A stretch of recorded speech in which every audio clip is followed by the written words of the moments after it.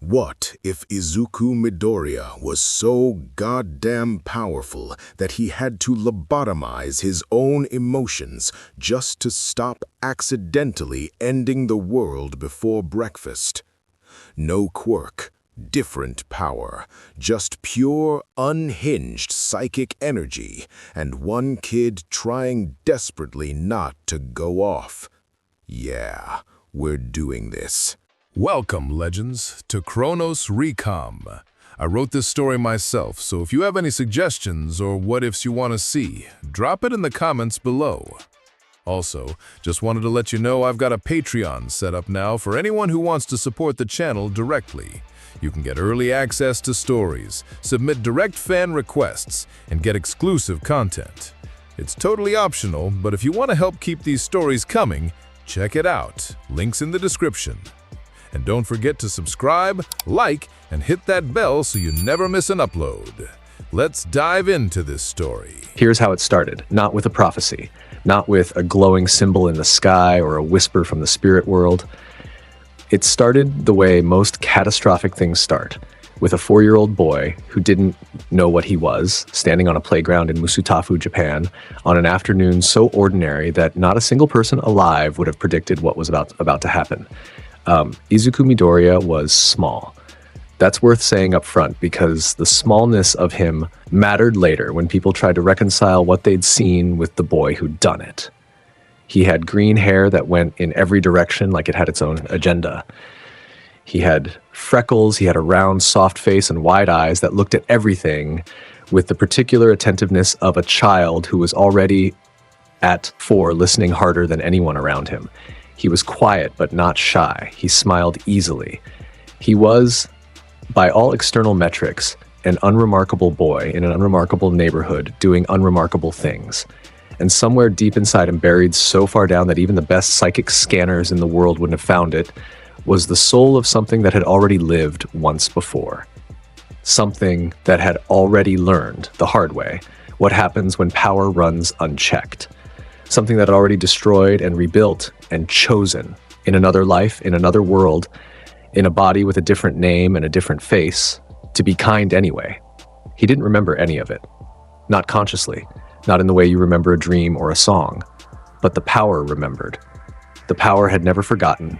It sat in his chest like a second heartbeat, a hum so constant he'd never known silence. Without it, Izuku Midoriya was 4 years old, and the world had not yet realized what it was standing next to. Katsuki Bakugo was also 4 years old, and he had just gotten his quirk 3 weeks ago. Explosion. Palms that sparked and popped and made the air smell like burnt caramel. Every adult in his life had told him this was extraordinary. Every kid on the playground had lined up to watch him do it. Every single feedback loop in his young life was telling him the same thing. You are special. You are powerful, you are above. So when Izuku Midoriya, small, quiet, quirkless, Izuku Midoriya stepped between Bakugo and a crying boy with wings too small to fly and said simply, "Stop it, please." The reaction was predictable. Bakugo shoved him, not hard, not by adult standards, but hard enough to send a 4-year-old stumbling backward, and hard enough, this is the part that mattered, to send a sharp, hot spike of something through Izuku's chest that he had never felt before. Not pain, something worse. The sudden nauseating awareness that someone wanted to hurt him, that someone was enjoying it. His meter, if anyone could have seen it, clicked from 12% to 47% in one breath. The air changed, not visibly, not yet, but the other children felt it, a pressure in their ears like descending too fast in an elevator. The crying boy with the wings stopped crying. Bakugo, mid-smirk, blinked. "You're so weak," Bakugo said, because he was 4 and cruelty was the only language power had taught him so far. "You don't even have a quirk. You're nothing." 62%, the ground beneath Izuku's sneakers cracked. A single fracture, thin as a hair, running in a perfect circle around where he stood. The other children stepped back, not because they understood, because their bodies understood, even if their minds didn't. "You'll never be a hero," Bakugo said. "You'll never be anything." He raised his hand. The palm sparked, 84%. The swing set behind them groaned. The chains stretched, links separating by millimeters, as if something invisible was pulling them apart from the inside. A teacher at the edge of the playground looked up from her phone and felt, for a reason she could not explain, the sudden and absolute certainty that she needed to run. Bakugo's palm popped. A small explosion, no bigger than a firecracker, aimed at Izuku's face. Izuku caught it. Not with his hands, with something else. The explosion hit an invisible wall 6 inches from his skin and flattened, spreading outward in a ring of light and heat that dissipated into nothing. Bakugo's eyes went wide, not with understanding. He was 4. He couldn't understand this, but with the deep animal recognition that he had just made a terrible mistake. Izuku looked at him. His eyes were wet, not with fear, with something heavier. Something that had no business being in the eyes of a child. 97%, 98%, 99%. Why? Izuku whispered, and his voice was not his voice. It was layered, doubled, as if 2 versions of him were speaking at once. The child who was here, and the echo of someone who had been here before in a different body, asking the same question of a different world. Why do people hurt each other? 100%, the dome appeared. It erupted from Izuku's body in every direction simultaneously, a sphere of light that had no single color because it was every color, shifting and rippling like oil on water, like the surface of a soap bubble, the size of a building. It expanded outward at walking speed, which was somehow worse than if it had been fast, because you could watch it coming and do nothing about it. The playground equipment, the swings, the slide, the climbing frame, the rubber matting, did not break. Breaking implies force. What happened was quieter than that. The matter simply came apart. Molecular bonds releasing without violence, without heat, without sound. Steel dissolving into iron and carbon. Plastic separating into its base polymers. Rubber becoming dust so fine it hung in the air like mist. The teacher screamed. She grabbed 2 children and ran. Other parents, alerted by something primal, sprinted toward the playground from every direction. The dome kept expanding. It touched the trees at the edge of the yard. A cherry blossom, old, thick-trunked, beautiful, came apart like a time-lapse played in reverse and then erased. The fence dissolved. The corner of the school building, brick and mortar and rebar, began to unmake itself with the quiet efficiency of a tide pulling sand. Inside the dome, Izuku Midoriya stood perfectly still, tears running down his face. The light around him so bright that looking at him directly was like looking at a sun that was also crying. Bakugo was on the ground in front of him, shielded unconsciously, instinctively, by a pocket of untouched space that moved with Izuku's grief like the eye of a storm. The dome stopped expanding. It held 30 meters in diameter for exactly 11 seconds. Inside it, the world was unmade. Outside it, people stood in frozen silence, watching reality end inside a sphere of rainbow light on what had been, 90 seconds ago, an ordinary Tuesday. Then it collapsed, pulled back inward toward the boy at its center like a breath being drawn back in. The light folded into him, and he staggered, and his knees hit the ground that was no longer ground, just flat, featureless earth where a playground had been. Silence. The kind of silence that follows something the brain cannot process. The kind of silence that precedes either screaming or prayer. And then Izuku Midoriya, age 4, tears still wet on his round, freckled face, put his small hands on the flat earth and closed his eyes. The ground moved first. Atoms rearranging, pulling together, reassembling with a precision that no human technology could match. The rubber matting rebuilt itself from its own dust. The steel of the swing set flowed upward like mercury in reverse, reforming chains and joints and bolts. The slide rose from nothing. The climbing frame knit itself back together, rung by rung. The cherry blossom tree erupted from the earth fully formed. Trunk, branches, blossoms. As if it had been waiting to be remembered, he rebuilt the fence. He rebuilt the corner of the school building. He rebuilt everything. It took less than a minute. When he was done, he opened his eyes and looked at Bakugo, who was sitting on the ground with an expression that would not fully process into coherent thought for another decade. "I'm sorry," Izuku said. His voice was small again. "Just a boy. I'm sorry, I broke it." He stood up. He wiped his face with his sleeve. He looked around at the playground, perfect, whole as if nothing had happened, and at the adults frozen in a ring around him, and at the sky above, which was blue and clear and completely indifferent to what had just occurred underneath it. And in that moment, with a clarity that no 4-year-old should possess, but that This particular 4-year-old had earned across 2 lifetimes. Izuku Midoriya made a decision. Never again. He would hold it. All of it. Every emotion, every surge, every pulse of the thing inside him that could unmake playgrounds and rebuild them and probably do worse things he hadn't even discovered yet. He would hold it the way you hold a breath, not because breathing was wrong, but because breathing at the wrong moment could blow out a candle that mattered. He walked home that day holding his mother's hand. She was shaking. He was not. "Izuku," she said, and her voice cracked on every syllable. "What? What was?" "It's okay, Mom," he said. "I won't do it again." She looked at him, down at this small boy with his green hair and his freckles and his round face, and she saw for the first time something in his eyes that was older than he was, older than her, older than anything she had a name for. "Okay," she whispered, "because what else do you say?" They went home. She made katsudon. He ate it. He went to bed early. The next morning, the playground was still there. Perfect. Whole. Slightly better maintained than before. Actually, he'd unconsciously improved the grain structure of the steel, and the cherry blossom tree now bloomed 3 weeks longer than any other cherry blossom in the prefecture. No one reported it. Not because they forgot, but because they had no framework for what they'd seen, and therefore no language to report it in. The teacher who'd been there told her husband she'd seen a child destroy a playground with light. He asked if she'd been sleeping enough. She went to therapy. The therapist suggested stress. Bakugo didn't tell anyone either.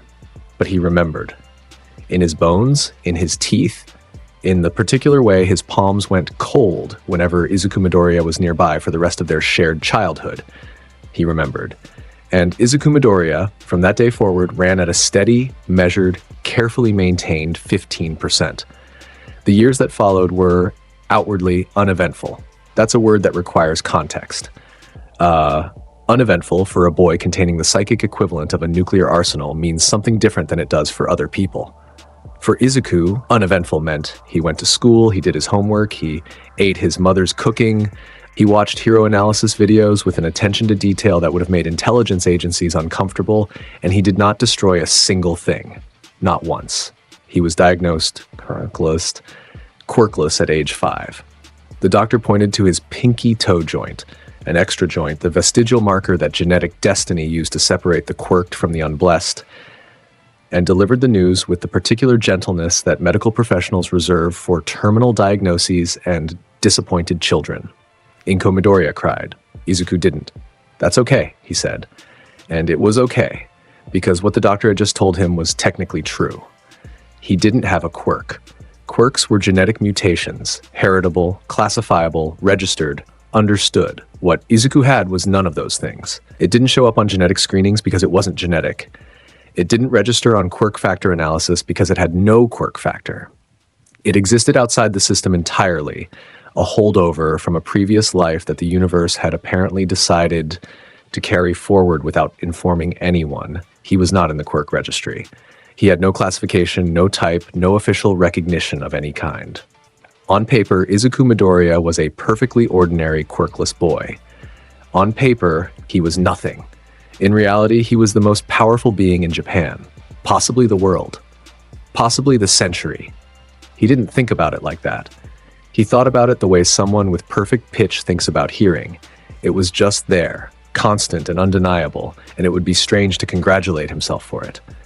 The power hummed in his chest.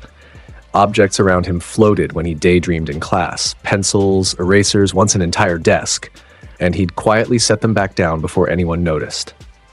Plants grew faster near him.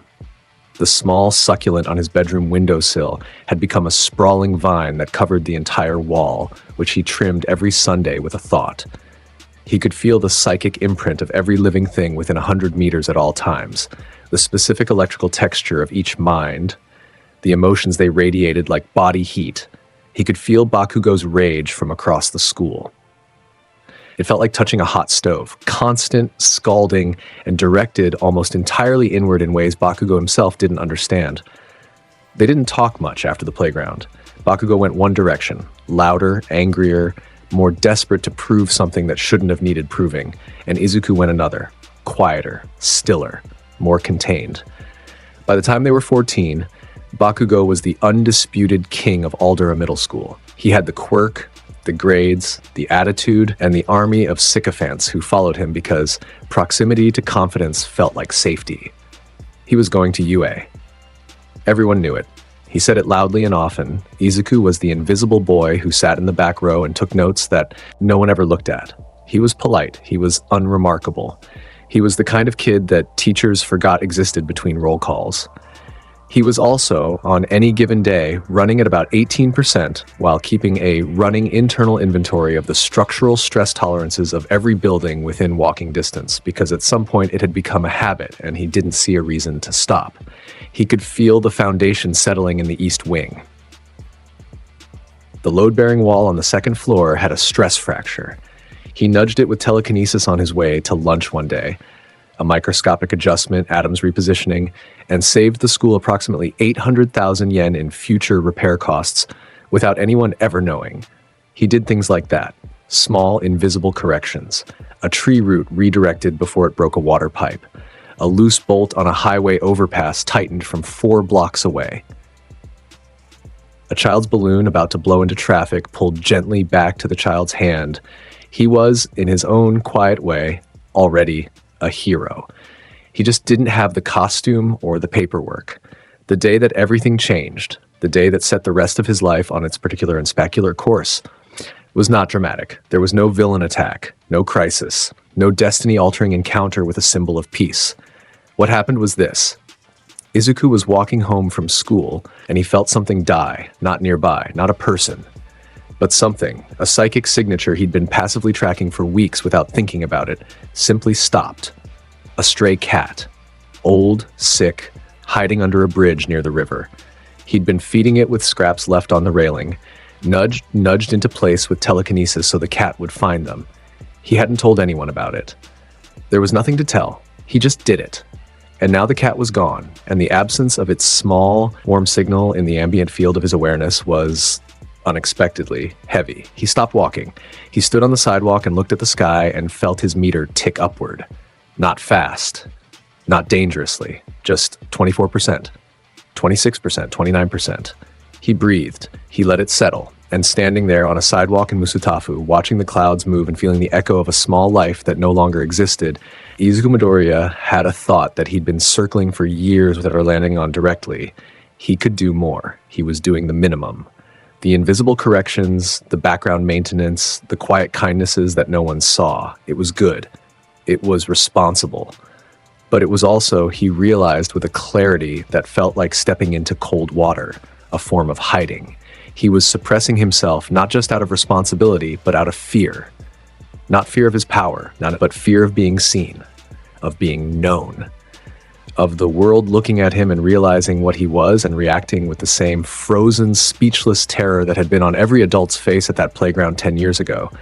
He didn't want to be feared, but he did want to help, more than he was, in a way that mattered visibly, that could be pointed to, that could stand in the daylight and say, this is what I am and I am using it. And it is a good thing. He wanted to be a hero. Not the way Bakugo wanted it, as proof, as dominance, as a crown to wear over everyone else. And not the way All Might represented it, as a symbol, a monolith, an idea bigger than a person could sustain. Izuku wanted to be a hero, the way he already was one, by doing what needed to be done, calmly, completely, and going home after. He just wanted to do it louder. He went home. He sat at his desk. He opened his laptop and navigated to the UA high school admissions page. Inko found him there 3 hours later, still reading. She leaned in the doorway and watched him for a moment. Her quiet, impossible son, whose succulent had become a vine, had become a garden that covered his bedroom wall in green, and she knew before he said it what was coming. "Mom," he said without turning around, "I'm going to apply to UA." She was quiet for a long time. "Okay," she said. He turned to look at her. "You're not going to tell me it's dangerous? Would it matter?" He considered this honestly. Probably not. She crossed the room and put her hands on his shoulders and looked at him the way she'd looked at him every day since the playground, with a love so tangled with awe and terror that she couldn't separate them anymore. "Be careful," she said. "I will. Be kind. I am." She hugged him. He hugged her back. The vine on the wall bloomed very faintly, with small white flowers that smelled like her perfume. She noticed. She cried a little. He let her. The UA entrance exam was held on a Saturday in February, and the weather was clear and cold, and utterly indifferent to the fact that roughly 10,000 applicants were about to have their futures determined in a 3-hour window. Izuku arrived early. He was wearing gym clothes, a plain white t-shirt, dark joggers, red sneakers. No gear, no support items, no costume. He looked among the crowd of hyper-equipped quirk-displaying adrenaline-vibrating teenagers like someone who had shown up to the wrong building and was too polite to leave. He registered. He got his exam card. He sat in the auditorium and listened to Present Mic. Loud, energetic, precisely as extra as his hero name implied. Explain the practical exam. Faux villains. Point values. Destroy as many as you can in the time limit. There is a fourth villain worth 0 points that you should avoid. Izuku took notes. Not because he needed to, because it was polite. The boy sitting next to him, tall, rigid posture, glasses that caught the light like they were polished that morning, turned and stared at Izuku's notebook with an expression of such intense disapproval that it circled back around to being funny. Are you taking notes on a hero exam? Yes. That is, well, I suppose that's thorough. Thank you. The tall boy's name was Tenya Ida, and he would later describe this interaction as the first of many moments in which Izuku Midoriya made me feel as though I was missing context that everyone else had also missed. They were assigned to separate testing grounds. Izuku walked to his gate. He stood among a crowd of applicants who were stretching, activating quirks, trash-talking, posturing, the full spectrum of adolescent anxiety, dressed up as confidence. A girl near the gate tripped over a crack in the pavement. Izuku caught her before she hit the ground. Not with his hands, she was 15 feet away, but with a gentle telekinetic nudge that righted her so smoothly she thought she'd caught herself. She looked around, confused, and then smiled. She had brown hair and round cheeks, and a face that radiated the kind of unguarded optimism that made cynics uncomfortable. That was weird, she said to no one. I thought I was going to eat it. Izuku said nothing. His meter was at 14%. The gate opened. Here's what the UA monitoring staff saw on screen 7, exam ground beta. They saw a boy in gym clothes walk into a simulated urban environment at a pace that could generously be described as a stroll. Around him, other applicants sprinted, shouted, activated quirks, and began engaging the faux villains with varying degrees of competence and desperation. The boy walked. A one-pointer. A small, tracked robot with a swiveling turret rolled toward him from an alley on his right. Without breaking stride, without looking at it, the boy raised 2 fingers. The robot lifted off the ground, rotated 180 degrees, and placed itself gently on its back, legs cycling uselessly in the air. He walked past it. 2 3-pointers came around a corner ahead of him. Large, bipedal, armored. They targeted him with glowing optical sensors and began to charge. The boy stopped walking. He looked at them with the expression of someone who has just realized they're going to have to interact with something before they've had their coffee. He made a small pulling motion with his hand. Every bolt in both robots unscrewed simultaneously. The machines came apart in mid-stride, armor plating falling away, internal components separating, servos disconnecting from joints, wiring unspooling like yarn from a drop ball. In under 2 seconds, 2 3-pointers became 2 very organized piles of parts, stacked neatly on either side of the road as if they'd been disassembled by meticulous mechanic over the course of an afternoon. He walked between them. In the monitoring room, someone dropped their coffee. Over the next 6 minutes, Izuku Midoriya moved through exam ground beta the way a slow tide moves through a sandcastle. Everything in front of him came apart. Not violently, not messily. With the casual, surgical precision of someone who could see exactly how every machine was built and had decided, out of courtesy, to disassemble them rather than destroy them. A cluster of one-pointers in a plaza. He lifted them all at once. 6, 7, 8. Suspended them in the air in a grid and removed their power cores with a telekinetic pinch. They went dark and dropped, inert and harmless. A 2-pointer that tried to ambush him from a rooftop. He felt it before it moved. He looked up, and the robot's legs buckled inward, folding it into a neat cube of compressed metal that sat on the roof like a piece of modern art. A three-pointer that fired a projectile at him. He stopped the projectile in midair, reversed its direction, and put it back in the barrel. The robot's targeting system registered this as a critical error and shut itself down. He did not run, he did not shout, he did not activate anything or announce anything or do anything that looked from the outside like effort. His score at the 6-minute mark was 77 villain points. The other applicants in his testing ground had mostly stopped fighting. They were watching him. A boy with a tail for his quirk stood on a lamppost, jaw open. A girl who could shoot acid from her hands had paused mid-combat to stare.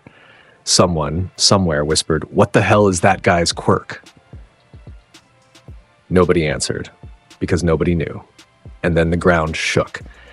The zero-pointer emerged from behind a row of buildings. And emerged is doing a lot of heavy lifting in that sentence because what actually happened was closer to the concept of a skyscraper deciding to go for a walk. It was enormous. 40 meters tall, a hulking mass of steel and concrete designed to simulate an unstoppable disaster, the kind of threat that heroes are supposed to run from.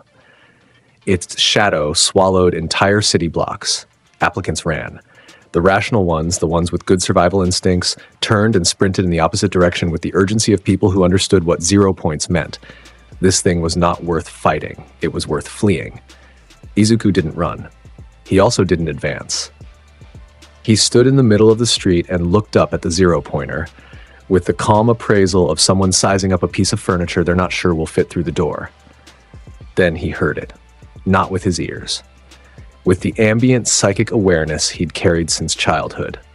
A spike of pain and fear so sharp it cut through the background noise of the exam like a scream in a library.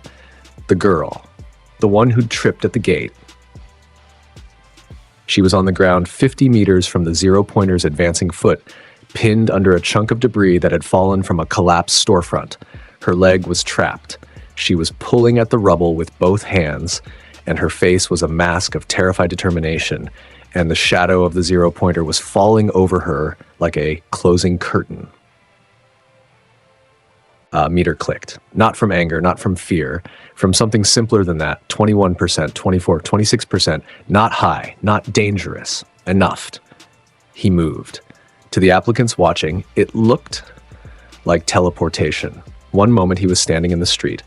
The next he was in the air, 50 meters up, rising past the zero-pointers, past its sections, past its head, until he was level with its single glowing optical sensor, a boy in a white t-shirt floating in empty air, hair ruffling in the wind of the robot's movement. Looking for all the world like someone who had merely stepped up to get a better view, he placed his hand on the zero-pointer's forehead.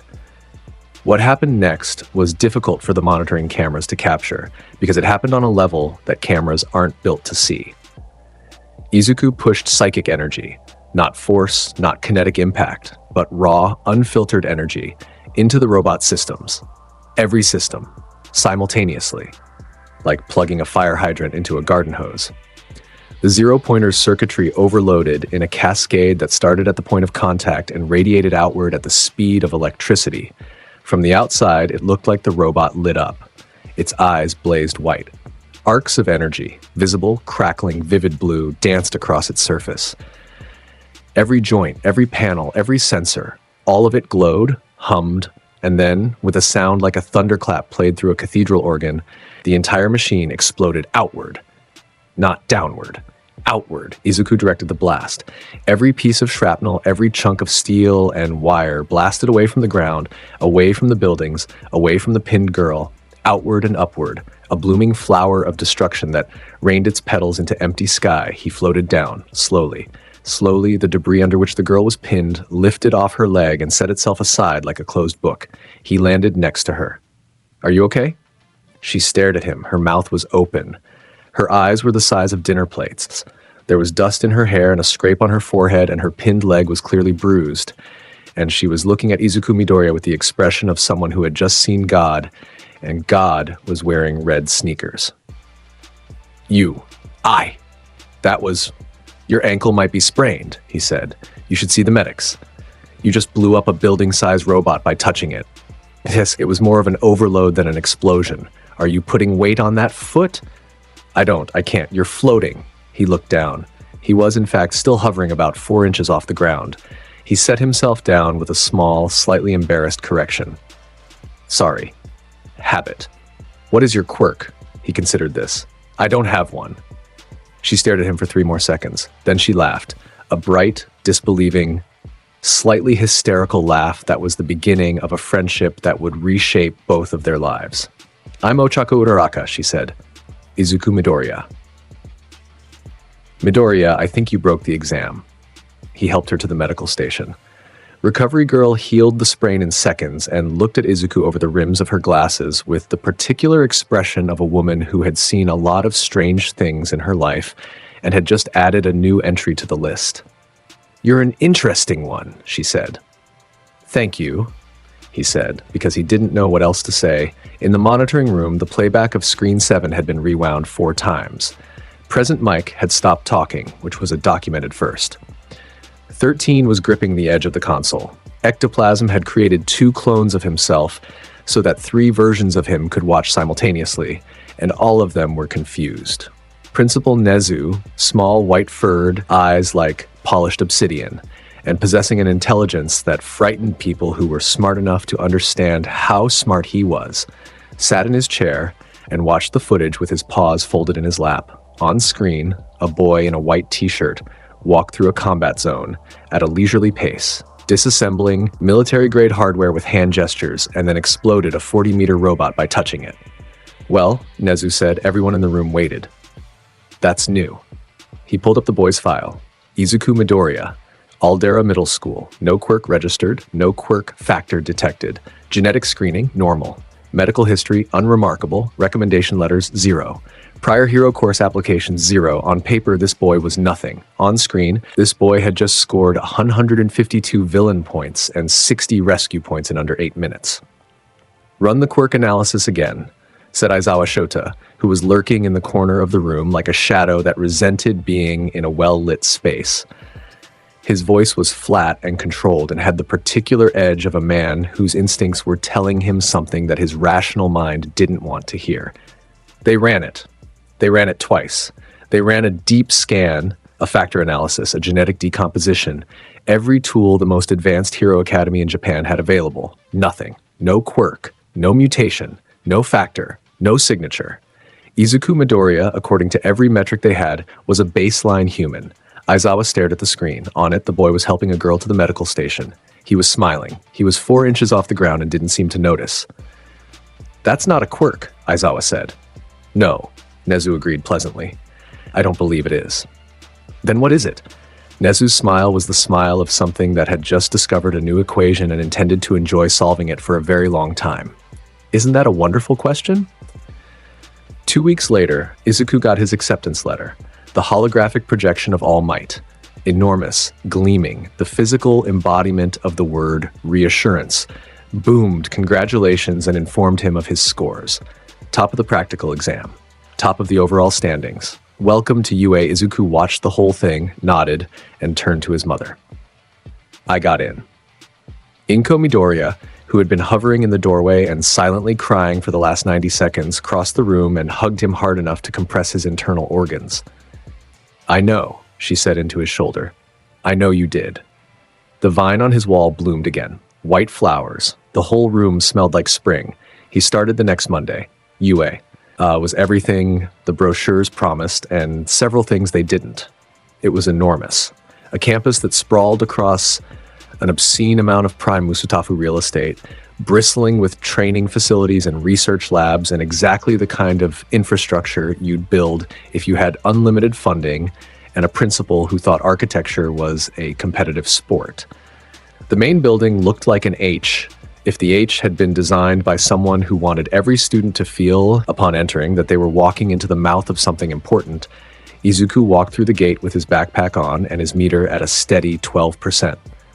He could feel already the psychic signatures of everyone around him, hundreds of students, each carrying a quirk that hummed at its own frequency. Some were loud, brash, easy to read. Some were subtle. A few were interesting. One, in particular, was very cold. 2 different kinds of cold, one from the left, one from the right, as if the person carrying it was divided down the middle. Izuku noted it and moved on. Class 1A was on the first floor. The door was enormous, presumably to accommodate students whose quirks made them enormous, and Izuku opened it to find a room that was already half full of teenagers in various states of pre-class anxiety. Ida was there. He was standing at the front of the room, engaged in a forceful and one-sided conversation with the empty teacher's desk about the importance of punctuality. He saw Izuku and immediately crossed the room with the stride of a man on a mission. "You," he said, from the auditorium, the one who was taking notes. "Hello. I must apologize. I was dismissive of your approach, and you scored first in the practical exam. Clearly, your methods have merit. I am Tenya Ida, Izuku Midoriya. Midoriya, I look forward to learning alongside you." Ida bowed, precisely, at an angle that suggested he had measured it at some point and committed it to muscle memory. Izuku liked him immediately. Uraraka arrived seconds later, spotted Izuku, and lit up like a circuit completing. "It's you, the floating guy. You got in. Obviously, you got in. What am I saying? You exploded a robot by poking it." "It wasn't a poke. It was more of a, I got in too. Can you believe it?" "Yes," Izuku said, because he could. She'd scored 45 rescue points. Her quirk, zero gravity, the ability to negate the gravitational pull on anything she touched, was clever and versatile, and she'd used it well. He didn't mention that he knew her score. He wasn't sure how to explain that he'd felt her psychic signature during the exam and had been passively monitoring the results since other students filtered in. A blonde boy with a lightning bolt in his hair who radiated the specific energy of someone who thought everything was funny and nothing was serious. A girl with earphone jacks hanging from her earlobes, expression bored in the deliberate way that meant she was actually paying close attention. A tall boy with multiple arms, each of which appeared to have its own opinion about how to sit in a chair. A small, purple-haired boy who Izuku's psychic awareness flagged immediately and then wished it hadn't. The boy with the two-tone signature arrived. White hair and red split exactly down the center, a burn scar over his left eye. He walked to a desk near the window, sat down and said nothing to anyone. His emotional field was a wall, flat, controlled, and radiating the particular kind of calm that wasn't calm at all, but was actually the sound of someone holding every feeling they had behind a door they never opened. Izuku understood that. He understood it very well. Then Bakugo arrived. He entered the room the way he entered every room, like the room had done something to personally offend him, and he was here to address it. He saw Izuku immediately. Not because Izuku was doing anything noticeable, but because Bakugo had for the last 10 years possessed an internal Izuku detecting radar that operated on a frequency composed entirely of unresolved childhood trauma. Their eyes met. Bakugo's meter, if Bakugo had a meter, which he didn't, but if he did, would have been at about 74% at all times. It was his resting state. Rage wasn't something that happened to Bakugo. It was his emotional ground floor. He walked to a desk. He sat down. He did not say anything to Izuku. This was, for Bakugo, an act of restraint so monumental that it probably should have been celebrated. Then the teacher arrived. He didn't walk in through the door. He was already there, lying on the floor behind the teacher's desk in a yellow sleeping bag, invisible until he unzipped it and rose like a caterpillar, deciding reluctantly to become a butterfly. Aizawa Shota, Eraserhead, underground hero, the man whose quirk could erase other quirks with a look, and whose teaching philosophy could be summarized as, "I will expel you if you bore me." He looked at the class. The class looked at him. He looked like he hadn't slept since the Meiji era. "I'm your homeroom teacher, Aizawa Shota. Get changed and meet me outside in 5 minutes. We're doing a quirk assessment test." He did not elaborate. He did not answer questions. He zipped himself back into the sleeping bag and rolled out of the room. "Was that a sleeping bag?" Uraraka whispered. "It was a cocoon," Izuku said. "He lives in it." She looked at him to see if he was joking. His face was completely neutral. She decided not to ask. They changed. They went outside. The quirk assessment test was, Aizawa explained with the enthusiasm of a man describing a parking fine, a series of physical exercises, the same ones they'd done in middle school, but with quirk usage allowed. Lowest score gets expelled. He said that last part like he was mentioning the weather. This is how UA operates. If you don't have what it takes, you leave. Simple. 20 students stood in a line on the practice field. Most of them were nervous. A few were excited. Bakugo was vibrating with barely contained aggression, which was his version of both. Izuku stood at the end of the line with his hands in his pockets and his meter at 11%. First test, Aizawa said. Softball throw. Bakugo, you scored highest on the practical with 77 points. No, wait. He paused, checked his tablet, frowned. You scored second. First was Midoriya with 152. Bakugo's head turned, slowly, mechanically, like a turret acquiring a target. What? Midoriya, get up here. You throw first. Izuku walked to the circle. Aizawa handed him the ball. It was a standard softball, white, stitched, exactly as unremarkable as a softball should be. Throw the ball, Aizawa said. Use your quirk if you have one. He paused. His eyes narrowed. The red glow that preceded his erasure activated, and Izuku felt, or rather didn't feel, the particular psychic texture of Aizawa's quirk, reaching for something inside him and finding nothing to grip. Because there was nothing to grip. You can't erase what isn't there. Aizawa's eyes widened. A fraction. Just a fraction. But Izuku caught it, because Izuku caught everything. Your eyes are very red, Izuku said. Are you getting enough sleep? Aizawa stared at him. His quirk was still active. It was doing absolutely nothing.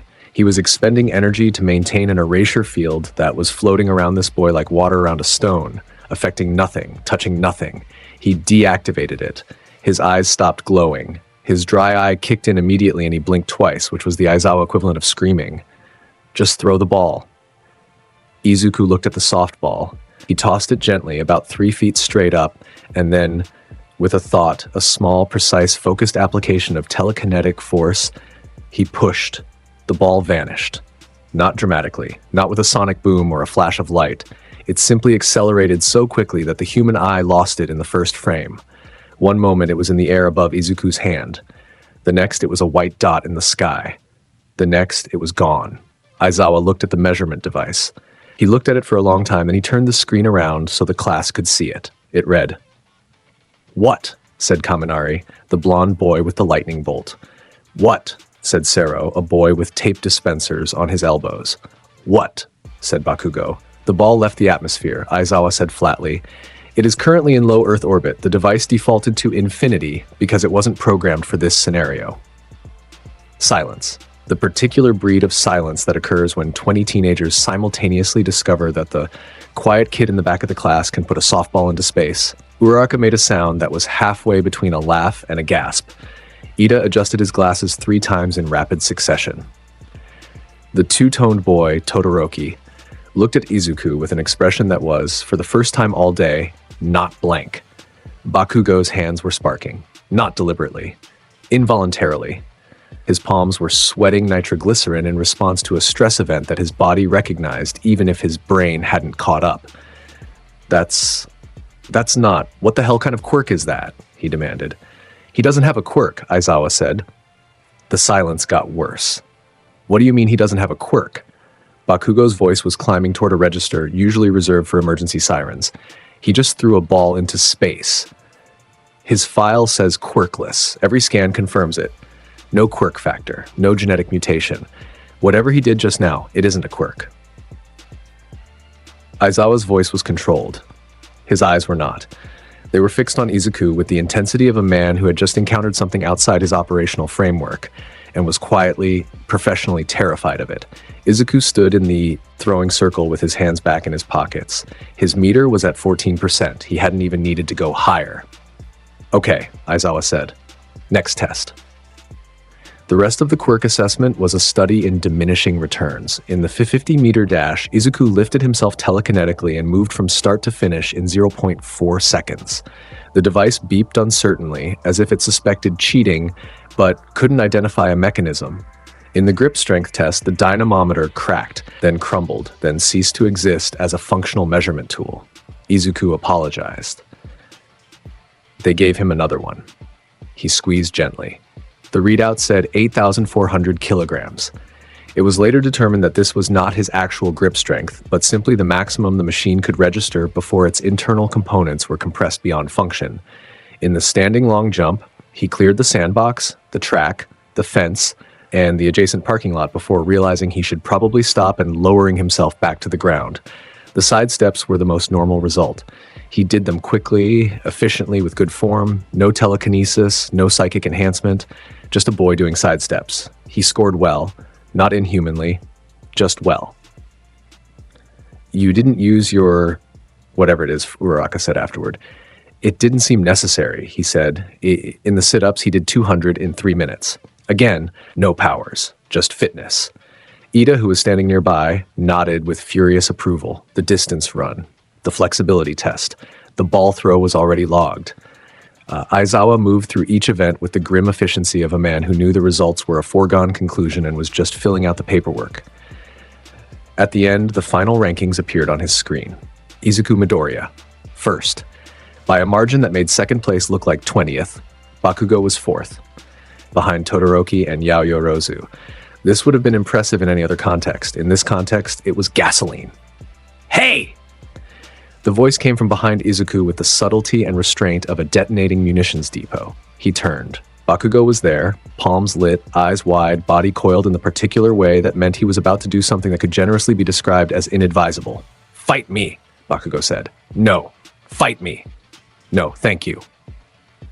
I don't care about thank you. I don't care about polite. I have been watching you sit in the back of the class for 10 years pretending to be nothing, and you just threw a ball into space, and I want to know what you are. His palm crackled. The explosion wasn't aimed. Not exactly. Bakugo was too well trained to throw an uncontrolled blast in a school setting. But he thrust his hand forward and detonated a burst of force that was, by any measure, significant. It was the kind of explosion that could crater concrete, the kind that won middle school tournaments and made adults step back and nod with respect. It hit Izuku and stopped. Not deflected, not blocked, absorbed. The fire, the force, the shock wave, the heat, all of it flowed into Izuku like water into a drain. His t-shirt didn't ruffle. His hair didn't move. The explosion simply entered him, was consumed and ceased to exist. Izuku blinked. He tilted his head. Thank you for the energy, he said. He said it sincerely, because it was true. The explosion had contained energy, and his body had absorbed it, and now he had slightly more energy than before, and he was genuinely, mildly grateful, in the way you might be grateful if someone handed you a warm cup of tea that you hadn't asked for, but didn't mind receiving. Bakugo stood there. His hand was still extended. The air smelled like caramel. 20 students and 1 teacher stared at the two of them in the particular frozen tableau that occurs when something has happened that nobody has a response to. Bakugo's hand dropped. What? Are you? He whispered. For the first time, there was something in his voice that wasn't anger. It was smaller than that, more honest. It was the voice of a boy who had built his entire identity on being the strongest person in every room he entered, and who had just encountered, in the starkest possible terms, the reality that he had never been the strongest person in any room that Izuku Midoriya was also in. Izuku looked at him, and for a moment, just a moment, his expression softened into something that was almost sad. I'm just someone trying to be a hero, he said. Same as you. Aizawa ended the exercise. No one was expelled. Later, in the faculty lounge, he would drink 4 cups of coffee in succession and tell Present Mike, in the flattest voice the man had ever heard, I have a student I can't erase. Present Mike, who was afraid of very few things, would look at Aizawa's face and decide not to ask follow-up questions. The first weeks at UA passed in the particular blur that comes with genuine novelty. Classes, training exercises, hero theory, rescue protocols. The curriculum was designed to transform talented teenagers into functional heroes. And it did this with the efficiency and intensity of a system that had been refining itself for decades. Izuku attended every class. He took meticulous notes. He participated in discussions with the quiet competence of someone who had spent years analyzing heroes and hero strategy from the outside, and was now for the first time engaging with it from the inside. He was well liked. Not in the loud, popular way, not the way Kaminari was liked, or the way Kirishima's aggressive friendliness made him liked. Izuku was liked in the way a good shelter is liked during a rainstorm. He was steady. He was there. When people had problems, he didn't make a production of solving them. He just solved them. Yaoyorozu couldn't get the chemistry of a particular alloy right for a support item. Izuku glanced at her work and pointed out a molecular bonding error so specific that she spent 20 minutes verifying it, found he was correct, and then stared at him with the expression of someone recalibrating their entire understanding of a person. Kirishima's hardening left cracks in his elbows that took too long to heal. Izuku placed a hand near the affected area, not touching, just near, and something warm and structurally stabilizing flowed into the tissue. The cracks healed in minutes. Kirishima thanked him with tears in his eyes and called him the most manly dude I've ever met, which Izuku accepted with a nod. Tokoyami, the boy with the bird head and the sentient shadow named Dark Shadow, found that his companion was calmer, quieter, more controllable when Izuku was nearby. He didn't ask why. He simply began sitting closer to Izuku during lunch. These were small things. The daily, invisible work of someone who saw problems and fixed them without announcement.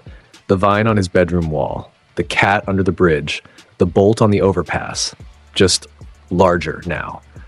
More visible, involving people instead of infrastructure. His relationship with Uraraka developed with the natural ease of two people who had met at a moment of crisis and discovered in the aftermath that they genuinely enjoyed each other's company. She was bright, optimistic, disarmingly honest, and completely unintimidated by him. Not because she didn't understand what he was, but because she'd decided in the wreckage of a robot she'd watched him detonate with a touch that being intimidated by him was a waste of time. "You're weird," she told him once over lunch with the casual delivery of a known fact. Probably. Not bad weird. Just, you know when something is so far outside what you expect that your brain just kind of goes, okay, sure, and moves on? You're that. Thank you? It was a compliment, I think. She smiled. He smiled. The small succulent she'd brought for her dorm room had, in the 2 weeks since she'd placed it on the windowsill, grown into a cascading fern that made her room look like a greenhouse. She hadn't asked him about it. He hadn't offered an explanation. It was understood.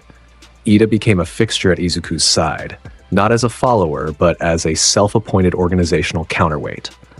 Where Izuku was calm to the point of eerie, Ida was structured to the point of parody. Where Izuku drifted, Ida marched. They balanced each other in a way that neither of them fully articulated, but both of them felt. And Todoroki watched. From across the classroom, across the training ground, across the cafeteria, Todoroki watched Izuku with the quiet, measuring intensity of someone trying to solve an equation that kept giving impossible answers. He didn't approach. He didn't speak. He just watched, and behind his mismatched eyes, behind the wall of controlled nothing, calculations were running. The battle trial came 3 weeks into the term. All Might, towering, golden, radiating the particular brand of aggressive positivity that had made him the #1 hero, announced the exercise with a smile that could have powered a small city, 2-on-2 combat. Hero team versus villain team. Indoor setting. Capture the weapon or restrain the opponent. The matchups were random, or they were supposed to be. Izuku ended up on a hero team with Uraraka, facing a villain team of Bakugo and Ida. All Might, standing in the monitoring room, looked at this matchup and had a thought that he would later describe as the first time I genuinely didn't know what to expect. This was notable because All Might was a man who had fought planetary-level threats and had always known what to expect. In the building, Ida guarded the weapon with a seriousness that bordered on theatrical. He had decided to play the villain role with full commitment, including dramatic hand gestures and a villain monologue he'd written the night before. It was very well structured. It had bullet points. Bakugo was not in the building. He was outside, waiting at the entrance, palms sparking, pulse racing, like every molecule of his being oriented toward a single objective that had nothing to do with the exercise and everything to do with a playground 10 years ago. Izuku and Uraraka approached the building. "I'll handle Bakugo," Izuku said. "Can you get to the weapon?" What does handle Bakugo mean exactly? Ideally, it means he gets tired and sits down. And not ideally? Izuku considered. It means the same thing, but faster. She laughed, tapped the wall to make a chunk of debris weightless, and launched herself toward a second-floor window. Izuku walked to the front entrance.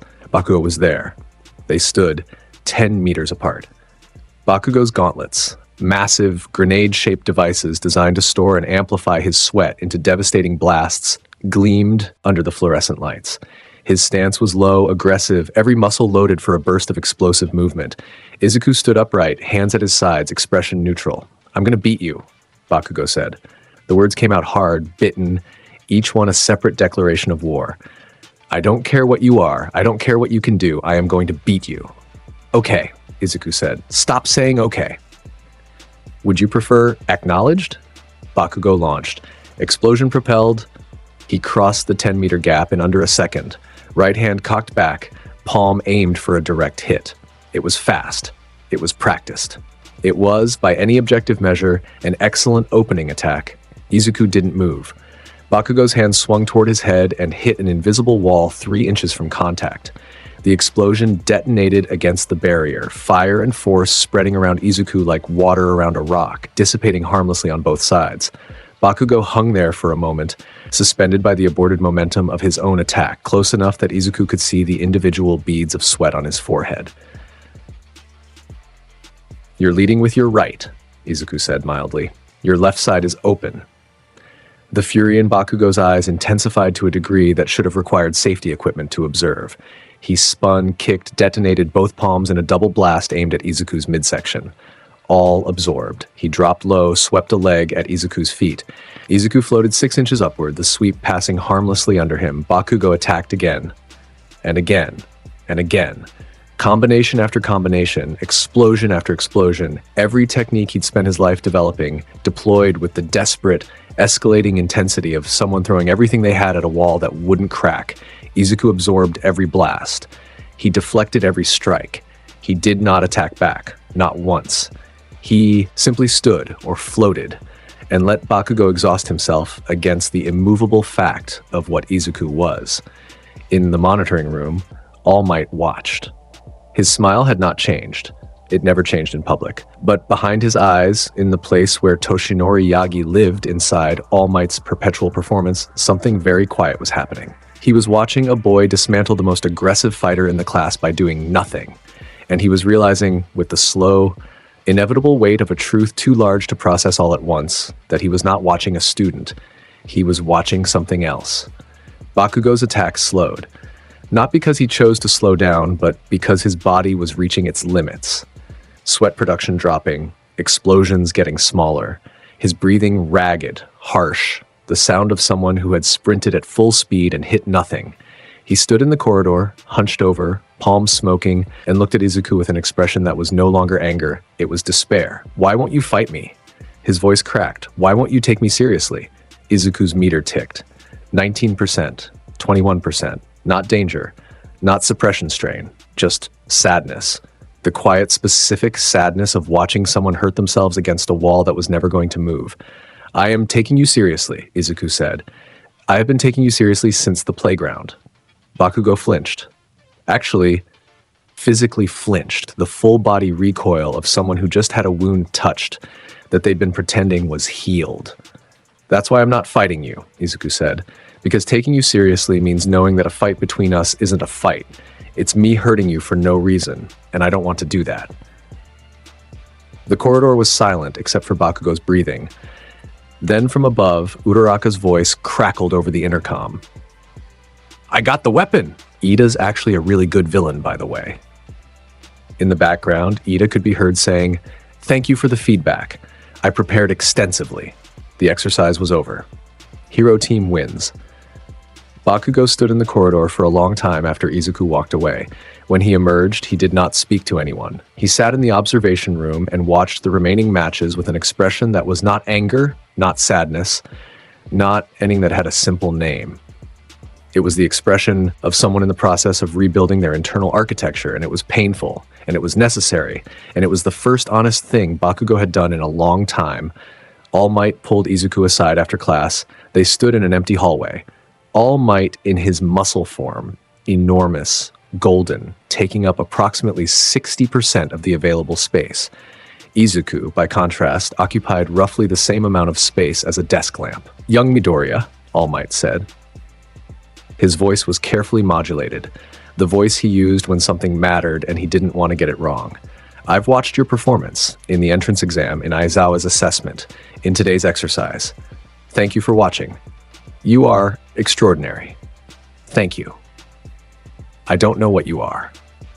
Izuku looked up at him. At this mountain of a man, this symbol, this pillar that the entire concept of heroism in Japan was built upon. And for the first time since he'd arrived at UA, something in Izuku's carefully maintained calm shifted. Not toward danger, toward honesty. Neither do I, he said. Not completely. I've had this, whatever it is, since I was born. It's not a quirk. It doesn't behave like a quirk. It's just there. It's always been there. All Might studied him.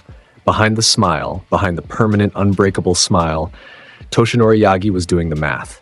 Adding up the scores, the displays, the absorption of Bakugo's explosions, the ball that was currently orbiting the planet, the fact that Aizawa's erasure bounced off him like rain off glass. And the total kept coming back the same. This boy was not the strongest student in UA. He was not the strongest hero candidate in Japan.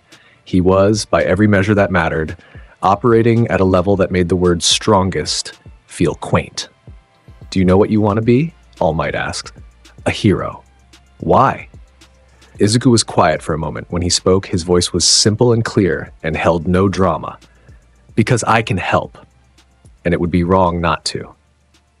All Might looked at him, and for the first time in a long time, for the first time since the injury that was slowly killing him, since the weight of being a symbol had begun to crack the man underneath, Toshinori Yagi felt something that he had almost forgotten he was capable of feeling. Hope.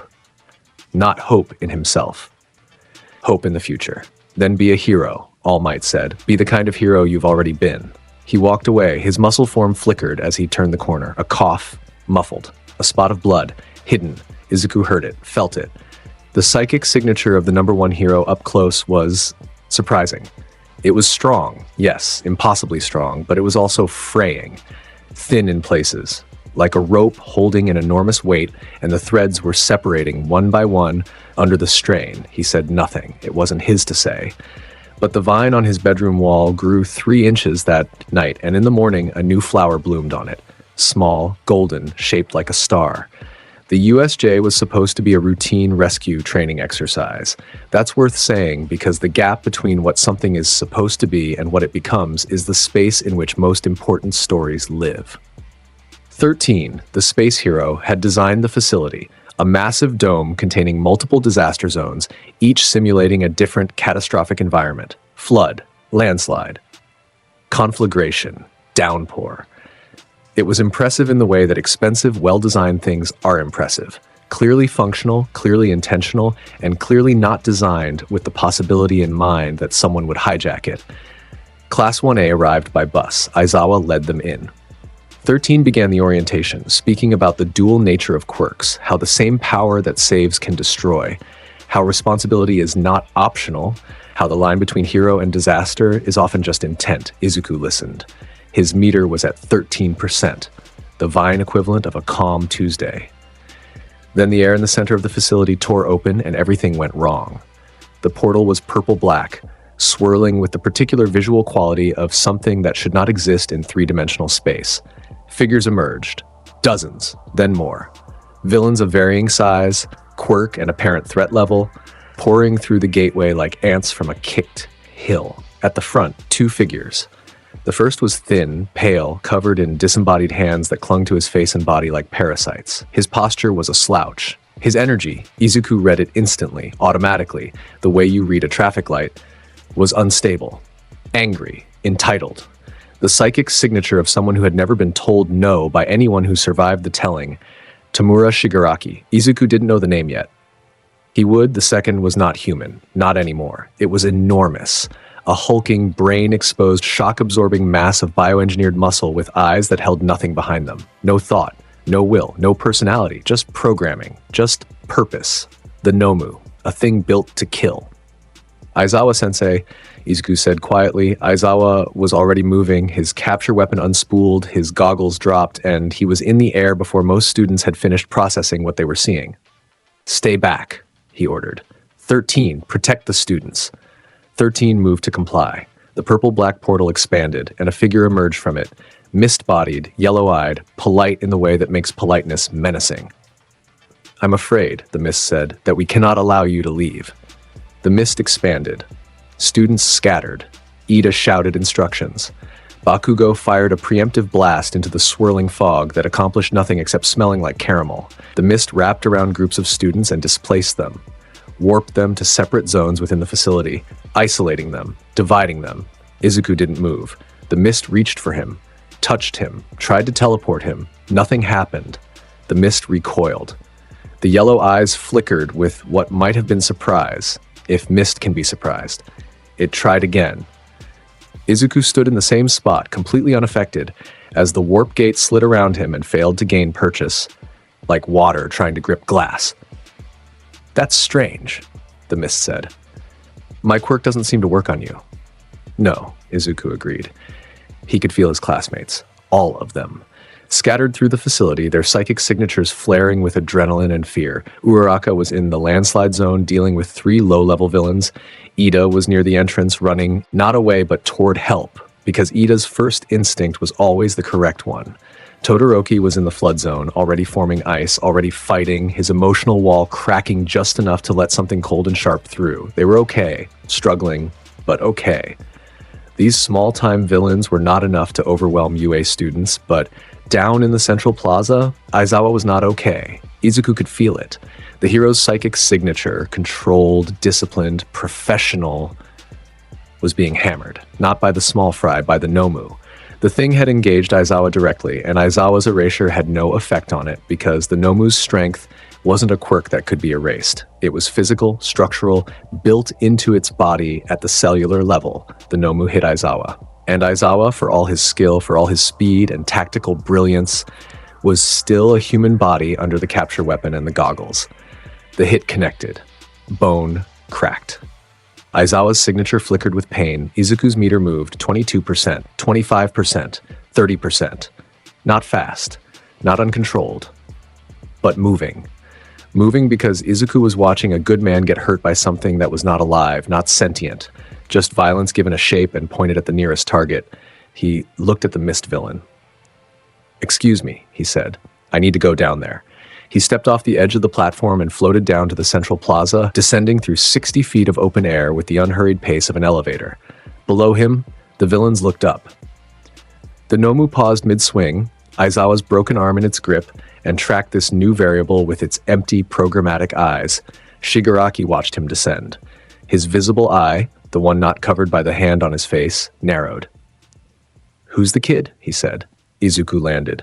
The ground cracked outward from his feet in a perfect circle, not from impact, not from weight, but from the pressure of a psychic field that was, for the first time in recent memory, operating above idle 38%, 41%. The air shifted. A subtle thing, a change in pressure.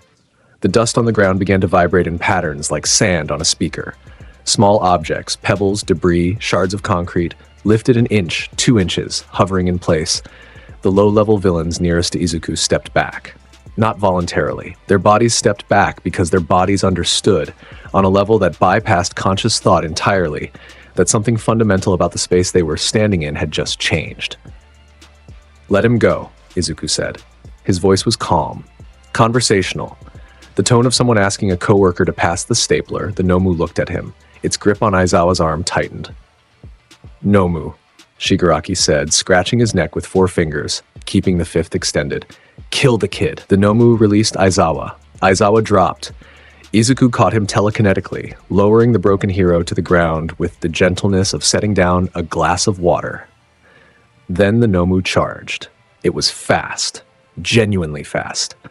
Faster than anything that size should have been able to move, covering the distance between them in a fraction of a second, fist drawn back, every engineered muscle fiber firing in concert to deliver a blow designed to kill all might.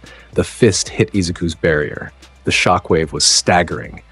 It radiated outward in every direction, a concussive blast that shattered concrete, flattened debris, and knocked every standing villain in the plaza off their feet.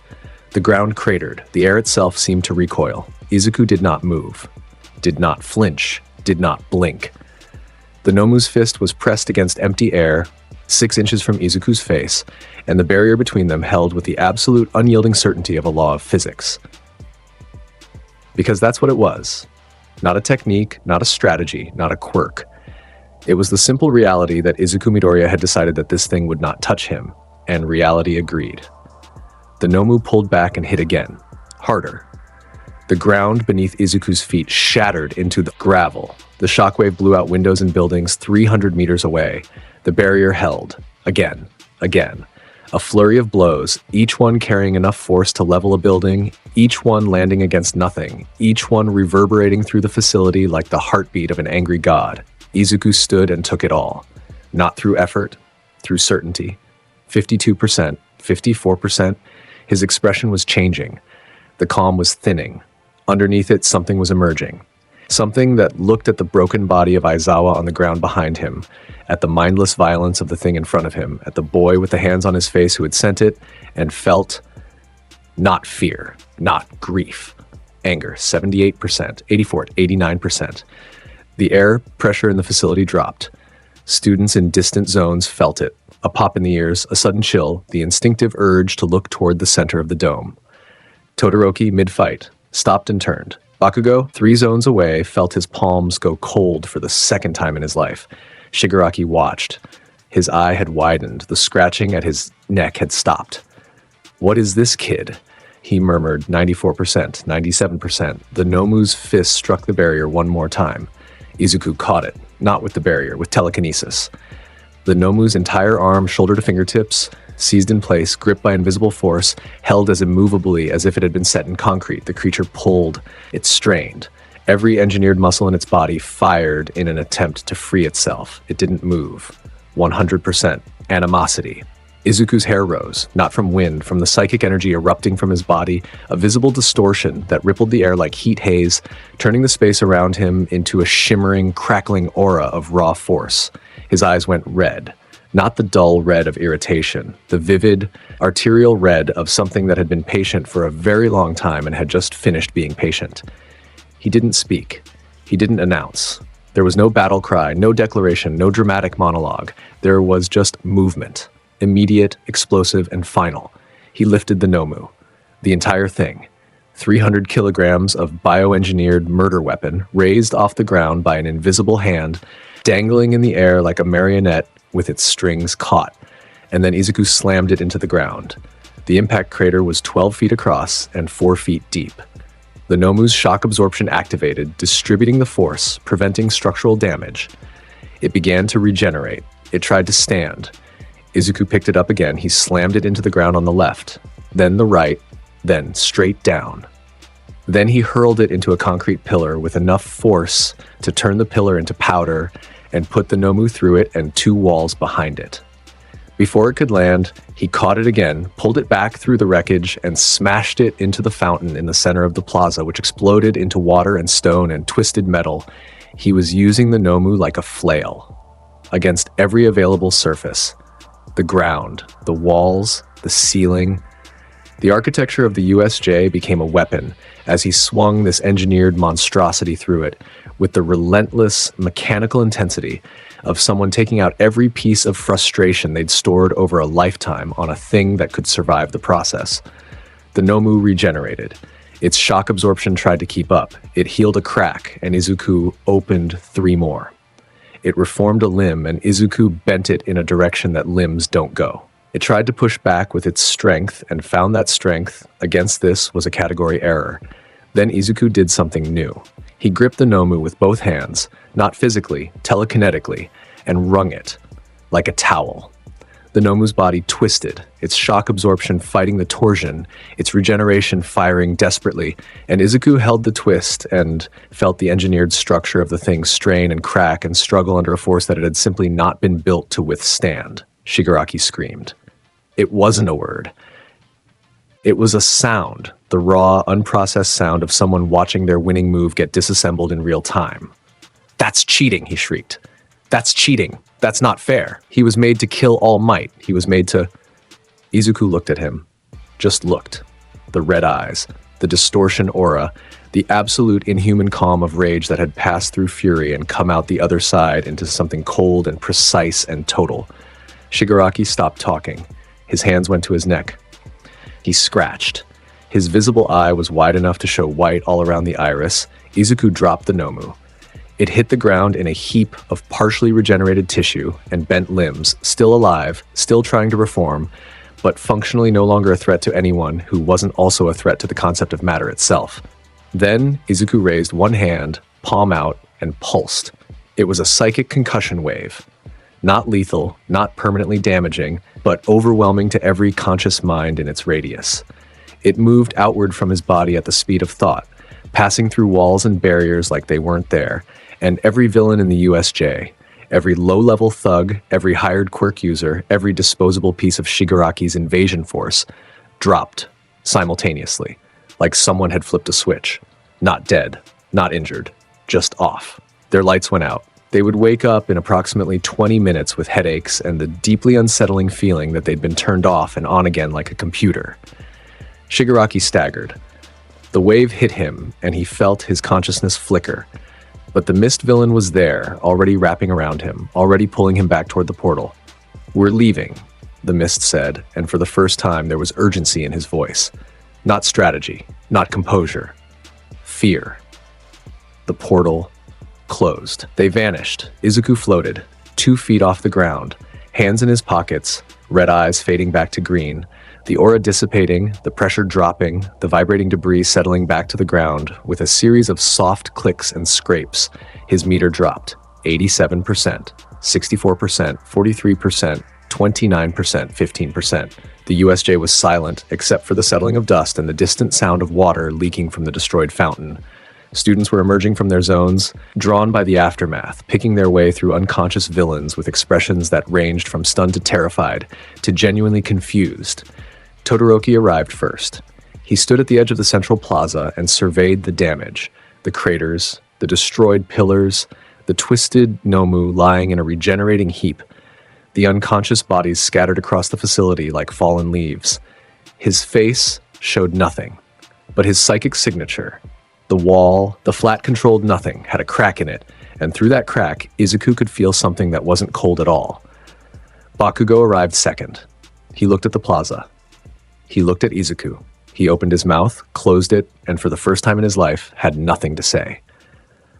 Uraraka arrived third, running, breathless. And she saw Izuku floating in the center of the destroyed plaza, and she stopped, and her eyes went wide, and she said very quietly, "Are you okay?" Izuku looked at her. His meter was stable now, back at 15%.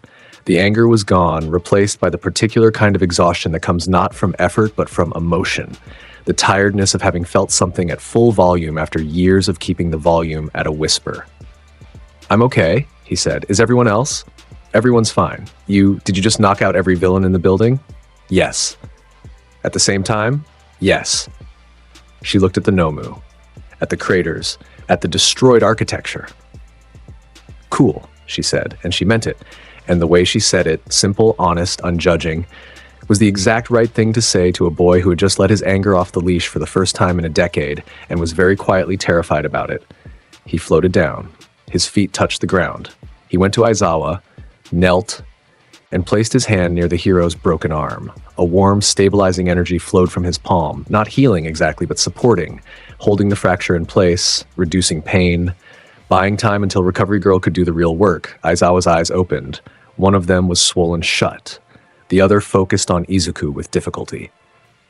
"You," he rasped. "The villains are down. Shigaraki escaped. The Nomu is neutralized. Your arm is broken in 3 places and your orbital socket is fractured. Help is coming." Aizawa stared at him. Then, incredibly, the corner of his mouth twitched. "Good report," he said, and passed out. The pros arrived 4 minutes later, All Might at the front in muscle form, moving at a speed that cracked the pavement under his feet. Behind him, a wave of heroes, Snipe, Cementos, Present Mike, Ectoplasm, pouring through the entrance with the force and coordination of a professional response team. They found a facility full of unconscious villains, a class of shaken but unharmed students, a destroyed central plaza, a regenerating Nomu, and a boy in a white t-shirt sitting cross-legged on the ground next to his injured teacher, waiting. All Might looked at the scene, looked at the craters, looked at the Nomu, looked at Izuku, and behind the smile, behind the eternal, unbreakable, load-bearing smile, Toshinori Yagi felt the future shift. The aftermath of the USJ was a study in institutional denial, not deliberate denial, not cover-up. Just the specific kind of cognitive dissonance that occurs when a system encounters a variable it has no category for and must decide in real time whether to acknowledge it or pretend it fits somewhere familiar. The faculty debriefed. The students gave statements. Security was enhanced. The media was managed. An official report was filed that described the incident in precise, comprehensive terms and mentioned Izuku Midoriya's involvement exactly as much as it had to, and not a syllable more. Because what do you write? How do you file a report that says a 15-year-old boy with no registered quirk single-handedly defeated a weapon designed to kill the symbol of peace and then rendered an entire invasion force unconscious with a thought? What box does that check? What category does it go in? Principal Nezu knew.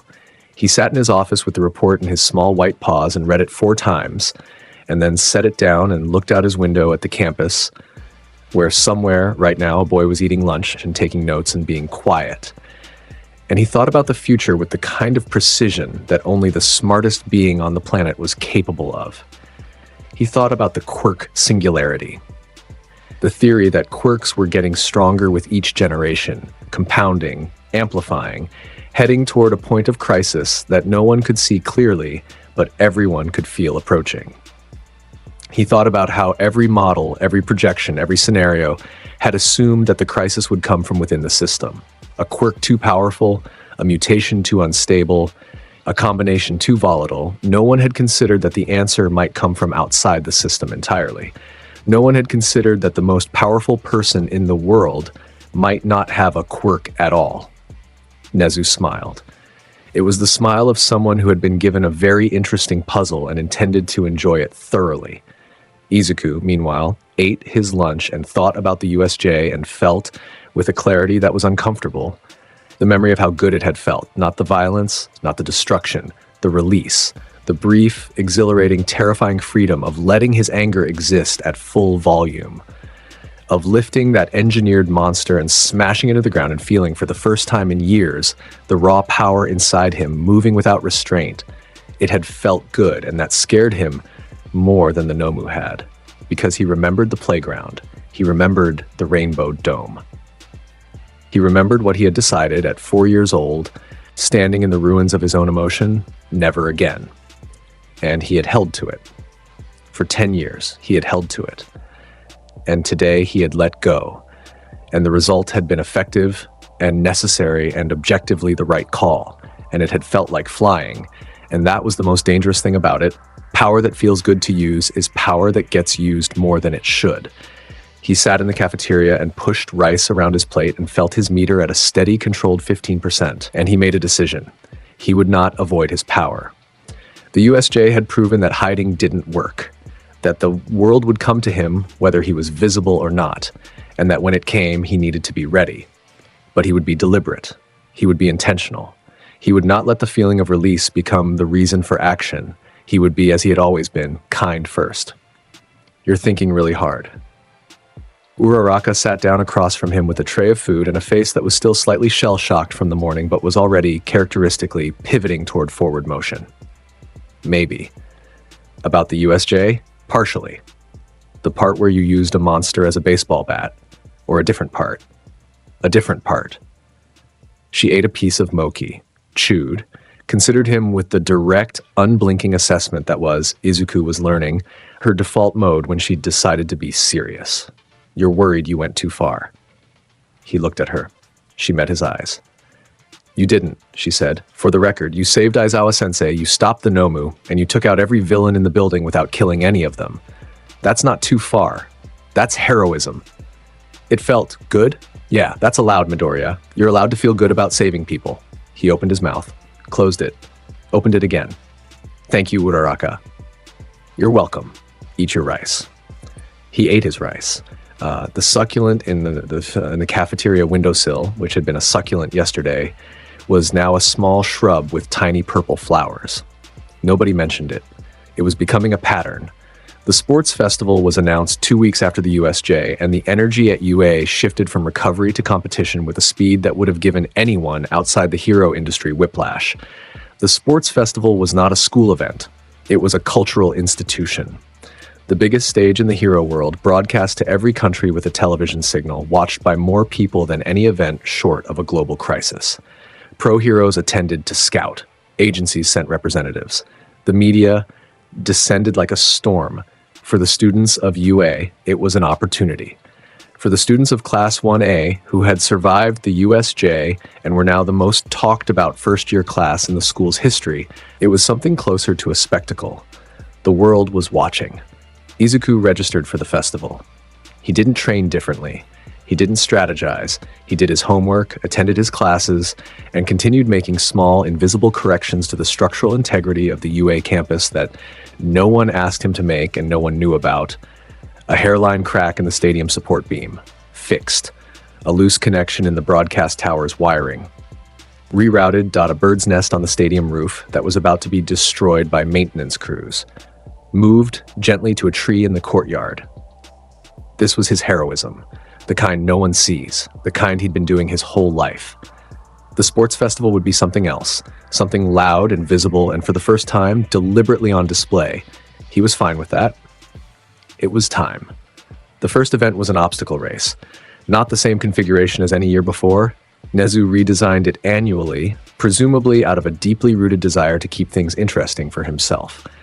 This year's course started in the stadium tunnel, crossed a minefield, threaded through an artificial forest filled with robotic sentries, traversed a canyon via narrow bridges, and ended back in the stadium.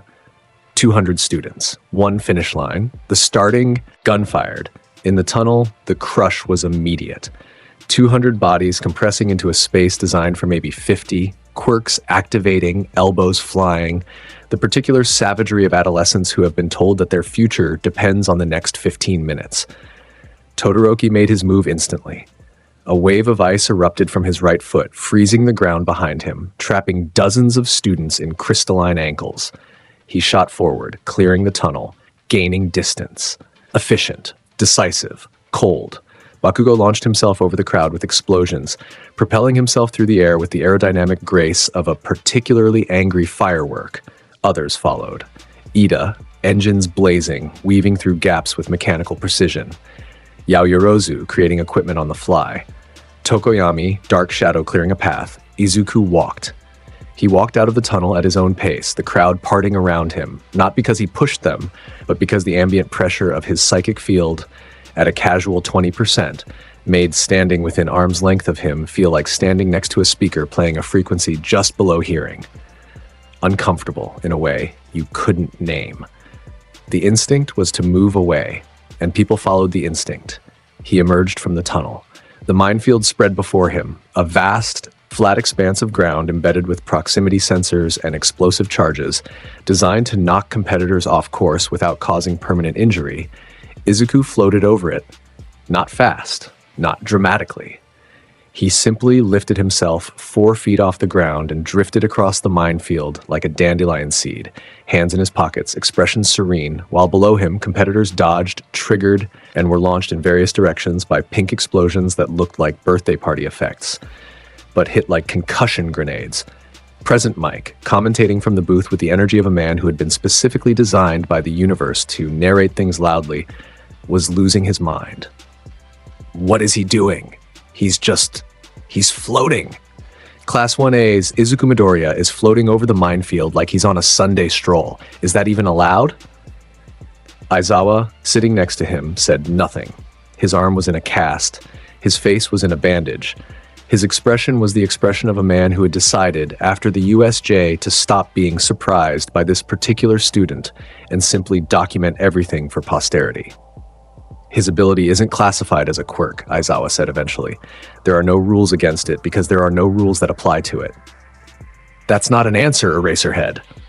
I know. The forest section was next. Robotic sentries, smaller than the exam bots but faster, smarter, equipped with tracking systems and stun rounds, populated the artificial woodland, targeting any student who entered. Todoroki froze the forest. A massive ice formation that encased trees, sentries, and several unfortunate students in a glacier that spanned the entire section. He ran across the top of it. Bakugo blasted through, detonating everything in his path with the restraint of a demolition crew that had lost its paperwork. Izuku entered the forest at ground level. He walked between the trees. The sentries tracked him, locked on, fired. The stun rounds stopped in midair. All of them. Every projectile fired at Izuku hung suspended in space around him like a constellation, rotating lazily, and then reversed course, returning to their origins at exactly the speed they'd been fired, hitting the sentry's own optical sensors with a precision that should not have been possible, and was. Every sentry in his path shut down, not from damage, from confusion. Their targeting systems registered being hit by their own projectiles and entered a diagnostic loop that locked them in place. He walked through the forest as the trees leaned toward him, branches dipping, leaves rustling in a wind that only existed in his vicinity. Chlorokinesis. Passive. Unconscious. The forest liked him, the canyon.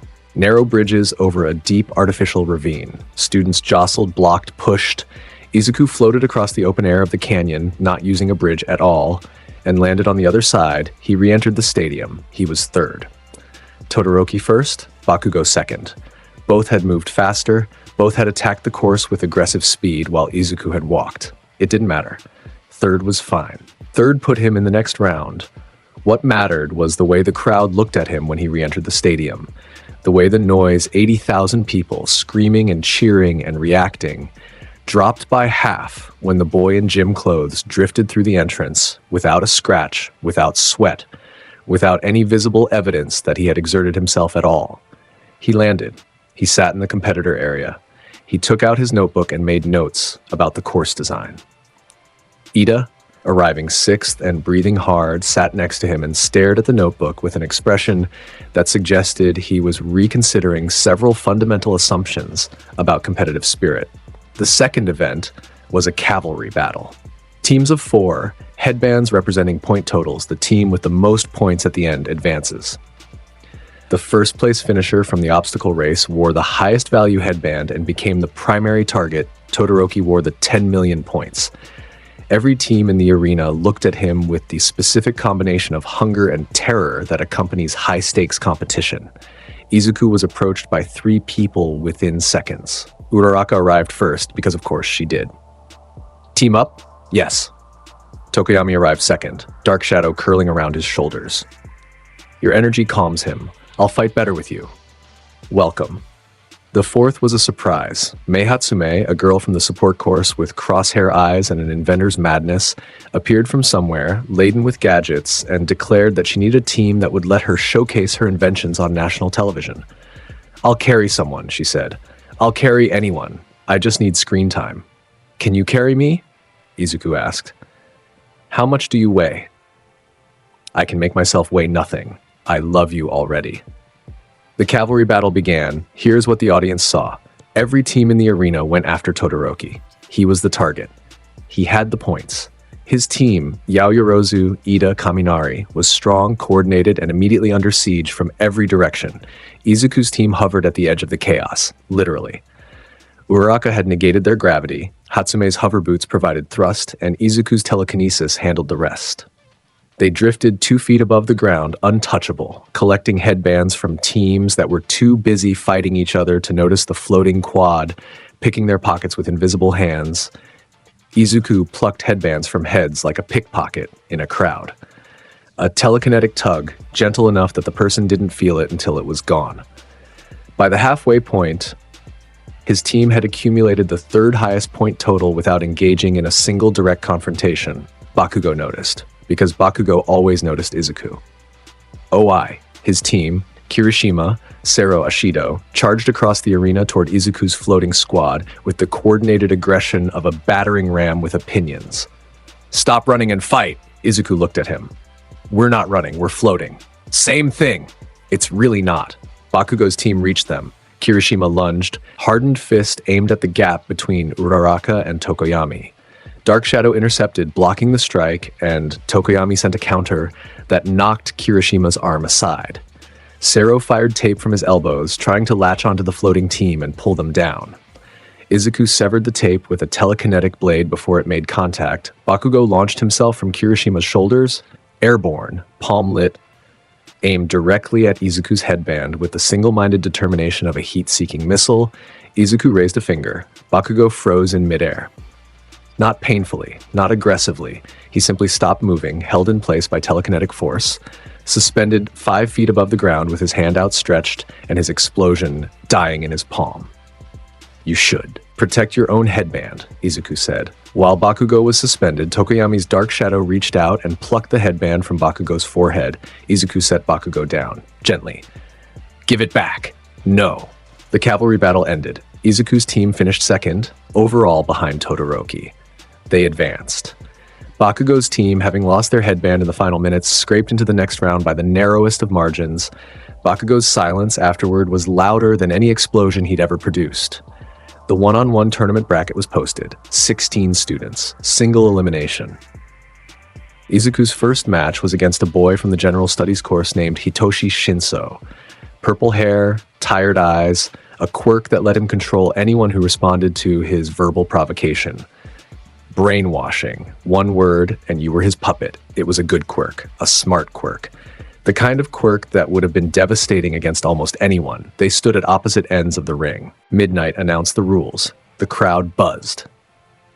Hey, Shinso said. His voice was casual, practiced. The voice of someone who had refined his approach over years of social rejection and strategic bitterness. You're the kid from the USJ, right? The one who took out all those villains? Izuku looked at him. Read his psychic signature, which was layered, defensive, carrying the specific emotional weight of someone who had been told his whole life that his quirk was better suited for villainy than heroism. Izuku did not respond verbally. He tilted his head. He smiled slightly. Then he walked forward. Shinso's eye twitched. His quirk required a verbal response. Without one, he had nothing. He was, stripped of his ability, an average teenager facing a boy who could put a softball into orbit. Come on, Shinso said, desperation leaking into the casualness. Say something, anything. Tell me about your power. Tell me why you're here. Tell me. Izuku reached him.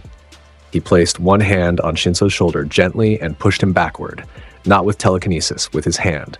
A physical, normal, unaugmented push. Shinso stumbled backward, off balance, over the boundary line.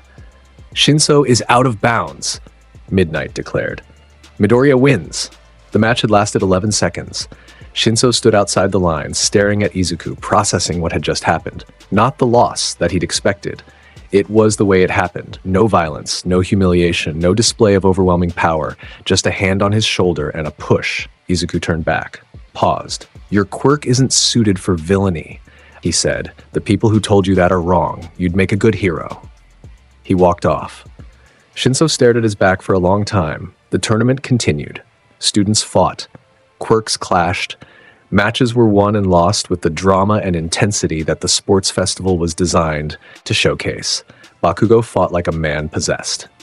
His matches were violent, explosive, and technically brilliant. He won through force and fury and a tactical mind that, when not obscured by rage, was genuinely impressive. He destroyed his opponents. Not cruelly, efficiently. He was, in the purest sense, a fighter, and the arena was his natural habitat. He won his quarterfinal, he won his semifinal, and when the bracket resolved, the final match of the semifinals was Izuku Midoriya versus Shoto Todoroki. The arena was full. 80,000 people. Millions more watching on screens across the country and the world. Present Mike was narrating at a volume that suggested his quirk was active even when he wasn't technically using it. Aizawa was providing analysis in the monotone of a man describing a parking lot. Todoroki stood at one end of the ring. Half cold, half hot, using only his ice, only his right side because his fire was his father's and using his father's power was a concession he refused to make. His wall, the flat, controlled, emotional fortress he'd built around himself, was fully in place. He was ready. He was cold. He was certain that he would win by being cold because cold was all he had allowed himself. Izuku stood at the other end, hands at his sides, meter at 18%. Begin. Todoroki attacked immediately. A wave of ice, massive, towering, a glacier that erupted from the ground and surged toward Izuku like a frozen tsunami. It was the same opening he'd used in every match. Overwhelming force, bury the opponent, end it quickly. The ice reached Izuku and stopped. Not against a barrier. Not deflected. It stopped because Izuku held telekinetically, and then, with a thought, shattered it. The entire glacier detonated into crystalline powder, a cloud of ice dust that filled the arena like snow and settled on the audience in the first 3 rows. Todoroki blinked. He sent another wave. Larger. Faster. From the right. Izuku shattered it. Another from the left. Shattered. A pillar from below, erupting under his feet. He floated upward, and the pillar passed beneath him harmlessly. Todoroki's expression shifted. The wall cracked, just slightly. He was expending energy.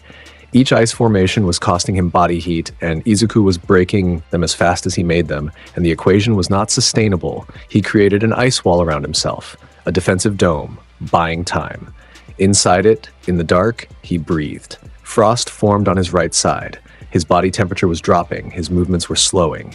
This was his weakness. Use the ice too much without the fire to balance it, and his own body became the casualty. Izuku felt it, the psychic signature inside the dome. The cold deepening. The pain setting in, his meter ticked. Not from anger, from something else, 25%, 30%, 34%. He felt Todoroki's wall, not the ice wall, the emotional one. He felt the cracks in it. He felt what was behind it. A boy who had been burned by his father in more ways than one, who had built his identity on rejection, of half of himself who was fighting this match with one arm tied behind his back because the other arm belonged to someone who had hurt him. Izuku walked toward the ice dome. He placed his hand on it, pushed warmth into it, not fire, not heat, just the gentle ambient warmth of his psychic energy. The ice didn't melt, it thinned, became translucent. Inside, Todoroki looked at him through the ice. Their eyes met. "You're freezing yourself," Izuku said. His voice carried through the ice, clear and calm. "You know that. It doesn't matter. It matters. You matter. You don't know anything about me. I know you're in pain. I know you've been in pain for a long time. I know you're fighting me with half your power because the other half reminds you of someone who hurt you. And I know that's not strength. That's a wound pretending to be a principle." Todoroki's eyes widened. The wall cracked, more than before. "Your fire is yours." Izuku said. "It has always been yours. It was never his." Inside the dome, something changed. Something fundamental. The ice around Todoroki began to recede, not because he willed it, but because his body was doing what it had always wanted to do when it was cold enough and hurt enough and pushed far enough past the point where stubbornness looks like courage. His left side ignited. Flame erupted from his body. Half his body, the left half, fire pouring from his shoulder and arm, and the left side of his face in a conflagration that turned the ice dome into steam. The arena gasped. 80,000 people watched Shoto Todoroki for the first time in public, for the first time since the scar, use his fire. The steam cleared. Todoroki stood in the ring, half ice, half fire. Whole. He was crying. He didn't seem to notice. The tears evaporated on his left side and froze on his right, and he was looking at Izuku with an expression that was not gratitude, not anger, not surrender. It was the expression of someone who had just been given back something they thought they'd lost forever. "Thank you," Todoroki said. His voice shook. He didn't care. Then he attacked, both sides. Full power. A dual assault, of fire and ice that converged on Izuku from opposite angles. The right sending a glacier, the left sending an inferno, the boy at the center pouring everything he had into a single, total, holding nothing back offensive. It was beautiful. The fire and the ice met in the middle of the arena, creating a column of steam and force that was visible from space, or at least from the far side of the stadium, and the ground shook, and the crowd screamed, and the moment felt, for the first and only time in the tournament, like a real fight. Izuku's meter climbed 51%, 62%, 73%, not from threat, not from danger, from joy. Because this was good, this was real, this was a boy who had been broken, giving everything he had, whole for the first time, and the fight was the purest expression of that wholeness, and Izuku could feel it, the emotion behind the attack, the catharsis, the release. And it was not something to block, it was something to meet. 84%, 91%, 96%, 100%. Ecstasy. Izuku laughed, not a villain laugh, not a manic laugh, a genuine, surprised, delighted laugh. The laugh of someone who had forgotten what joy felt like and was remembering in real time. He rose into the air. The fire and ice converged on him, and he absorbed it all. Every joule, every calorie, every degree of temperature differential. and his body lit up with energy that was not his own but was now his, combined, transformed, running through him like electricity through a superconductor. Plants erupted from the arena floor, not weeds, not grass. Massive, towering, impossible plants. Vines thick as tree trunks, flowers the size of satellite dishes, leaves that glowed with internal light. They grew from the concrete, from the packed earth beneath it, from the structural foundations of the stadium itself, drawing not on soil and water, but on the absorbed energy of Todoroki's combined assault. The ice energy crystallized into frost-covered ferns that sparkled like diamonds. The fire energy bloomed into flowers that burned, literally burned, with flame that was warm but not damaging, petals of pure fire growing on stems of psychic green. The arena became a garden of fire and ice and psychic energy, growing in real time, filling the stadium with color and light and life in a display that no one watching, not the audience, not the heroes, not the media, not the millions at home, had ever seen or would ever see again. Izuku floated at the center, laughing, glowing, absorbing and redirecting energy in arcs and waves that looked like nothing so much as a boy playing with the forces of nature and winning. Then, gently, a vine wrapped around Todoroki's waist. Not aggressively, tenderly. It lifted him off the ground like a parent lifting a child, carried him to the edge of the ring, and set him down outside the boundary. "Good fight," Izuku said. Floating above the garden, grinning. That was the best fight I've ever had. Todoroki, standing outside the ring, surrounded by psychic plants made of his own power, looked up at Izuku with wet eyes and a face that held, for the first time in years, something that might have been a smile. "Midoriya wins," Midnight declared, but her voice was an afterthought. The crowd was on its feet. Not cheering, exactly. Something louder than cheering. Something that happens when 80,000 people witness something that exceeds the range of their emotional vocabulary, and the only available response is noise. Present Mike was screaming.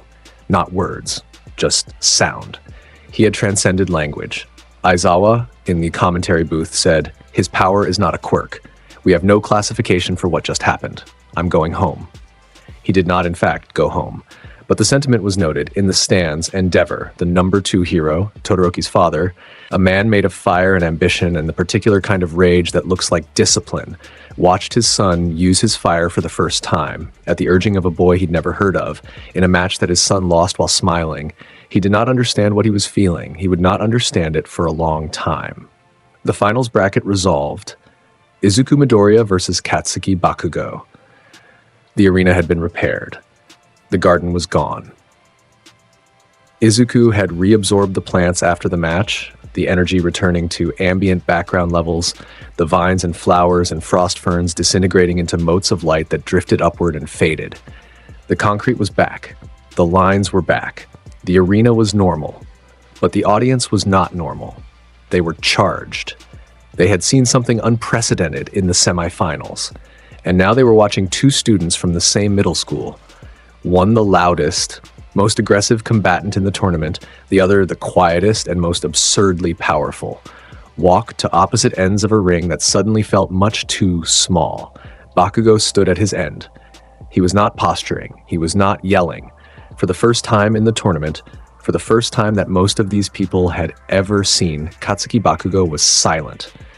He looked at Izuku with an expression that was clear, direct, and stripped of everything except the truth. He knew he couldn't win. He had known since the quirk assessment, since the battle trial, since the playground, 10 years ago. He knew, and he was going to fight anyway, because that was who Bakugo was. Not the anger, not the arrogance, not the explosive ego that he wore like armor. Underneath all of it, at the core, was a boy who would rather lose standing than win kneeling, who would rather fight an impossible fight than concede an inch of himself.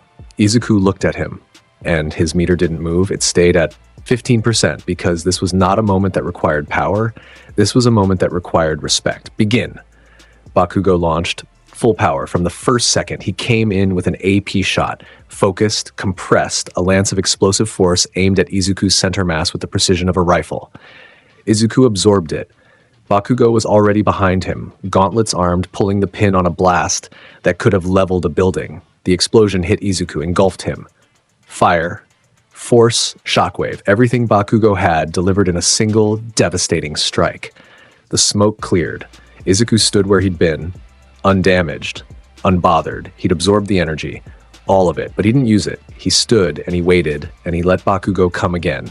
And Bakugo came, again and again. He fought the way people fight when they know the outcome doesn't matter, but the act does. With everything, without reservation, without the safety net of expected victory. Every combination he knew, every technique he developed, every drop of sweat, every spark, every explosion in his arsenal, Izuku absorbed it all. He didn't attack. He didn't push back. He stood in the center of the ring and let Bakugo throw everything at him, and the crowd watched, and the pros watched, and slowly, gradually, the nature of what they were seeing shifted. It wasn't a fight. It was a conversation. Bakugo was saying, "I am real. I am not nothing." And Izuku, by standing there, by taking everything without flinching, was saying, "I know. I have always known." Bakugo's attacks slowed. His sweat reserves depleted. His movements became sluggish, heavy, the inevitable crash after an all-out sprint. He stood in the ring, breathing hard, hands smoking, and looked at Izuku with eyes that were red and wet and furious and honest. "Why won't you hit me back?" he gasped. "Why won't you take me seriously? Just once, just one time. Treat me like I'm worth fighting." Izuku looked at him, and his expression was kind, not pitying, not condescending. Kind in the way that only someone who truly understood what Bakugo was asking could be. "You want me to hit you?" Izuku said. "Yes." So Izuku flicked him, a telekinetic flick, the gentlest possible application of his power. The psychic equivalent of tapping someone on the forehead with your index finger. Bakugo flew backward off his feet across the ring and landed outside the boundary line. He skidded to a stop against the stadium wall, cracking the concrete behind him, and sat there in the rubble with an expression that was, paradoxically, the closest thing to peace he'd worn all day. He'd been hit. He'd been hit back. Izuku had, in his own minimal way, acknowledged the fight. "Midoriya wins," Midnight announced. "Izuku Midoriya is the champion of the UA Sports Festival." The crowd erupted. Izuku walked to the edge of the ring and extended his hand to Bakugo. Bakugo looked at it. He looked at Izuku. The internal war, pride versus pain, anger versus exhaustion, the decade-long refusal to accept what he already knew, played across his face in real time. He took the hand. Izuku pulled him up. "Good fight," Izuku said. Bakugo held his gaze for a long moment. Then, through gritted teeth, with the physical effort of a man lifting a car, "Whatever." It was not a concession. It was not an acknowledgement. It was not a breakthrough. But it was a start. The medal ceremony was brief. Izuku stood on the top podium with a gold medal around his neck and the expression of someone who had accidentally won a raffle and was being polite about it. Todoroki took silver. He wore his medal with the quiet dignity of someone who had gained on something far more valuable than gold. Bakugo took bronze. He wore his medal like a personal insult, which, for Bakugo, was essentially the same as wearing it with pride. Cameras flashed. The crowd cheered. Present Mike listed the highlights. The world now knew the name Izuku Midoriya, and it did not know what to do with it, neither, frankly. But that was a problem for later. The internship offers came in. After the sports festival, every student received invitations from pro-hero agencies to spend a week training under established heroes. Most students got a handful. Top performers got more. Bakugo, despite his loss in the finals, received 23 offers on the strength of his combat showings. Izuku received 347.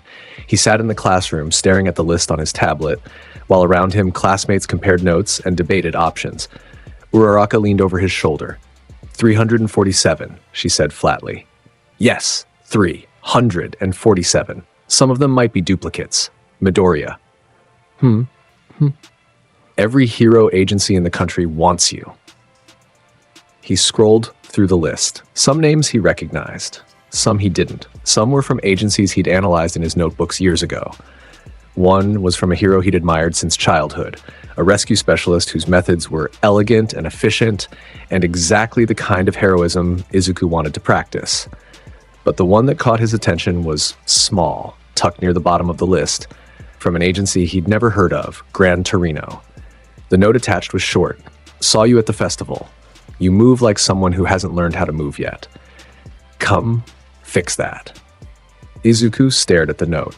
Something about it, The bluntness, the accuracy, the implicit suggestion that he had something to learn appealed to him in a way he couldn't immediately articulate. He chose Gran Torino. Bakugo chose Best Genist, largely because Best Genist's agency was in the top 5, and Bakugo would accept nothing less than the best, even in the context of an internship.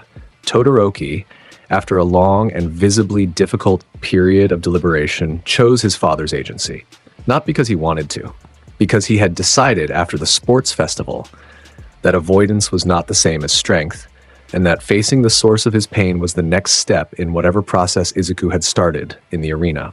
Ida chose the hero manual in the city of Hosu. Nobody thought twice about it at the time.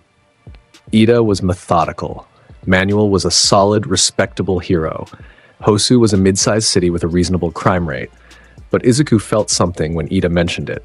A flicker in Ida's psychic signature. A hard, bright spike of something that wasn't enthusiasm and wasn't excitement. It was something colder, sharper. It was purpose. The kind of purpose that has a target. Izuku noted it, and quietly, in the back of his mind, he began to worry. Gran Torino was old.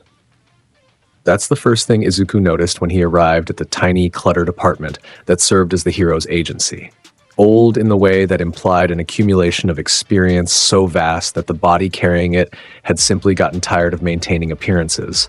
He was also, Izuku realized within the first 30 seconds, sharp. Not the kind of sharp that comes from intelligence alone. The kind that comes from having been very dangerous for a very long time and having never entirely stopped. So, Gran Torino said, settling into a chair that was older than most buildings. "You're the kid.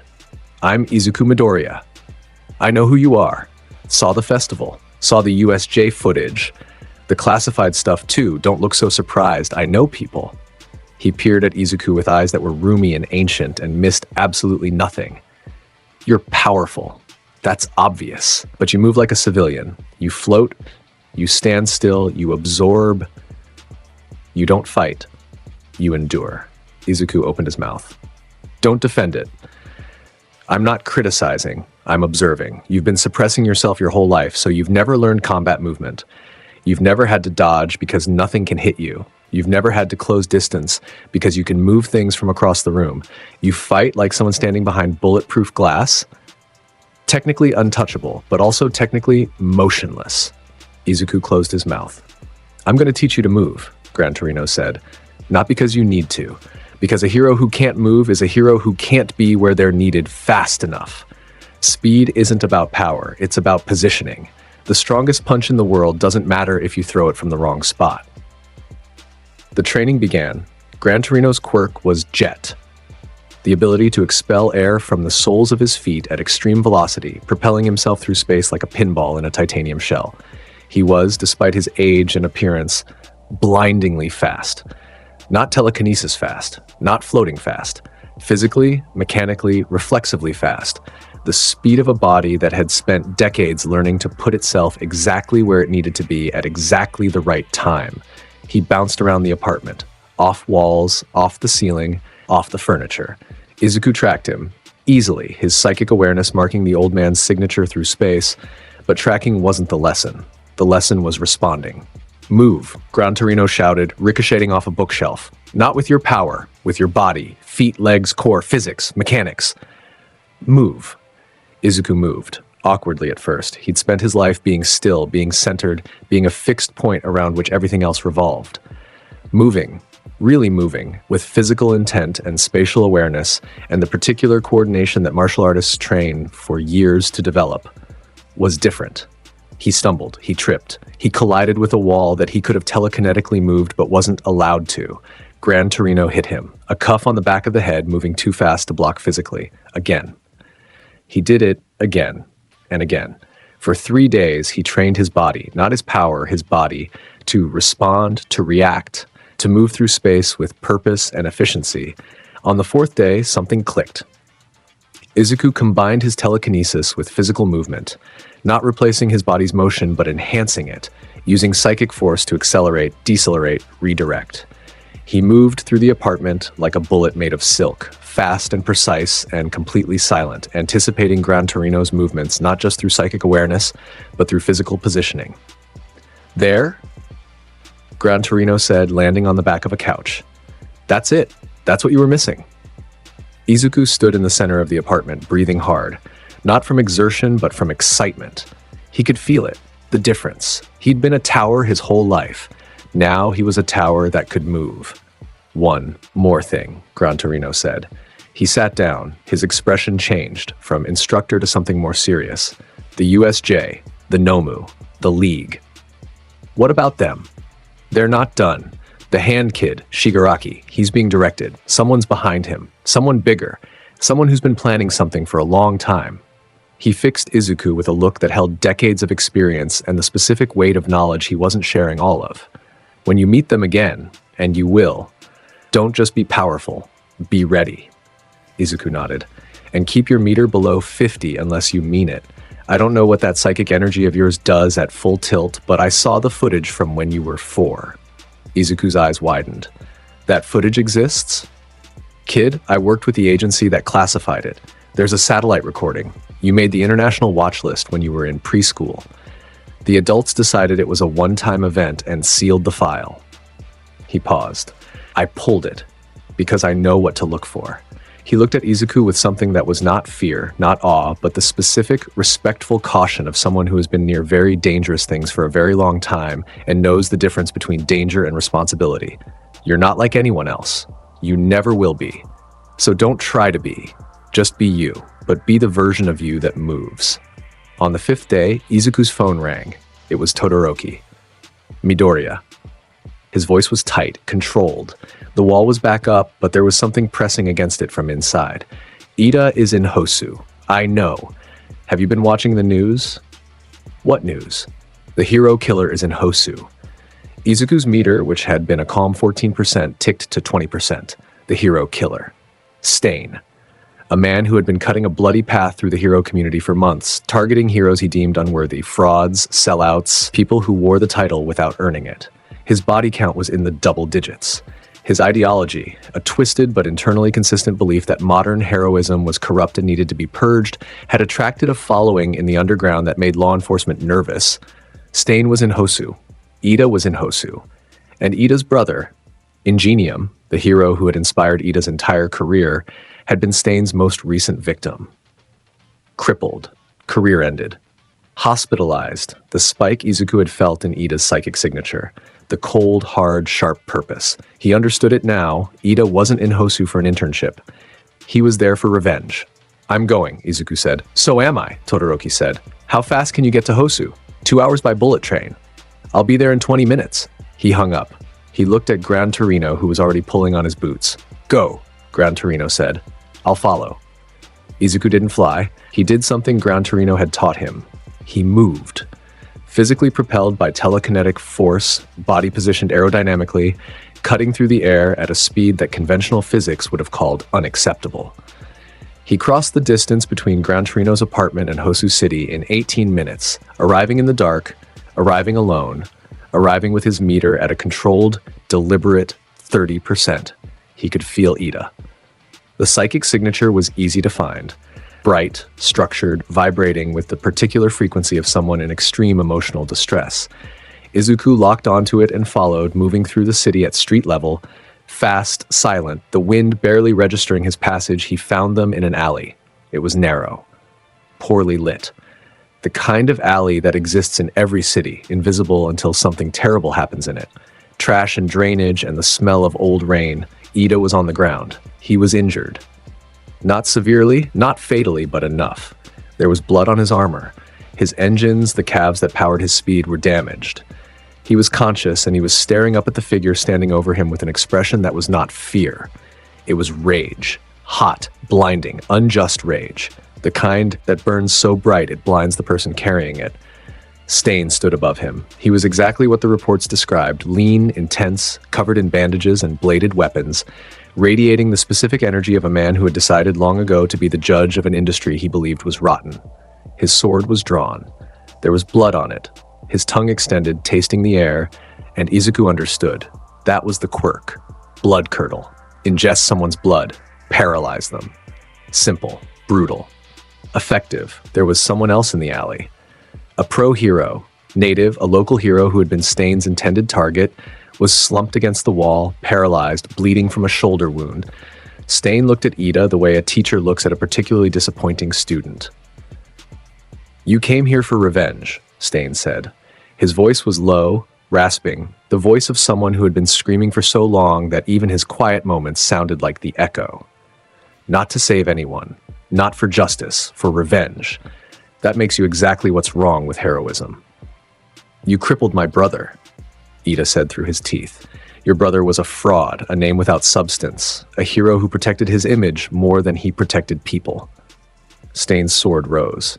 "And you're worse, because you have his name, his legacy, and you're wasting it on something as small as vengeance." The sword began to descend. It stopped, 3 inches from Ida's neck. The blade bowed, not broke, bowed as if it had struck an invisible wall. Stain's arm trembled with the effort of pushing through a barrier that offered no visual indication of its existence. He looked up. Izuku stood at the mouth of the alley. His hands were at his sides. His expression was calm. His meter was at 34%. The only visible sign that anything unusual was happening was a faint shimmer in the air around him. A heat haze distortion that rippled outward from his body like rings on water.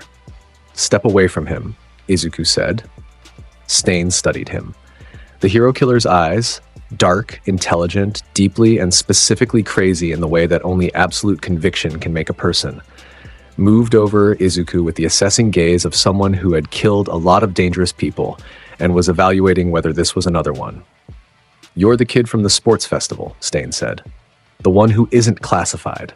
I'm Izuku Midoriya. I know your name. I watched your fights." Something shifted in Stain's expression. Not softening, not warming. Recognition. "You might be the only real hero I've seen come out of UA in a decade. Then you know you should step away from him." Stain's blade was still pressed against Izuku's barrier. He withdrew it. Not in surrender, in consideration. He straightened to his full height and faced Izuku directly. "The boy came here for revenge," Stain said.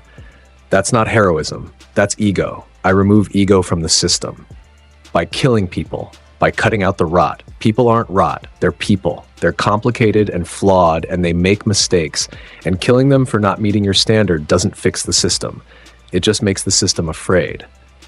Stain tilted his head, the same way Izuku had tilted his as at Aizawa, an unconscious mirror, the body language of genuine curiosity. "And what do you suggest, Izuku Midoriya? How would you fix a broken system? By being better, not by punishing the people who are worse." Stain was silent for a moment. In the alley, Ida was trying to stand. His engines weren't firing. He was pulling himself up on pure willpower and failing. "You're naive," Stain said. "Maybe. The world doesn't change from kindness. It hasn't changed from killing either." The silence between them was a living thing. Two people standing in a dark alley with fundamentally opposed philosophies and the mutual understanding that this conversation was balanced on the edge of something that could go either direction. Stain moved first. He was fast. Genuinely, frighteningly fast. The speed of a man who had built his body into a weapon over years of combat and hardship. His sword arced toward Izuku's neck, and behind the swing was the full force of his conviction, his ideology, his certainty that this was right. The blade met the barrier at Izuku's throat and bent around it. Not shattered. Bent.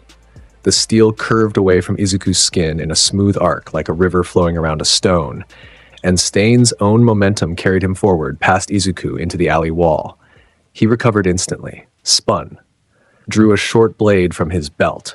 Threw it. Izuku caught it, in the air, held it in place with a thought, set it down on the ground. Stain attacked again. Low, fast, a sweeping cut aimed at Izuku's legs. Izuku stepped over it, physically, using the movement Gran Torino had taught him, his body flowing with the efficiency of someone who had just learned to combine physical motion with psychic awareness.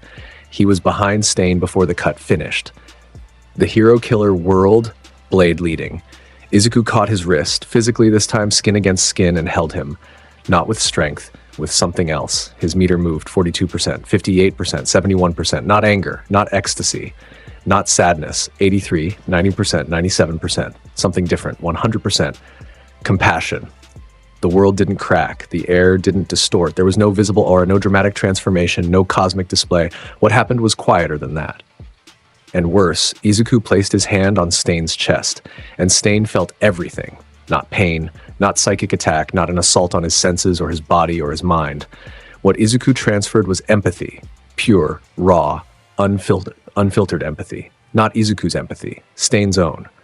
Every emotion the hero killer had spent years burying under ideology and violence and the particular brand of righteous fury that protects a person from having to feel what they've done, he felt them, all of them, every victim.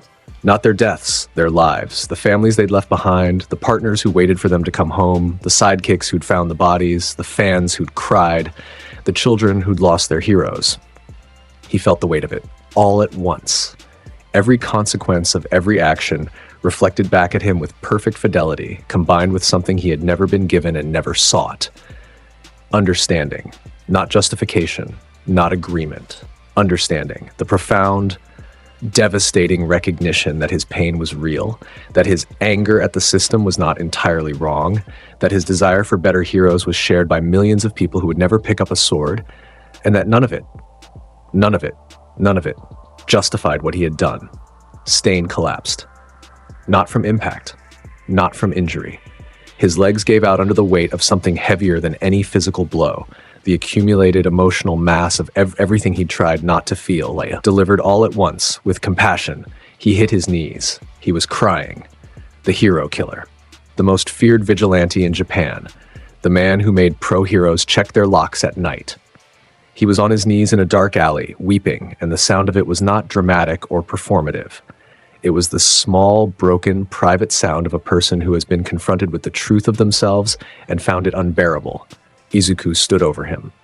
His hand was still extended. His expression was not triumphant. It was not cold. It was sad. The quiet, specific sadness of someone who wishes the world didn't make people like this. "I'm sorry," Izuku said, "for whatever happened to you, for whatever broke you badly enough that you thought this was the answer." Stain couldn't respond. The empathy was still flowing through him, and it would be several minutes before it subsided enough for speech. Izuku bent the streetlights. 2 of them. Casual telekinesis, a thought, and a gesture. The steel poles curved downward like fingers closing, wrapping around Stain's wrists and ankles, binding him to the ground in a restraint that was secure but not painful. He checked on Ida next. The paralysis from Stain's quirk was already wearing off. The blood-type match must have been short duration. Ida was sitting against the wall and his face was complicated. "You came for me," Ida said. "Yes, you didn't have to. I know. I was wrong. About why I was here. About what I was doing. Yes. How did you know?" Izuku sat next to him. In the alley, next to the crying hero killer and the paralyzed pro-hero and the wreckage of what could have been a tragedy and instead was just an ending.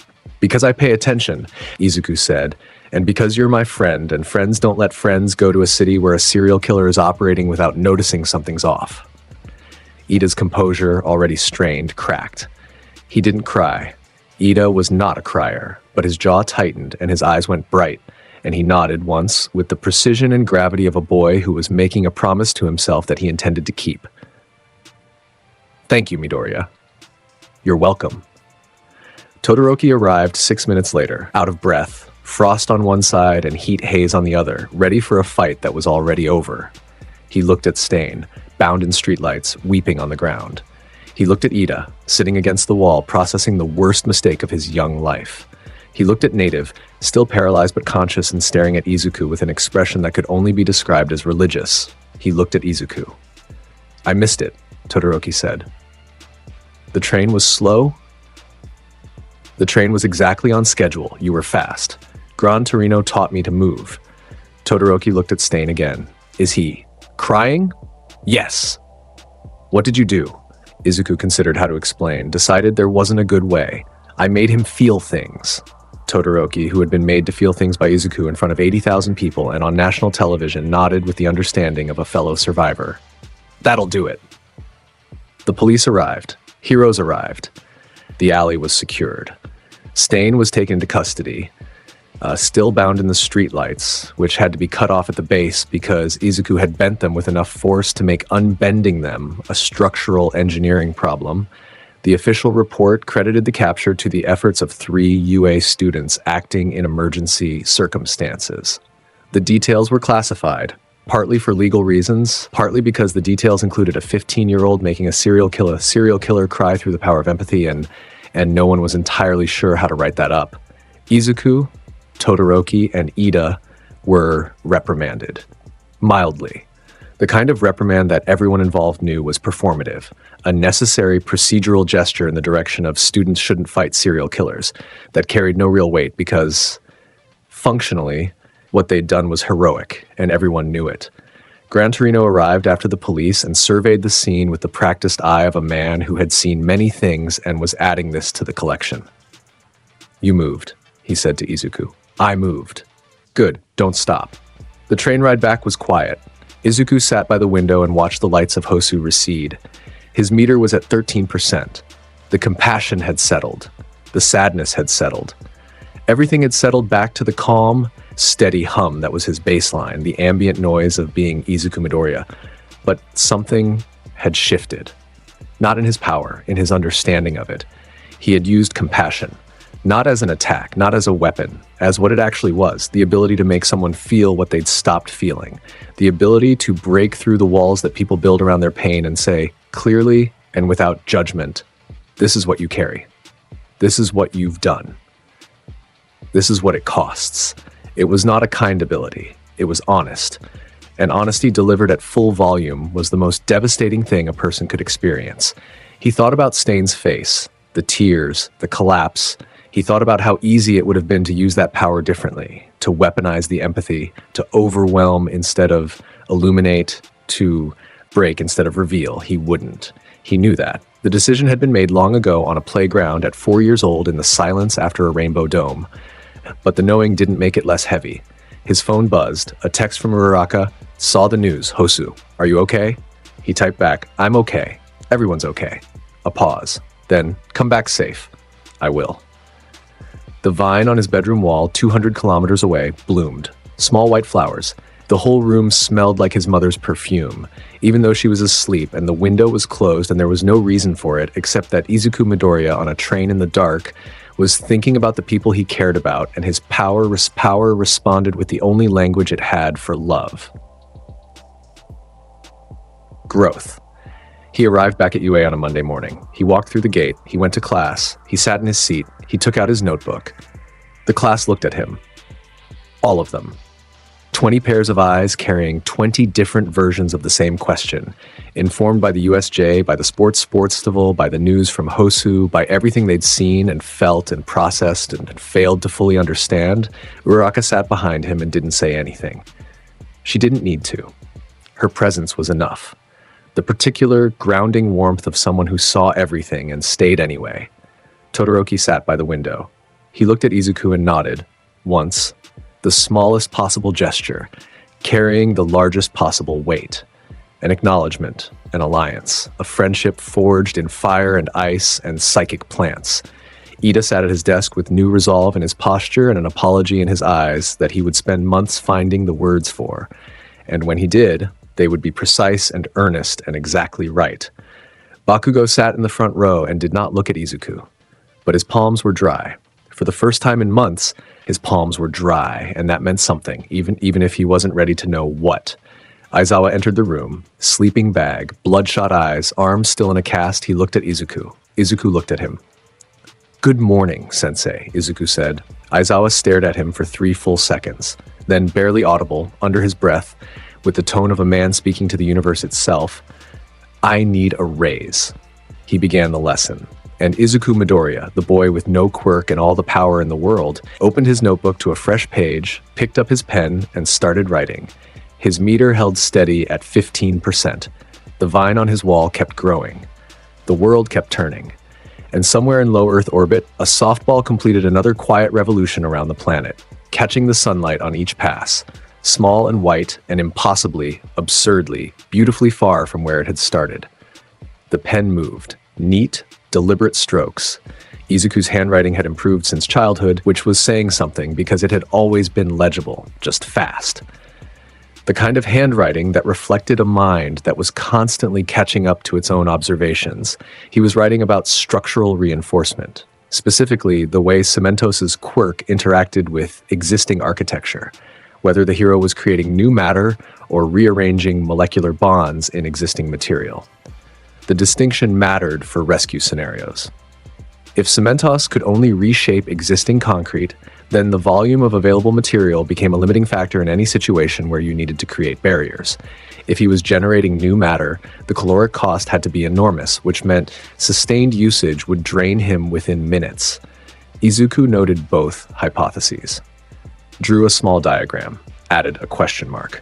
Next to him, Kaminari leaned over and whispered, "Dude, are you doing homework? We haven't been assigned anything.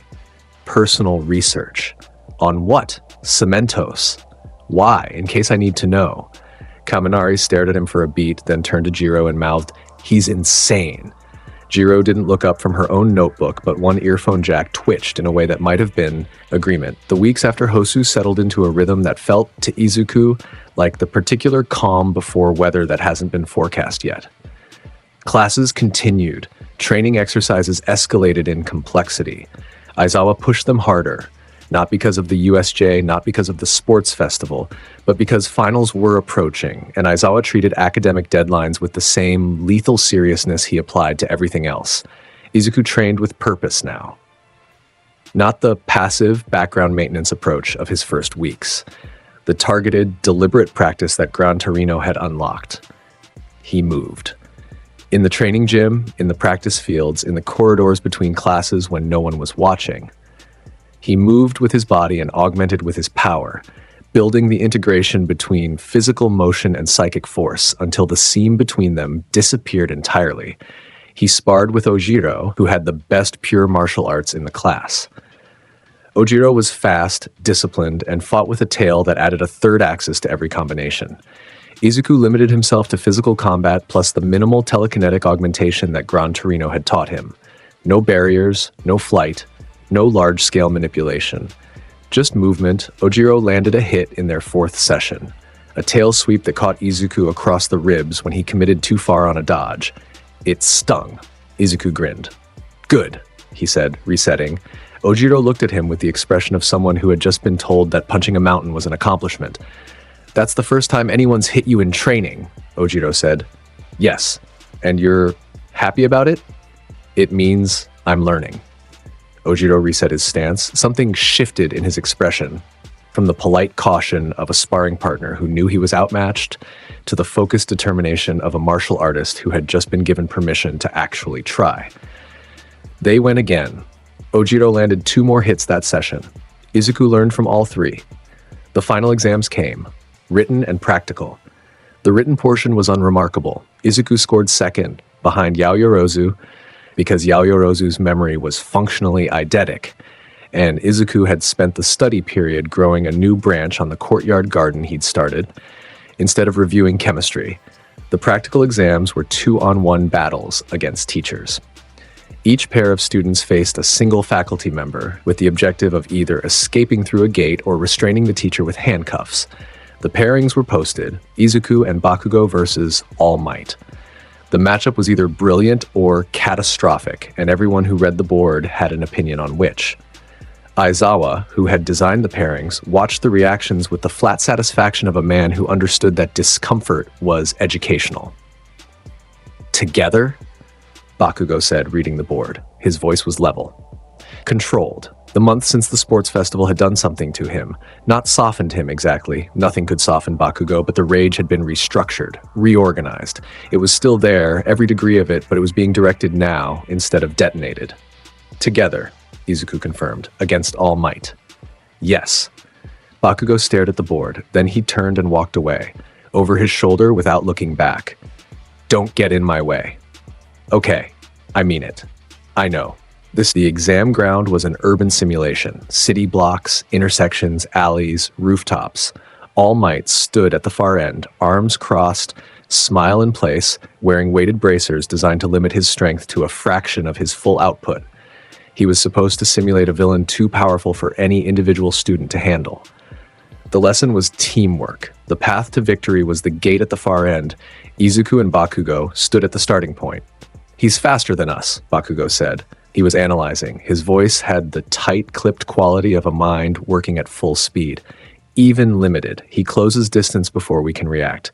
If we run for the gate, he cuts us off. If we fight, he outlasts us. Agreed. So what's your plan? I slow him down. You reach the gate. Bakugo's eyes narrowed. That's not teamwork. That's you being a wall. It's the most efficient use of our... No. Izuku looked at him. Bakugo's jaw was set. His palms were dry.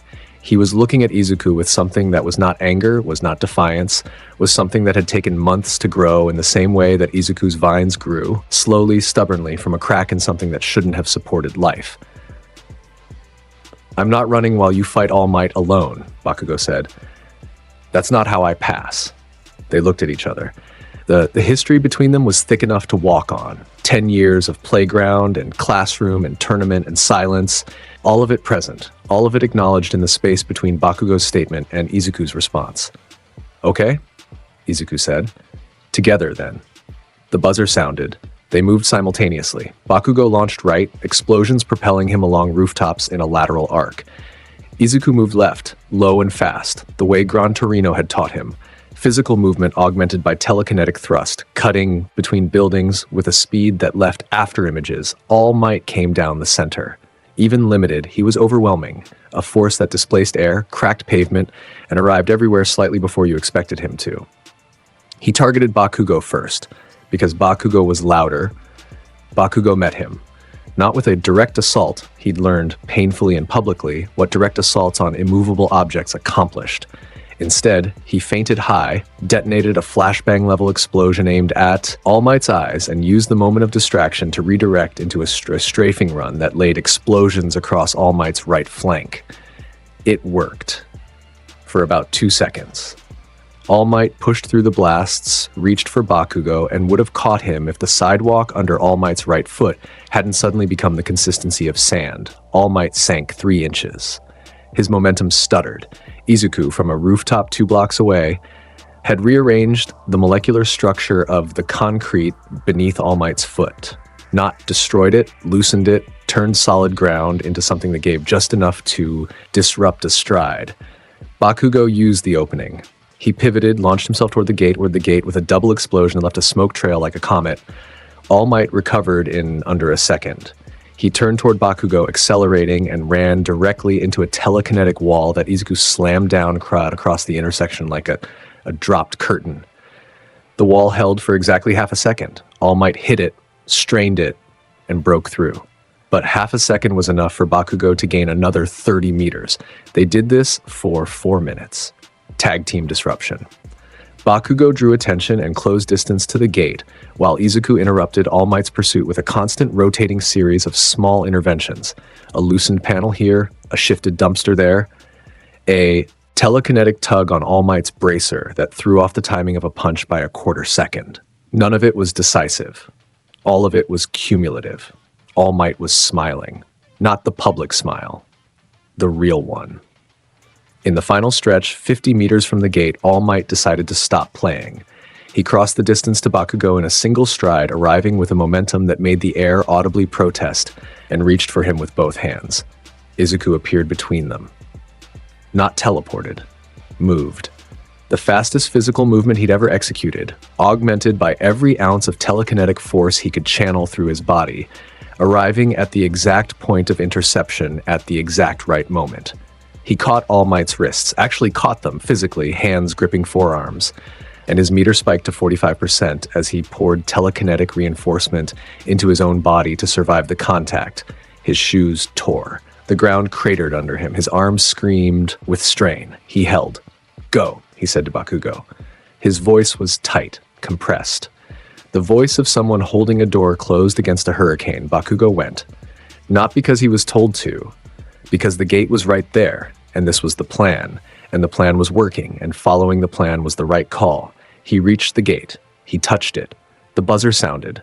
Izuku let go of All Might's wrists and sat down heavily on the cracked pavement, breathing hard for the first time in recent memory. His palms were red. His sneakers were ruined. All Might stood over him. The smile, both smiles, the public one and the real one, were in full alignment. Good, All Might said. Bakugo walked back from the gate. He stood next to Izuku. He did not offer a hand or a word of congratulation because that was not who he was. But he stood there, which was enough. And when they walked back to the observation area together, they walked at the same pace and neither of them adjusted to accommodate the other, which meant they were already in sync. They passed. Top score. The summer training camp was announced in the last week of term, and the energy in Class 1A shifted to the particular frequency of teenagers who have been told they're going somewhere and have not yet been told what will happen when they get there. The camp was located in a national forest preserve 200 kilometers from campus, dense woodland, mountain terrain, limited cell reception. The stated purpose was intensive quirk training in an environment that stripped away the comforts and safety nets of the UA campus. The real purpose, which Aizawa did not state but everyone understood, was to see how they performed when the controlled variables were removed, and the only thing between them and the situation was what they'd learned. The Wild Wild Pussycats, a team of 4 pros who specialized in wilderness rescue and terrain manipulation, ran the camp. Mandalay, the leader, had a telepathy quirk that could broadcast thoughts to everyone in range. Pixie Bob could reshape terrain. Tiger was a close combat specialist. Ragdoll could observe up to 100 people simultaneously with her search quirk. They also had a small boy named Koda who lived with them. He hated heroes. He hated hero students. He hated the entire concept of heroism with the pure, unfiltered intensity that only a child who has lost something irreplaceable to it can produce. Izuku noticed him immediately, not because of the anger. Anger was ambient, especially around teenagers, but because the anger was wrapped around something else, something hollow, the specific psychic signature of grief that has been left unattended so long it's calcified into something harder and more brittle. He didn't approach Koda directly. He didn't try to talk to him. He just made sure that when he was near the boy, the ambient psychic field around him was slightly warmer, slightly calmer, the way a room feels when someone opens a window in the morning. Not an intrusion. An offer. Koda avoided him anyway. That was fine. Some offers need time. Training began on the first day and escalated immediately. Aizawa and the Pussycats pushed every student to their quirk limits and then passed them, operating on the principle that growth happened at the point of failure, and the only way to find that point was to reach it. Izuku's training was different. Aizawa pulled him aside on the first morning. "Your power doesn't have limits in the way quirks do," Aizawa said. His cast was off. His eyes were still bloodshot, permanent condition. You don't tire out, you don't deplete a reservoir, you don't overheat. Your limitation is control, not capacity. So your training is about control. What do you want me to do? I want you to use your power at the lowest possible output for the longest possible duration. Background support. Monitor the entire campground. Feel every person, every animal, every structural element, and do it for 18 hours straight. I already do that. I know. Now do it on purpose and track the data. I want you to know precisely what your awareness covers at every percentage point. I want a map. Izuku built the map. Over the 3 days of normal training, he maintained a constant low-level psychic awareness of the entire campground and the surrounding forest. At 12%, he could feel every person within 200 meters, their signatures, their emotions, the general state of their physical health. At 15%, the range extended to 500 meters.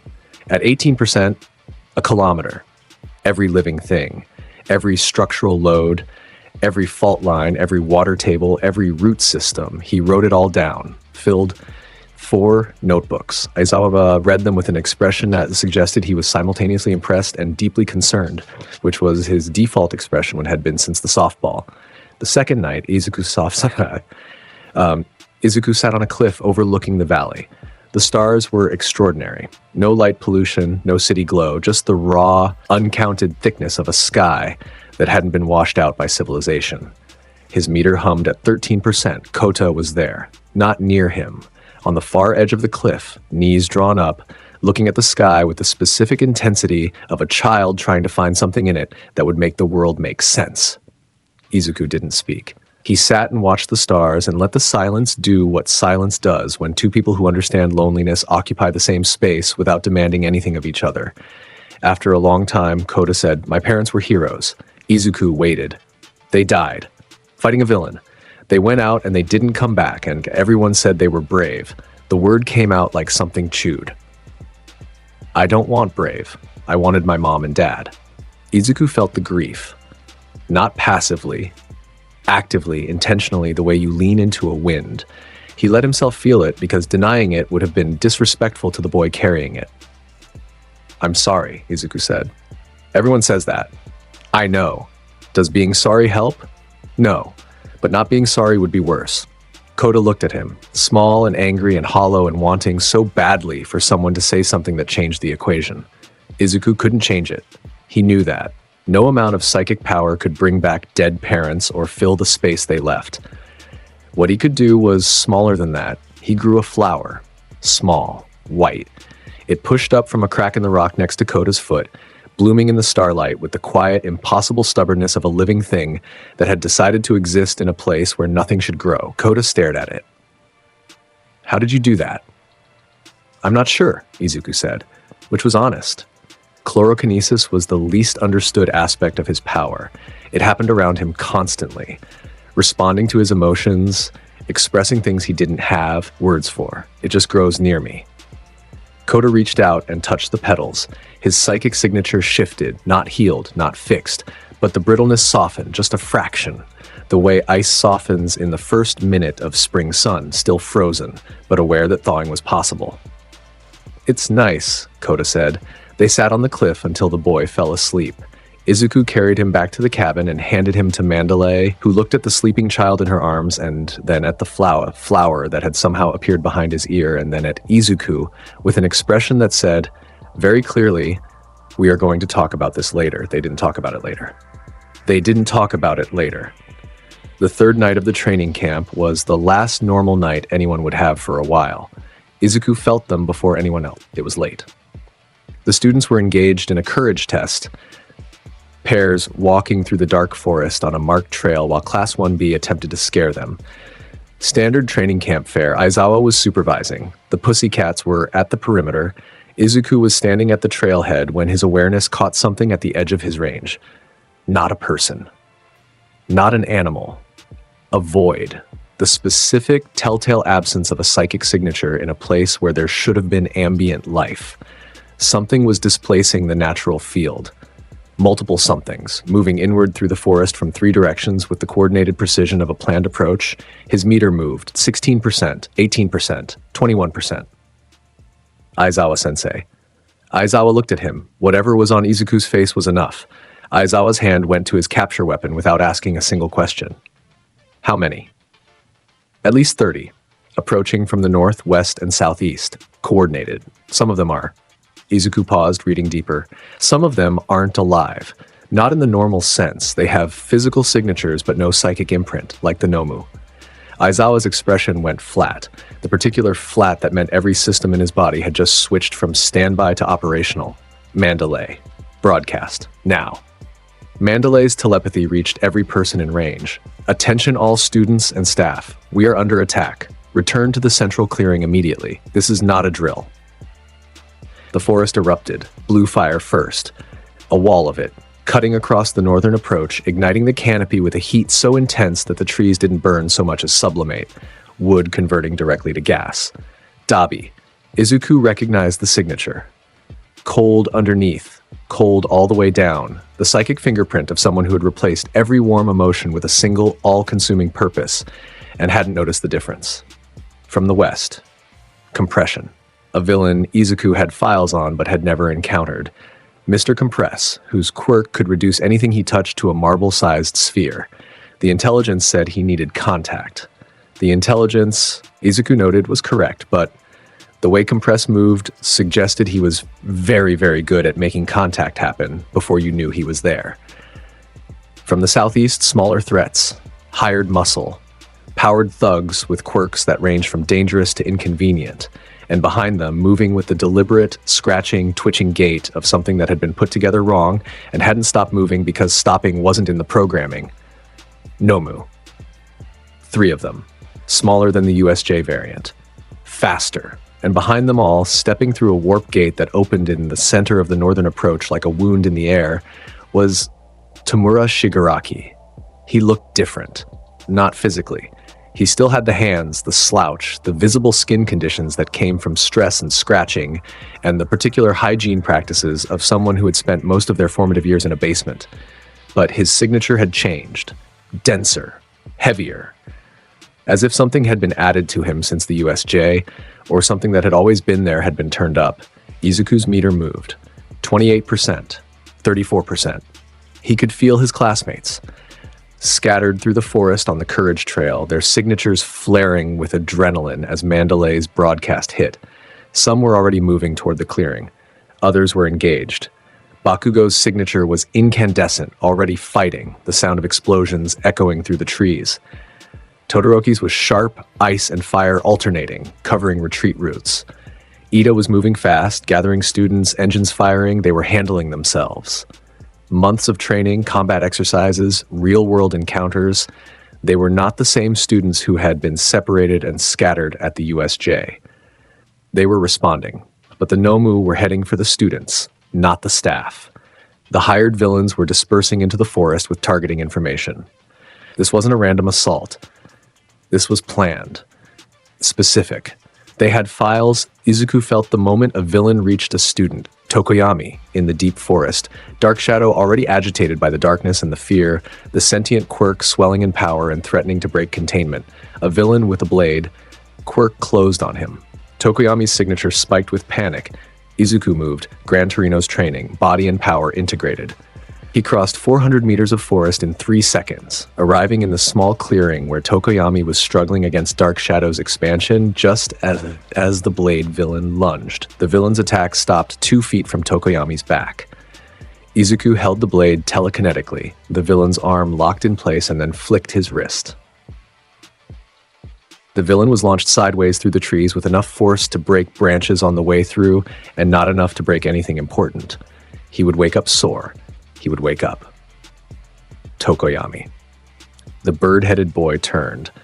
Dark Shadow was enormous, a roiling mass of sentient shadow filling the clearing, eyes wild. Izuku's presence registered in its awareness, like a hand on a shoulder. The shadow calmed, contracted, pulled back to Tokoyami's body with a shudder that was almost relief. "Control it," Izuku said. "You can. It listens to you." Tokoyami breathed. Dark Shadow settled. "Thank you." Head for the clearing. Move. He felt another contact. 2 villains converging on Shoji and Hagakure. Izuku was there in seconds, arriving silently, lifting both villains off the ground before they knew he was present, holding them suspended in the air while Shoji stared and Hagakure presumably also stared, invisibly. "Go to the clearing," Izuku said, setting the unconscious villains on the ground. He'd applied focused psychic pressure to their motor cortex. Instant, painless unconsciousness. They'd wake up. He moved again and again, through the forest like a ghost with purpose, tracking every signature, every contact point. A villain targeting Koda was redirected into a tree trunk. 2 thugs closing on Ashido were stripped of their weapons telekinetically and then pinned to the ground by roots that grew up around their ankles. Izuku's chlorokinesis activating with intent, the forest responding to his will. A Nomu, small, fast, equipped with a strength enhancement and some kind of sensory quirk, charged at him from the undergrowth. Izuku caught it by the face and pushed. Not a barrier push, a deconstruction push. The psychic energy flowed into the Nomu's structure and found the seams, the bioengineered joins, the artificial mutations, the places where the thing had been stitched together from parts that didn't originally belong together. He didn't destroy it. He disconnected it. Nerves from muscles, signals from responses. The Nomu's body seized, twitched, and went limp. Every system still technically functional, but none of them communicating with each other anymore. He set it down like a piece of broken machinery that might be needed for evidence. His meter was at 52%. The forest knew it. Trees within 100 meters of his position were moving, subtly, imperceptibly to anyone who wasn't watching for it, but the branches were angling toward his signature like flowers toward the sun. The undergrowth was thickening along the paths the villains were using, slowing their movement, tripping their steps. Roots shifted beneath the soil, creating obstacles that hadn't been there 60 seconds ago. Izuku wasn't commanding it. The forest was simply reacting to the presence of something that cared about it and was unhappy. He reached the main confrontation in under 4 minutes.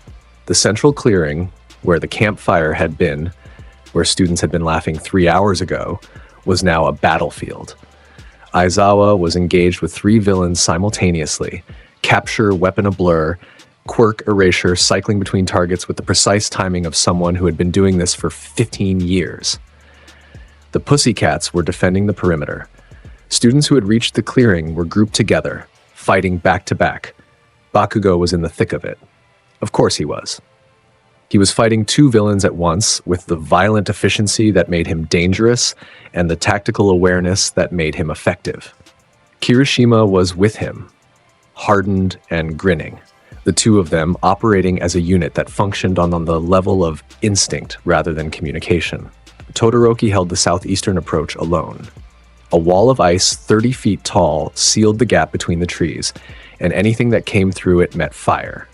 His signature was bright, full spectrum, both sides firing. The sports festival had unlocked something in him that did not close. Dabi was not in the clearing, he was circling. Izuku could feel him, the cold hot signature, the blue fire held in reserve, orbiting the perimeter like a shark, waiting for an opening, looking for a specific target. He was looking for Bakugo. Izuku understood, in a flash of psychic insight, that came less from reading Dabi's mind and more from reading the tactical geometry of the attack, that Bakugo was the objective. The League hadn't come for information or territory. They'd come for a person. They'd come for the strongest student in the class who wasn't Izuku, the one they thought they could take, the one whose anger made him seem recruitable, the one whose capture would prove that UA couldn't protect its own. Compress was closing in from the tree line, marble hand ready, moving with the practiced stealth of someone who did this professionally. His trajectory put him behind Bakugo in approximately 8 seconds. Izuku moved.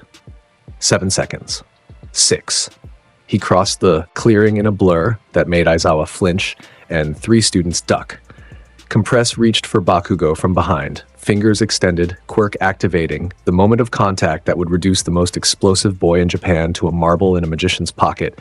Izuku caught the hand, not with telekinesis, with his own hand, fingers closing around Compress's wrist with the precise, inescapable grip of someone who knew exactly how much force to apply to immobilize without breaking. Compress looked at him. Behind the mask, Izuku could feel the surprise, genuine, professional surprise, the reaction of someone whose timing had never been interrupted before. "That's mine," Izuku said, nodding toward Bakugo. Bakugo, mid-explosion, heard this. His head whipped around. The expression on his face went through anger, confusion, and something he would never in his life call gratitude in approximately half a second. "I'm not yours. What the?" Compress tried to activate his quirk on Izuku's hand. The compression field met Izuku's psychic structure and found nothing to compress. The quirk fizzled. Compress stared at his own hand as if it had betrayed him. Izuku plucked 3 marbles from Compress's coat with telekinesis, the ones already loaded, the ones intended for other targets, and decompressed them in midair. 3 unconscious villains appeared, hanging in space, then were set gently on the ground. He tightened his grip on Compress's wrist. "You're done," Izuku said. Compress tried to twist free. Izuku applied pressure to the man's ulnar nerve with surgical telekinetic precision. Compress's hand went numb. His arm went numb. He went to his knees. Izuku let go and turned toward the northern tree line where the real problem was standing. Shigaraki hadn't engaged. He'd been watching. Standing at the forest's edge, fingers twitching, the hand on his face tilting as he tracked Izuku's movement through the battlefield with the fixed, manic attention of someone who had found what they came for. "There you are," Shigaraki said. His voice carried across the clearing, cutting through the combat noise with the particular quality of someone who expected the world to listen when they spoke. "I've been reading about you. The USJ footage. The sports festival. Hosu." He scratched his neck. "They don't know what you are. Nobody does. The file says Quirkless. The scans say nothing. Every metric says you're a normal kid, and then you go and delete a Nomu with your bare hands." Izuku walked toward him. The fighting around him was winding down.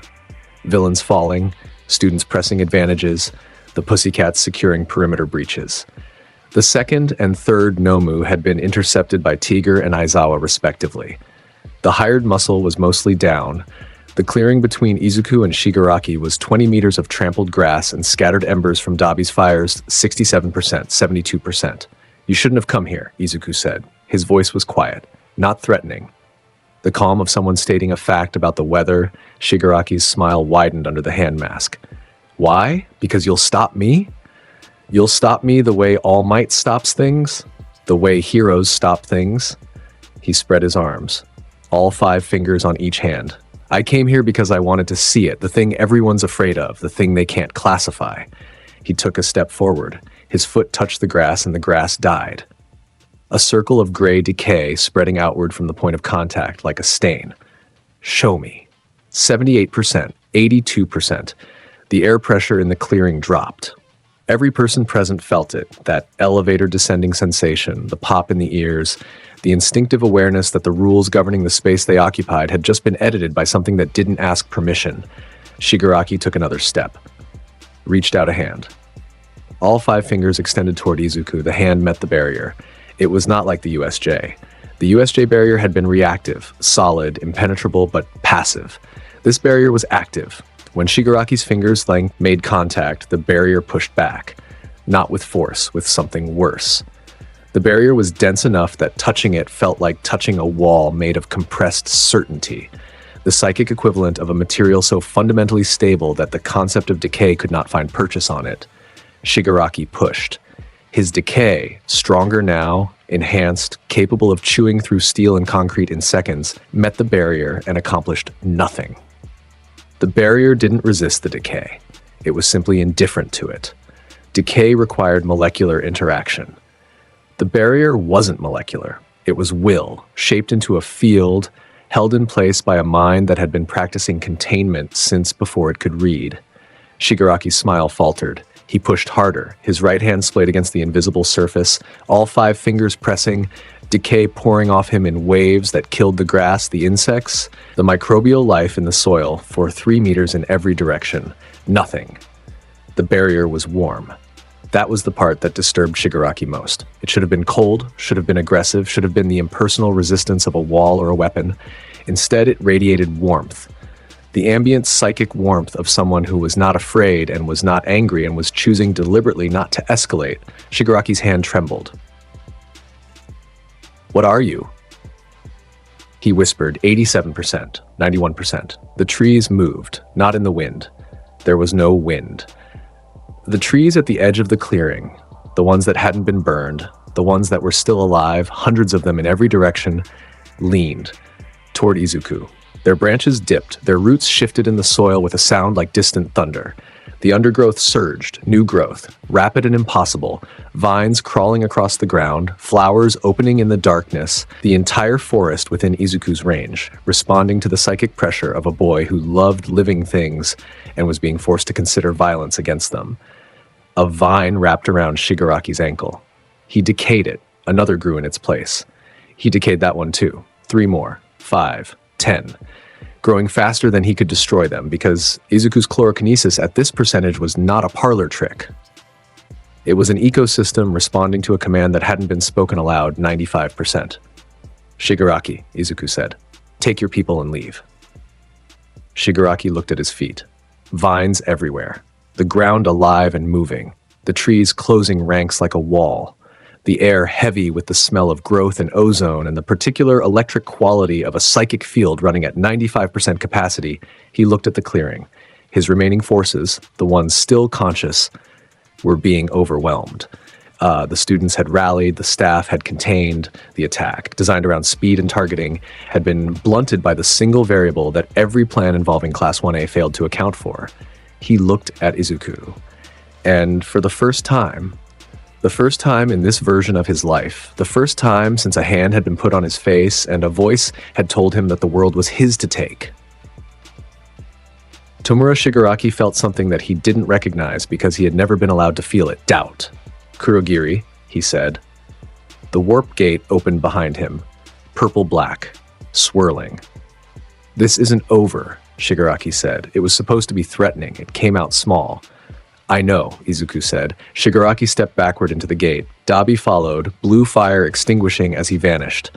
The remaining conscious villains were warped out in a second pulse. those that weren't already restrained. The gate closed, the forest settled, trees straightened, vines retracted into the soil. The flowers remained, scattered across the clearing, white and small and growing in places where nothing had been planted, blooming in the dark. Izuku's meter fell, 84%, 72%, 58%, 41%, 29%, 18%. He turned around. The clearing was full of students and staff in the aftermath of something that had not gone the way anyone on either side had expected. Bakugo was staring at him, not with rage, not with frustration, with the specific, focused intensity of someone who had just watched Izuku save him from being captured and was experiencing the novel and deeply uncomfortable sensation of owing a debt he didn't know how to repay. "You said I was yours," Bakugo said. "I said you were mine to protect," Izuku clarified. "There's a difference." "There isn't." "There really is." Bakugo opened his mouth, closed it, walked away, came back, walked away again, stayed away. The internal process would take roughly 48 hours to complete. The result, when it arrived, would look to the outside world like exactly the same Bakugo as before, except that from that night forward, he would position himself in every combat scenario exactly where Izuku could see him. Not because he needed protection, because being seen by Izuku had become, without his consent or awareness, something he trusted. Koda was found safe. He'd been in his cliff spot, the one where he went to be alone, the one where the flower still grew from the crack in the rock. 2 villains had tried to reach him. They'd been intercepted by the roots of a tree that had rearranged itself without any direct input from Izuku to block the path. The forest had protected the boy because Izuku had been thinking about the boy, and at 95%, Izuku's thoughts had consequences that extended beyond intention. Koda was silent for a long time after the adults brought him in. Then he walked to Izuku, who was sitting on a log at the edge of the clearing, meter at 14%, picking bark out of his sleeve. "You did this," Koda said. "Not a question. The forest did most of it. The forest did what you told it to. I didn't tell it to do anything. It just..." Izuku paused. "Considered honesty. I care about you, and the forest is near me, and when I care about things near it, it reacts." Koda looked at the clearing, at the white flowers, at the trees that had fought for him. "My parents were heroes," Koda said again. But this time, the word didn't sound chewed. It sounded like something being tried on, carefully to see if it fit. "They were," Izuku said, "and you're going to be one too." "I'm trying." Koda sat next to him on the log. He didn't say anything else, but his psychic signature, the hollow, brittle thing that Izuku had felt on the cliff under the stars, was different now. Not healed, not fixed, but growing. The way things grow near Izuku Midoriya, which is to say, stubbornly, impossibly, from cracks that shouldn't support life.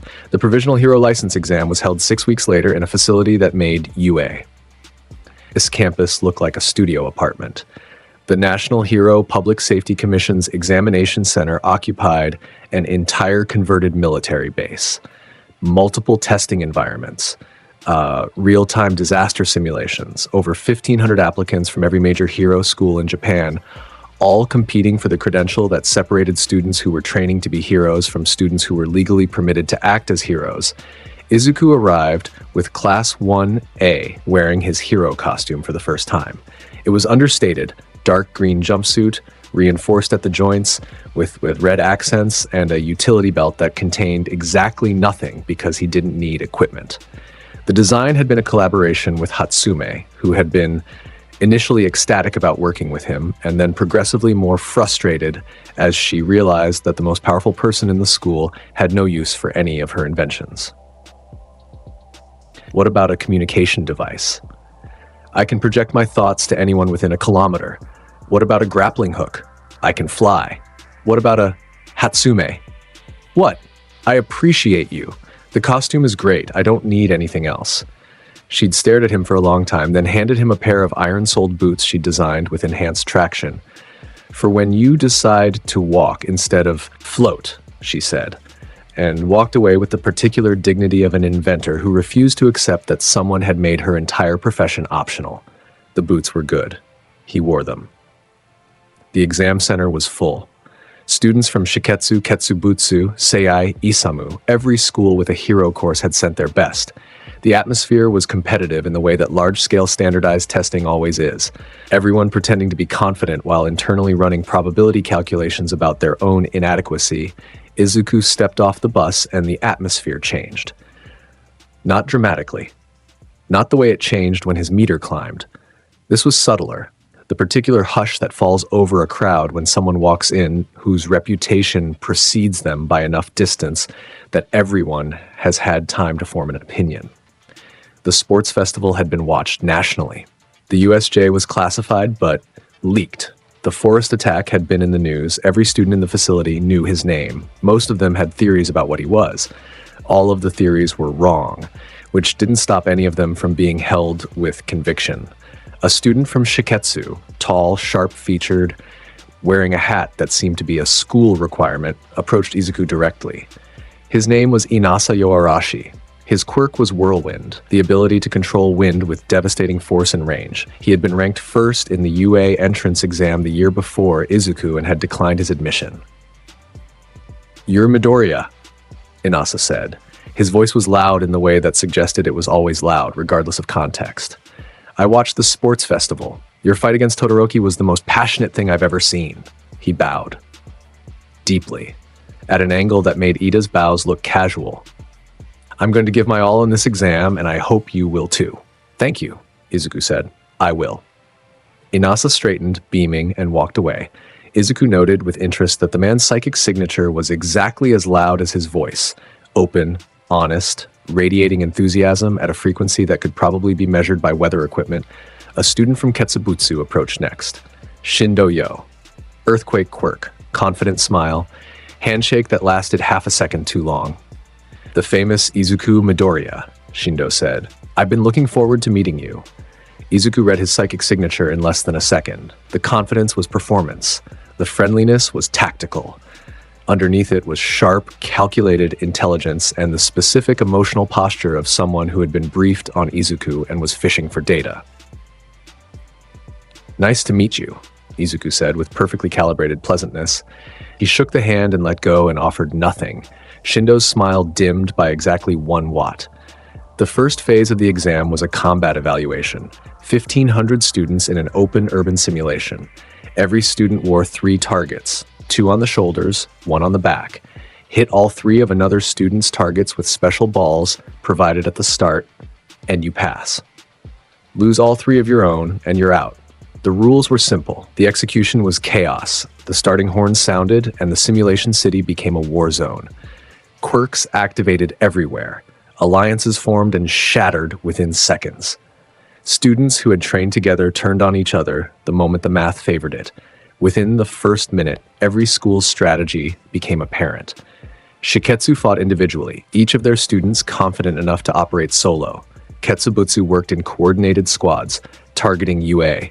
Students specifically because the publicity value of eliminating the most talked about class in the country was worth more than the tactical advantage of easier targets. Shindo triggered an earthquake that split the testing ground in half, separating UA students from each other. A coordinated assault hit from 3 angles. Kirishima, Sero, and Ashido were immediately under siege. Izuku floated up. Not high, about 10 meters. Enough to see the entire battlefield. Enough to be seen, he hung in the air for approximately 4 seconds. In those 4 seconds, every student in the simulation who had been targeting UA looked up and recalibrated. A girl from Ketsubutsu, ranked first nationally in her year, possessing a quirk that generated and directed hardened crystal formations, stared at the floating figure above the city. She turned to her partner. "Is he doing homework up there?" "That he's not doing homework. He looks like he could be." She was not wrong. Izuku was, in fact, reading the battlefield, tracking positions, mapping movements, identifying the pattern of Ketsubutsu's coordinated assault with the calm focus of someone studying for an exam. Which, technically, he was. 3 students from Sei targeted him directly. Ranged quirks, projectiles, hardened air, something that looked like solidified sound. They fired upward. Every projectile stopped. Held in the air around Izuku in a slowly rotating constellation of failed attacks, like a solar system of things that hadn't worked. He examined them briefly. Interesting. The sound-based one had a resonance frequency he hadn't encountered before, and then directed them downward. not at the students who had fired them, at their targets. 3 balls, guided by telekinesis, intercepted the 3 remaining target spots on each of the 3 students with a precision that suggested Izuku had been aiming before they'd fired. 3 eliminations in 1 action, using their own attacks as delivery systems. The girls stood in the street below. Targetless, processing. Izuku descended to the ground and walked through the simulation. Not flew. Walked. The boots Hatsume had made gripped the pavement with a satisfying solidity. Around him, the battle raged. He moved through it with the same deliberate calm he'd shown in every exam, every exercise, every situation that other people treated as urgent and he treated as work. Balls that came at him were redirected. Students who tried to engage him in melee found their bodies gently moved sideways, as if the space around him had a current that pushed you around rather than through. He didn't eliminate anyone else directly. He found his classmates one by one and covered them while they fought, catching attacks they didn't see coming, redirecting projectiles that would have hit their targets, creating brief windows of safety that they used to advance. Bakugo didn't need the help, but he noticed it. A ball headed for his back target disappeared in midair, and he turned, and Izuku was 3 blocks away, not looking at him, and Bakugo's jaw tightened with the specific frustration of someone who cannot stop being saved by someone they refuse to thank. 12 minutes in, Izuku still had all 3 targets. He hadn't been hit once. He was walking down a main street when a Shiketsu student stepped out from behind a building and did something unexpected. She smiled at him. Her name was Kami Utsushimi. Her quirk was glamour, the ability to create sensory illusions so convincing that they were indistinguishable from reality. She didn't attack, she created. The street around Izuku transformed, not violently, beautifully. The gray urban simulation became a field of flowers under a blue sky. The buildings dissolved into rolling hills. The air smelled like spring. Every sensory input was replaced with something peaceful, something warm, something designed to lower defenses by removing the need for them. It was, Izuku acknowledged, genuinely impressive. He stood in the illusory field and felt the real world underneath it. The illusion was perfect at the surface level. Visual, auditory, olfactory, even tactile. But Izuku's psychic awareness operated below the sensory. He could feel the concrete under the grass, the buildings behind the hills, the 17 students hiding in those buildings, waiting for the illusion to make him vulnerable. "This is really beautiful," he said to the air. Kami's voice from everywhere. "Thanks, I worked on it. The flower patterns are based on Monet, right? The water lily series." A pause. "You can tell? The color distribution, the way the light diffuses, it's a good reference." Another pause. "Are you critiquing my illusion? Complimenting it. The 17 students hiding in the buildings to my left are less subtle." Silence. Then, from the hidden positions, shuffling, muffled swearing, the sound of a plan being abandoned, Izuku reached out with telekinesis and placed balls on every one of their remaining targets. Gently. From 100 meters away, through walls, they felt the impacts as soft taps on their shoulders and backs, followed by the beep of their targets deactivating. The illusion dissolved. Kami stood in the street, arms folded, expression caught between admiration and the particular frustration of an artist whose work has been appreciated but not fallen for. "That's not fair," she said. "Sorry.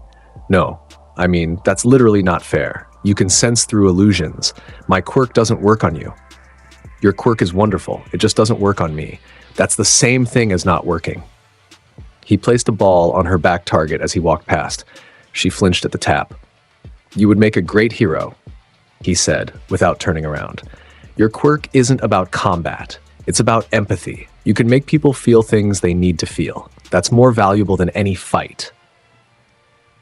She stood in the street and watched him go and decided in that moment that she would spend the rest of the exam telling everyone she met about the green-haired kid who complimented her art while she was trying to ambush him.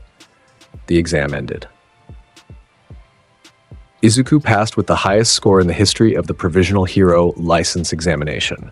The examiner, a veteran hero with 30 years of assessment experience, wrote the score, looked at it, crossed it out, wrote it again in the margin with a small asterisk, and attached a note that said, "Score accurate but not comparable to standard distribution. Recommend separate category." No separate category was created. Izuku's score remained in the standard ranking, towering above every other entry like a lighthouse among candles. He received his provisional license. He put it in his pocket. He looked at the examiner. "Do you want the softball back?" he asked. The examiner blinked. "The one from the quirk assessment," Izuku clarified. "It's still in orbit. I can bring it back." The examiner opened his mouth, closed it, opened it again. "Please don't," the examiner said. Izuku nodded. That was fair. The intelligence came through back channels, not official channels. The official channels were still processing the forest attack, compiling reports, scheduling meetings.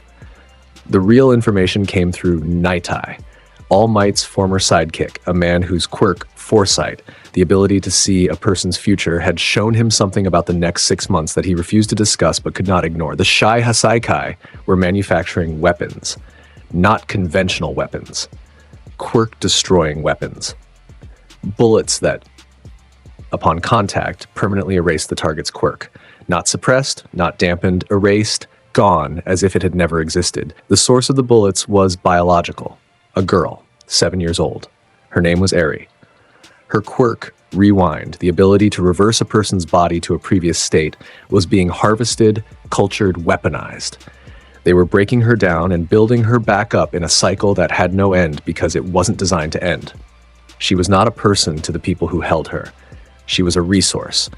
The official plan was a joint hero operation. Multiple agencies, coordinated assault, extensive reconnaissance, everything by the book. The timeline was weeks. There were meetings, there were jurisdictional considerations, there were liability assessments and tactical briefings, and the particular bureaucratic machinery that operates with admirable thoroughness and absolutely lethal slowness when a child is waiting at the end of it. Izuku found out about Eri on a Tuesday evening. He was in the common room when Night Eye's briefing, relayed through All Might, who had been brought in as a consultant, reached the student body. The details were classified. The broad strokes were not. A criminal organization, quirk-destroying weapons, a child.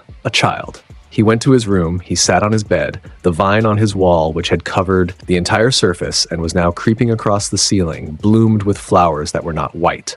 They were red, tiny, furious red flowers that had never appeared before and would never appear again. His meter climbed. Not from anger, from decision. The particular irreversible shift of someone who has heard a thing they cannot unhear and decided that the response will not wait for a meeting. He texted Aizawa, "I'm going." Aizawa's response came in 11 seconds. Going where? Hasaikai compound. 3 dots appeared. Disappeared. Appeared again. The longest pause Aizawa had ever taken in a text conversation. When? Now. Alone? Yes. The phone rang. Aizawa's voice stripped of everything except the core. "Midoriya, this is a coordinated operation. There are protocols. There is a child. Silence. Sensei. I will comply with every debriefing and every report and every consequence. After." The silence lasted 8 seconds. In that silence, Aizawa Shuta, a man who had built his career on rules and rationality and the erasure of things that didn't fit the plan, made a choice that he would never put in writing, but would never regret. "I'm sending you the compound location. Don't die." He hung up. Izuku left UA at 9:47 p.m. He traveled by air, low altitude, high speed, invisible against the night sky. The compound was 40 minutes away by conventional transport. He covered the distance in 7. The Shi Hasaikai compound was underground, built beneath a legitimate business front, a traditional Japanese estate, clean and maintained and designed to look exactly like what it was pretending to be. The real structure went down, multiple levels. Reinforced concrete, steel, quirk-proof barriers, architectural countermeasures designed to channel and control any intruder's path. Izuku landed on the estate's front lawn. His meter was at 28%. He could feel them. Underground. Dozens of signatures. Most of them were hired guards, quirk users of varying power, loyal to the organization, stationed at choke points throughout the subterranean complex. Deeper, the lieutenants. Stronger signatures. Quirks that had been developed and refined for combat. And at the bottom, in the deepest room, 2 signatures. One was cold and clinical and held in absolute control. The signature of a man who had eliminated every emotion that didn't serve his objectives and kept the rest on a leash. Overhaul. The other was small, so small. A child's signature, compressed under the weight of chronic fear and physical pain, burning at the low, dim frequency of someone who had been hurt so many times that the absence of pain no longer registered as comfort. It registered as the brief pause before the next hurt. 31%. 34%. Izuku walked to the front door. He put his hand on it and pushed psychic energy into the structure, reading it, mapping it, tracing every beam and corridor and reinforcement from the surface to the deepest level in a single, comprehensive scan that took less than 3 seconds and gave him a complete three-dimensional understanding of the compound's layout. He opened the door, not with force, with the lock mechanism. A telekinetic turn of the internal tumblers, precise as a key, he went in. The first sub-level was guarded by 6 men. They had weapons. They had quirks. They had the particular readiness of people who had been told to expect trouble and had decided in advance to be the trouble. Izuku walked past them. The guards drew weapons. One fired. Izuku stopped the bullets in the air, 3 of them, copper-jacketed, hanging in space like frozen rain, and set them on the ground. The guns followed. Pulled gently from hands by telekinetic force, disassembled in midair, parts landing in neat piles. The guards stared at their empty hands. Izuku pressed. Not with his hands, with his mind. The same focused psychic pressure he'd used at the USJ, a targeted pulse narrowed to the 6 signatures in front of him, overwhelming their motor cortex with a signal that simply said, sleep. They dropped. Simultaneously, they'd wake up in 20 minutes. They would not enjoy the headaches. Second sublevel, more guards. A reinforced door that was supposed to require a specific quirk to open. Izuku opened it by rearranging its molecular structure, the lock mechanism transmuting from steel to air, disappearing, leaving a door that swung open at a touch. Third sublevel, a wider corridor. Traps, pressure plates, gas dispensers, quirk-canceling fields that were supposed to neutralize any intruder's ability. Izuku walked through the quirk-canceling field. It did nothing. It could do nothing. The field operated on the same principle as Aizawa's erasure. It targeted the quirk factor, the genetic component of powered abilities. Izuku had no quirk factor. The field washed over him like water over a stone, affecting nothing, touching nothing. The traps activated. Gas poured from ceiling vents.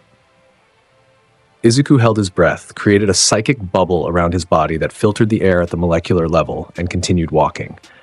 Pressure plates triggered steel barriers. He passed through them the same way he'd passed through the door. Rearranging the atomic structure, turning steel to air at the point of contact and letting it reassemble behind him. He didn't break anything. He didn't destroy anything. He simply made everything permeable, passing through the compound's defenses the way light passes through glass. Fourth sublevel. The lieutenants. They were waiting. Overhaul's inner circle, 8 individuals with powerful, refined quirks positioned in a wide underground chamber that was designed as a kill box. The geometry was intentional. Any intruder would enter from a single point and face converging fire from 8 positions. Izuku entered from the single point. The first attack came from a man who could crystallize any surface he touched. The floor under Izuku's feet erupted into razor-sharp crystal formations. Izuku floated. The crystals passed beneath him. The second attack came from a woman whose quirk generated localized gravity wells. The air around Izuku became heavy, 10, 20, 50 times normal gravity, enough to crush concrete, enough to flatten a car. Izuku's telekinesis compensated automatically. He didn't even notice. The third, fourth, and fifth attacks came simultaneously. Fire, acid, and a telekinetic force blast from a man who, ironically, had a quirk that mimicked a fraction of what Izuku could do naturally. The fire was absorbed. The acid was redirected into the drainage channel. The telekinetic blast hit Izuku's field and reflected back at its source with precisely calibrated force, enough to knock the man off his feet, not enough to injure him. The remaining 3 lieutenants combined. 2 of them, a fusion pair, their quirks allowing them to merge bodies and stack abilities, became something large and armored and anatomically improbable. The third generated a field of molecular disruption that was supposed to unbind anything it touched. Izuku looked at the fused entity. He looked at the disruption field. His meter was at 44%. He raised one hand. The fused entity, all 800 kilograms of it, lifted off the ground. It struggled. Its combined strength was enormous. Izuku held it in the air with the casual effort of someone holding a balloon. With his other hand, he reached into the disruption field and felt its frequency, found its harmonic, and matched it, projected his own energy at the exact opposite phase, creating an interference pattern that canceled the field entirely. The molecular disruption vanished. The woman generating it staggered, drained, her quirk neutralized not by erasure but by physics. Izuku set the fused entity down. Gently. Applied the same sleep pulse he'd used on the guards. Both components, both people, because they were people, separated and slumped to the ground, unconscious and unharmed. He applied the pulse to the rest of the room. 6 signatures dropped. 8 lieutenants, down in under 90 seconds. He continued walking. Down, deeper, toward the 2 signatures at the bottom. The last corridor was clean. No traps, no guards, just white walls and fluorescent light, and the antiseptic smell of a place that was designed to look medical because calling it what it actually was, a laboratory for the systematic exploitation of a child, would have required honesty that the man who built it was incapable of. The door at the end was unlocked. Izuku opened it. The room was small, white, a bed in the corner. Medical equipment along the walls, IV stands, monitoring devices, surgical tools that had been used recently enough that the disinfectant hadn't fully dried. Eri was on the bed. She was small. That's the word that came first. The same way it had come first for Izuku at 4. The smallness of her mattered because it made everything else so much worse. White hair, red eyes, bandages on her arms, a hospital gown that was too big for her. She was sitting upright, knees drawn to her chest, and she was looking at the door with the specific, practiced readiness of a child who had learned to expect the worst from every door that opened. She saw Izuku. She didn't flinch. She didn't cry. She didn't do anything. She just looked at him with eyes that had no hope in them, because hope was a thing that required evidence, and her evidence pointed the other direction. Izuku's meter held at 44%. It did not climb. This was not a moment for power. This was a moment for something smaller and harder. He crouched down, made himself small, eye level with a 7-year-old girl who had been taught that adults meant pain. "Hi," he said. She said nothing. "My name is Izuku. I'm here to take you somewhere safe." Her eyes went to the door behind him, checking, waiting for the real threat to arrive behind the pretend kindness. This was her experience. This was what she knew. "I know you don't believe me," Izuku said. "That's okay, you don't have to believe me yet." A crack in the concrete floor, tiny, hair thin. From it, a flower pushed up, white, small. The same kind that grew wherever Izuku cared about something. Impossible, stubborn, alive in a place that should not support life. Eri stared at it. The flower reached the height of her knee and stopped. A single bloom. Delicate petals, faintly luminous in the fluorescent light. "How did you do that?" she whispered. Her voice was hoarse, the voice of a child who had not spoken voluntarily in a long time. "I'm not sure," Izuku said. Same answer he'd given Koda. Same honesty. "Things grow near me." She looked at the flower. She looked at him. In her eyes, behind the emptiness, behind the exhaustion and the fear and the learned helplessness of someone who had been used as a component rather than treated as a person, something shifted. Not hope, not trust. Something even smaller. A question. The question a child asks not with words but with the particular quality of their attention when they are deciding for the first time in a long time whether to reach for something. She reached for the flower. Her fingers touched the petals. They were soft. They were real. They were the first beautiful thing she had touched in her memory. "You're okay now," Izuku said. "I'm going to take you out of here." He offered his hand. She took it. Her fingers were cold and small and wrapped around his with a grip that was not strong, but was total. The grip of someone who has decided to trust and is putting everything they have into the decision because they have nothing left to hold back. His meter clicked. Not up. Down. 40%, 38%, 35%. The power receding, settling, making room for something that didn't need percentages. He held her hand and stood and turned toward the door. Overhaul was standing in it. Kai Chisaki, white plague mask, gold eyes, gloved hands. He stood in the doorway with the precision of someone who had calculated the exact moment to arrive and had arrived at it, and his psychic signature was the cleanest, coldest thing Izuku had ever felt. Not empty, not dead, but pruned. Every emotion trimmed to its functional minimum. a garden that had been maintained by removing everything that wasn't useful. "You've made a mistake," Chisaki said. His voice was calm, measured, the voice of a man explaining a policy violation. "That girl is part of a project. She has a purpose. Removing her from this facility disrupts a timeline that I have spent years developing." Eri's hand tightened on Izuku's. Her signature spiked with fear so sharp it registered physically. A flinch, a tremor, the automatic bracing of a body that knew exactly what this man's presence meant. Izuku stepped in front of her. "I'm going to ask you once," he said. "Leave." Chisaki's eyes narrowed behind the mask. His gloves creaked as his fingers flexed.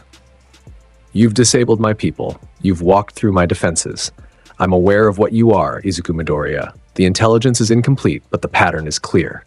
He tilted his head. "You are an anomaly, an unclassifiable variable. In my system, unclassifiable variables are either integrated or removed." He pulled his gloves off, both hands, bare skin, 5 fingers on each. "Let's find out which one you are." He touched the wall. The room came apart, not randomly, architecturally. Chisaki's overhaul quirk disassembled and reassembled matter with a precision that was, Izuku noted even in the moment, genuinely remarkable. The wall became a weapon. The floor became a pit. The ceiling became a jaw of rearranging concrete and steel, closing around the space where Izuku and Eri stood. Izuku held Eri's hand. Around them, a psychic bubble formed, dense, total, impervious. The closing architecture of the room hit it and stopped. Concrete met will and concrete lost. His meter climbed, 48%, 55%, 62%. He lifted Eri, not with his hands, with telekinesis, cradling her in a cocoon of psychic force that was warm and soft and wrapped around her like the embrace she'd never had. She rose off the ground, suspended behind him, untouchable. "Stay behind me," he said. "Nothing will touch you." Chisaki's eyes went wide behind the mask, not with fear, with calculation. He was adjusting. He was the kind of mind that adjusted, rapidly, accurately, without the delay of emotion. He disassembled the floor under Izuku's feet. The ground ceased to exist. Izuku floated. Chisaki rebuilt it into spikes, a forest of concrete lances erupting upward. Izuku shattered them with a pulse. Chisaki rebuilt them larger, faster, from multiple angles. Izuku absorbed the kinetic energy of their growth and used it to reinforce his bubble. Chisaki pressed both hands to the ground and remade the entire room. Walls, floor, ceiling, all of it became part of him, flowing toward him, coating his body in a shell of reconstructed matter that grew and shifted and turned Chisaki into something architectural. A construct, a monument to his own ability, 20 feet tall, bristling with rearranging appendages, every surface capable of Overhaul's touch. He reached for Izuku with a hand the size of a car. 78%, 84%, 91%. Izuku caught the hand. Telekinetically. The construct's arm, concrete and steel and rebar and plaster, all of it flowing and rebuilding, was gripped by something invisible and held in place. And then Izuku did what he had done to the Nomu's fuse joins, what he had done to the exam robots, what his power was, at its most fundamental level, the ability to understand structure and decide whether it continued to exist. He found the seams. Every piece of matter that Chisaki had overhauled was held together by his will. The quirk didn't create, it rearranged. The bonds between the rearranged atoms were maintained by continuous quirk output, which meant they had a frequency, a pattern, a code. Izuku read the code. He read it in half a second. The way he reads structural stress tolerances and molecular compositions and the psychic signatures of everyone around him, instantly, completely. The way someone with perfect pitch hears a chord and knows every note in it. Then he played it backward. Every bond Chisaki had formed reversed. The construct didn't collapse, it disassembled. Steel went back to steel. Concrete went back to concrete. Rebar went back to rebar. Every piece of matter returned to its original position, its original form, its original state, pulled back by a force that operated on the same level as Chisaki's quirk, but at a scale that Chisaki's quirk couldn't match. The construct came apart around him. Chisaki, the real Chisaki, the human body at the center, was revealed, suspended in the air, stripped of his armor, surrounded by the floating components of his own creation. Izuku held him there. "I asked you to leave," Izuku said. His voice hadn't changed. Same calm, same quiet. The tone of someone who had offered an alternative and been declined. 96%, 100%. Animosity, The air went red, not visibly, psychically. Every person in the compound who was still conscious felt it. A pressure, a weight, the absolute and total certainty that something nearby had stopped being patient. Izuku's eyes shifted. The green darkened, not to red, to something deeper. A color that had no name because it existed at a frequency that human eyes weren't built to register, but human instincts recognized with the clarity of a fire alarm. Chisaki felt it. Behind his mask, behind his eyes, behind the pruned and maintained emotional architecture of his personality, he felt something he had not felt since he was a child, and the world was still something that could surprise him. He felt small. "I'm going to take Eri," Izuku said. His voice was layered again, doubled. The child who was here and the echo of someone who had been here before, speaking with the same mouth, making the same choice. "I'm going to walk out of this compound with her. You are going to stay here and wait for the heroes who are coming. And you are going to spend the rest of your life understanding that this is what mercy looks like." He set Chisaki on the ground. Not gently, precisely. The man's feet touched the concrete, and the concrete around his ankles hardened, reshaped by Izuku's telekinesis into cuffs that were molecularly bonded to the floor.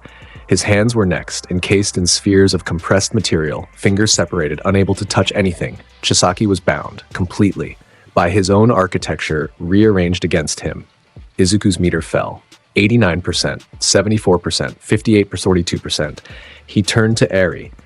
She was floating behind him, inside the bubble, eyes wide, watching everything.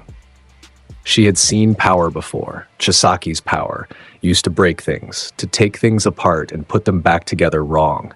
She had seen what power did when it was wielded by someone who saw people as components. This was different. She could feel the difference even if she couldn't name it. This power had taken her off the ground and held her in warmth. This power had fought for her. This power had looked at the person who had hurt her and chosen not to kill him, and the choice had been deliberate, and the deliberateness was the important part. Izuku lowered her to the ground. He crouched again. Eye level.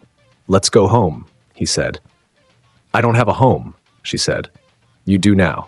He picked her up. She was light. She weighed nothing against his arms, nothing against his power, nothing against the decision he'd made the moment he'd felt her signature at the bottom of the compound. He carried her out through every sub-level, past every unconscious guard and disabled lieutenant, up through the estate, out the front door, into the night air. The raid team arrived 12 minutes later. Night Eye leading, flanked by Fat Gum, Amajiki, and a complement of heroes and police who had mobilized the moment Aizawa's silent alert had gone out. They found a compound that had already been secured, every threat neutralized, every defense bypassed, one crime boss in custom restraints. And a boy sitting on the lawn with a sleeping child in his arms, surrounded by flowers that were growing out of the manicured grass. Night Eye stood over him and said nothing for a very long time. "The quirk bullets are in a vault on sub-level 3, Izuku said. "Combination is 6 digits. I can give you the molecular composition of the lock if that helps." Night Eye continued to say nothing. "The girl's name is Eri. She needs medical attention, not emergency. Recovery. Long term. She hasn't been hurt in the last hour."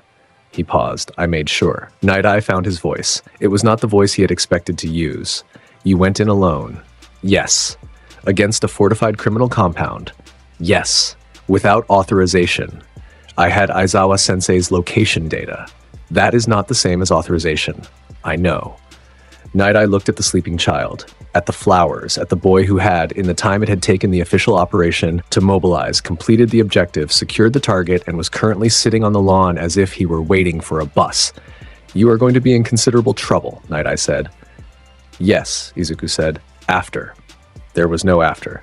Or rather, the after was complex and bureaucratic and involved multiple hearings and reports and the particular institutional gymnastics that occur when a student has technically violated every protocol while achieving a result that every protocol had been designed to achieve. Izuku attended every hearing. He answered every question. He accepted every reprimand with the sincerity of someone who understood that rules mattered and also understood that a child in a basement mattered more. The hearings produced a formal censure and an informal understanding that no one would be discussing the censure ever again. Eri was placed in UA's care. Recovery Girl managed her physical recovery. A team of psychologists, the best in the country, recruited personally by Nezu, began the longer work. Izuku visited every week. He brought nothing. He just came. He sat with her and he grew things. Small gardens in her room, flowers on her windowsill, a vine that crawled up the wall by her bed and bloomed with colors that she chose by pointing and saying, "That one." Pink. Pink. She liked pink. He grew her a garden. Not in her room. Outside. In a courtyard that Nezu allocated because Nezu understood with his precise and alien intelligence that what Eri needed was not therapy alone, but evidence that the world contained things worth looking at. The garden grew. Eri learned to water it. She held the watering can with both hands because it was heavy, and she poured with the focused attention of a child who was learning, for the first time, that she could make something grow instead of making something break. The vine on her wall grew pink flowers. Izuku had never produced pink before. He didn't control the color. The color came from her. The months that followed the Hasaikai operation were quiet, in the way that the deep breath before a wave is quiet. Full of movement, full of gathering force, and completely still at the surface. Izuku trained. He attended classes. He grew things and fixed things and maintained the constant, invisible network of small corrections that he had been performing since childhood, but which now, as a licensed hero in training, carried a different weight. He could feel the shift in the world around him, the way information flowed, the way alliances formed and reformed, the way the underground was reorganizing around a center of gravity that he couldn't see but could feel pulling. All for One was in prison, in a cell designed to contain the most dangerous villain in recorded history, sealed behind barriers and suppressors, and the kind of security infrastructure that made Tartarus look like a concept rather than a facility. He was contained. He was monitored. He was, by every official metric, neutralized. And yet the pull continued. The underground reorganized. The League of Villains, which should have fragmented after the USJ, after the Forest, after every failure, didn't fragment. It consolidated. It attracted new members. It absorbed a civilian supremacist movement called the Meta Liberation Army and became something larger, something with ideology and infrastructure and the particular momentum that comes from an idea whose time has arrived regardless of whether anyone wanted it to. The Paranormal Liberation Front. That's what they called themselves. An army wearing a manifesto. Tens of thousands of members. Quirks of every type, from minor to devastating. And at the top, no longer hiding, no longer scratching, no longer the twitching boy in the hand mask. Tomura Shigaraki, he had been remade. Izuku felt it before the intelligence confirmed it. A change in the background noise, the psychic equivalent of a distant seismograph, registering a tremor that hasn't arrived yet but is coming. Shigaraki's signature, which Izuku had felt at the USJ and again at the Forest, was different now. Denser. Deeper. As if something had been added to it, or something that had always been underneath had been excavated and amplified. All for one.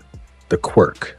The original, the template, the ability that allowed one person to take and give quirks like a child trading cards. It had been passed to Shigaraki, not metaphorically. The quirk itself, or some version of it, or some plan for it. The details were unclear, but the resonance was unmistakable. The student was becoming the master. The container was being filled. The heroes knew something was coming. The intelligence was fragmentary. The timeline was estimated in months, then weeks, then days. Nezu ran projections. The government convened emergency sessions. Hero agencies across the country mobilized reserves, recalled retirees, and began the kind of preparatory operations that only happen when the people in charge are genuinely afraid. All Might.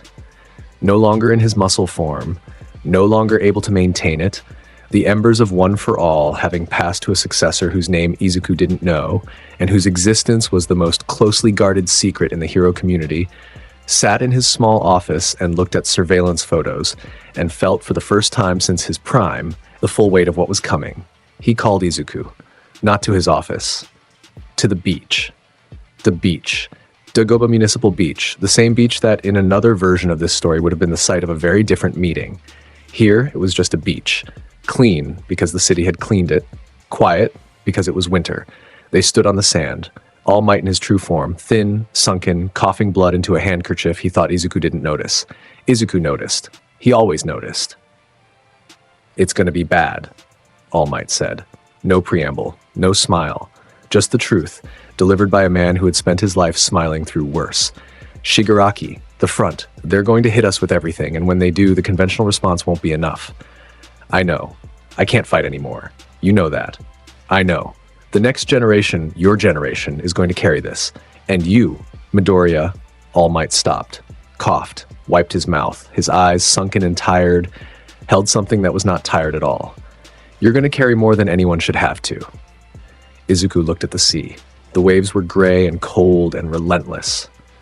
"I'm not carrying it," he said. "I'm holding it. There's a difference." All Might studied him. The boy who had been his fascination since the entrance exam, his worry since the USJ, his hope since the sports festival. The boy who had walked into an underground compound alone and come out with a child in his arms.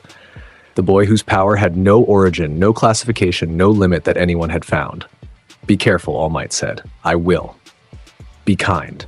Izuku smiled. Just barely. "My mom says the same thing. Your mother is a wise woman." "She is." They stood on the beach in the winter wind, the number one hero and the boy who would never hold that title because the title was too small for what he was. And the sea was indifferent and the sky was gray, and somewhere in Tartarus, all for one felt the future like a change in pressure and smiled. The war started on a Thursday, not because Thursday was significant, because the enemy didn't care what day it was, and the heroes didn't get to choose. The intelligence came in at 4 a.m., simultaneous movement across 7 prefectures, the PLF mobilizing its full force, civilian evacuations triggered, every active hero in the country pulled off patrol and redirected to combat positions. The plan, as the heroes understood it, was a distributed assault. Multiple fronts, multiple targets, divide and conquer. The heroes had planned for this. Months of preparation, coordination, resource allocation. The response was structured, professional, and comprehensively outmatched because the plan wasn't distributed. The multiple fronts were a feint. Every piece of the PLF that wasn't with Shigaraki was a distraction, a delay, a way to pull hero resources away from the single point where everything actually converged. Izuku. They came for him specifically. The first wave hit Musutafu at dawn. Nomu. Dozens of them, different models, different quirk loads, deployed from warp gates that opened across the city like wounds. Behind them, PLF combatants, powered, organized, fighting with the particular intensity of true believers who had been told that this was the day the old world ended and the new one began. Class 1A, no, Class 3A now. They'd been through 2 years of this, 2 years of growing and fighting and becoming what they were, deployed as a unit. Aizawa led them. They were not the students who had been ambushed at the USJ. They were heroes, licensed, trained, blooded, ready. Bakugo hit the first Nomu like a detonation. AP shot. Maximum, a focused lance of explosive force that cratered the creature's chest and sent it skidding backward through a building. He was faster now, stronger, more controlled. The rage was still there. It would always be there. But it had been forged into something precise and lethal and directed entirely outward. Todoroki sealed 3 city blocks in ice, creating a containment zone that channeled the PLF forces into killboxes. Then he walked into the killbox and set it on fire. Both sides. Full power. The boy who had been broken was whole, and the whole version of him was devastating. Ida moved at speeds that his engines had never reached in training. Faster, harder, the product of 2 years of relentless work, and the particular motivation of someone who had looked at his worst moment and decided to outrun it.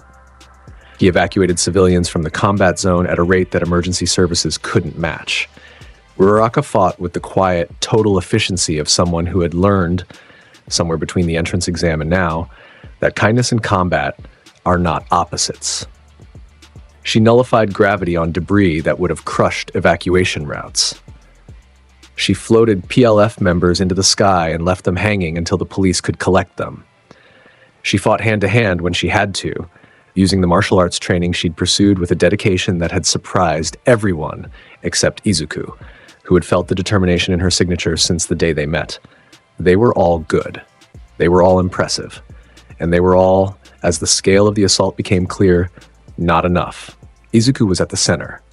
Not because he'd placed himself there, because the attack converged on him. Wave after wave, Nomu from the north, PLF squads from the east. A second deployment of warp-gated reinforcements from the south. The city around him became a war zone that expanded outward in every direction, and he was the eye his meter climbed. 40%. Barriers up.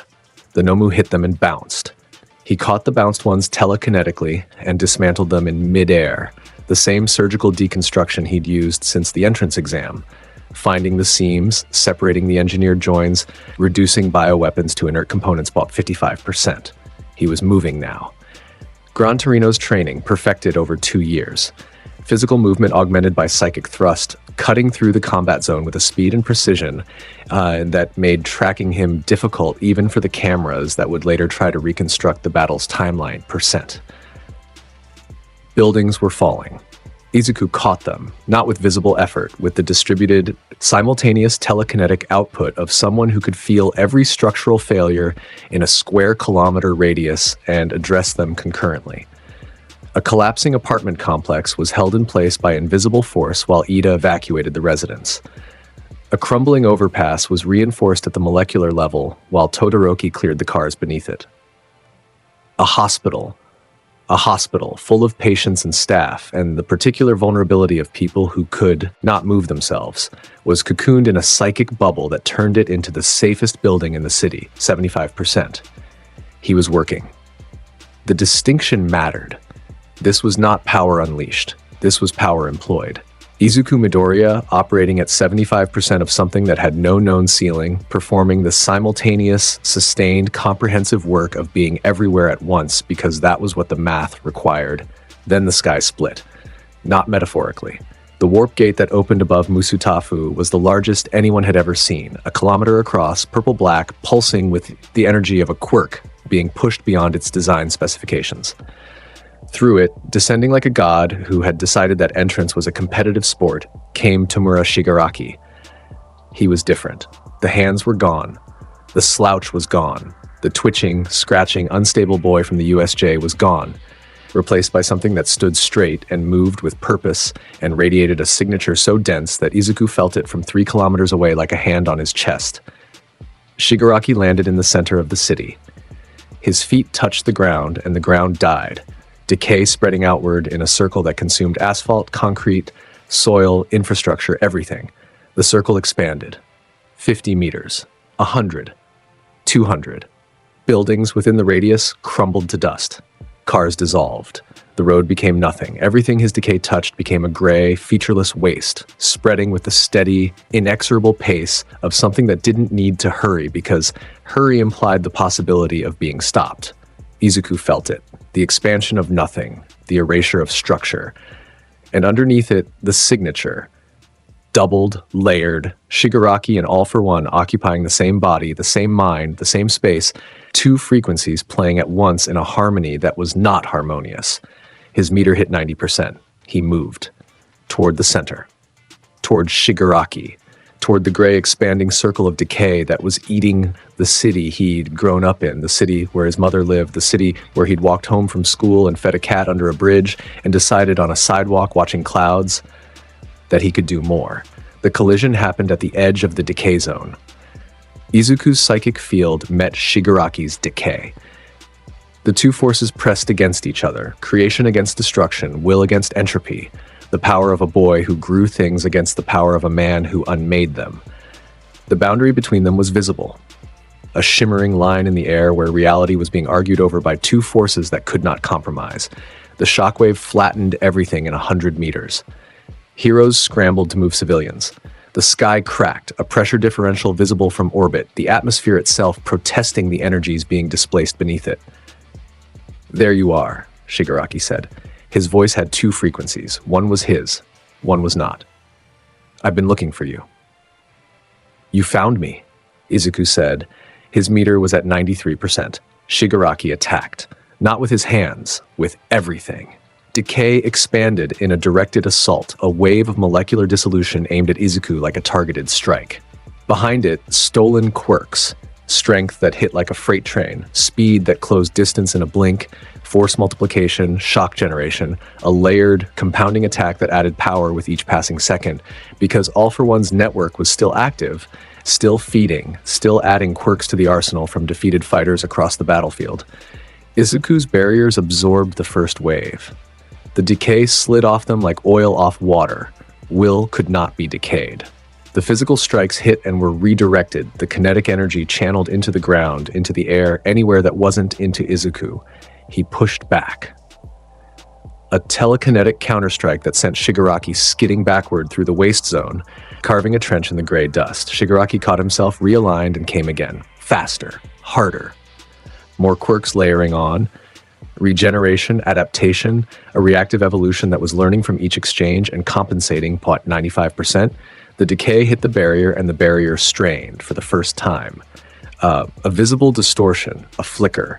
The psychic field bowing inward under pressure that was genuinely enormous. All for One's accumulated arsenal, channeled through a body that had been specifically rebuilt to be a vessel, directed at a single point with the combined force of every stolen quirk ever possessed, Izuku held.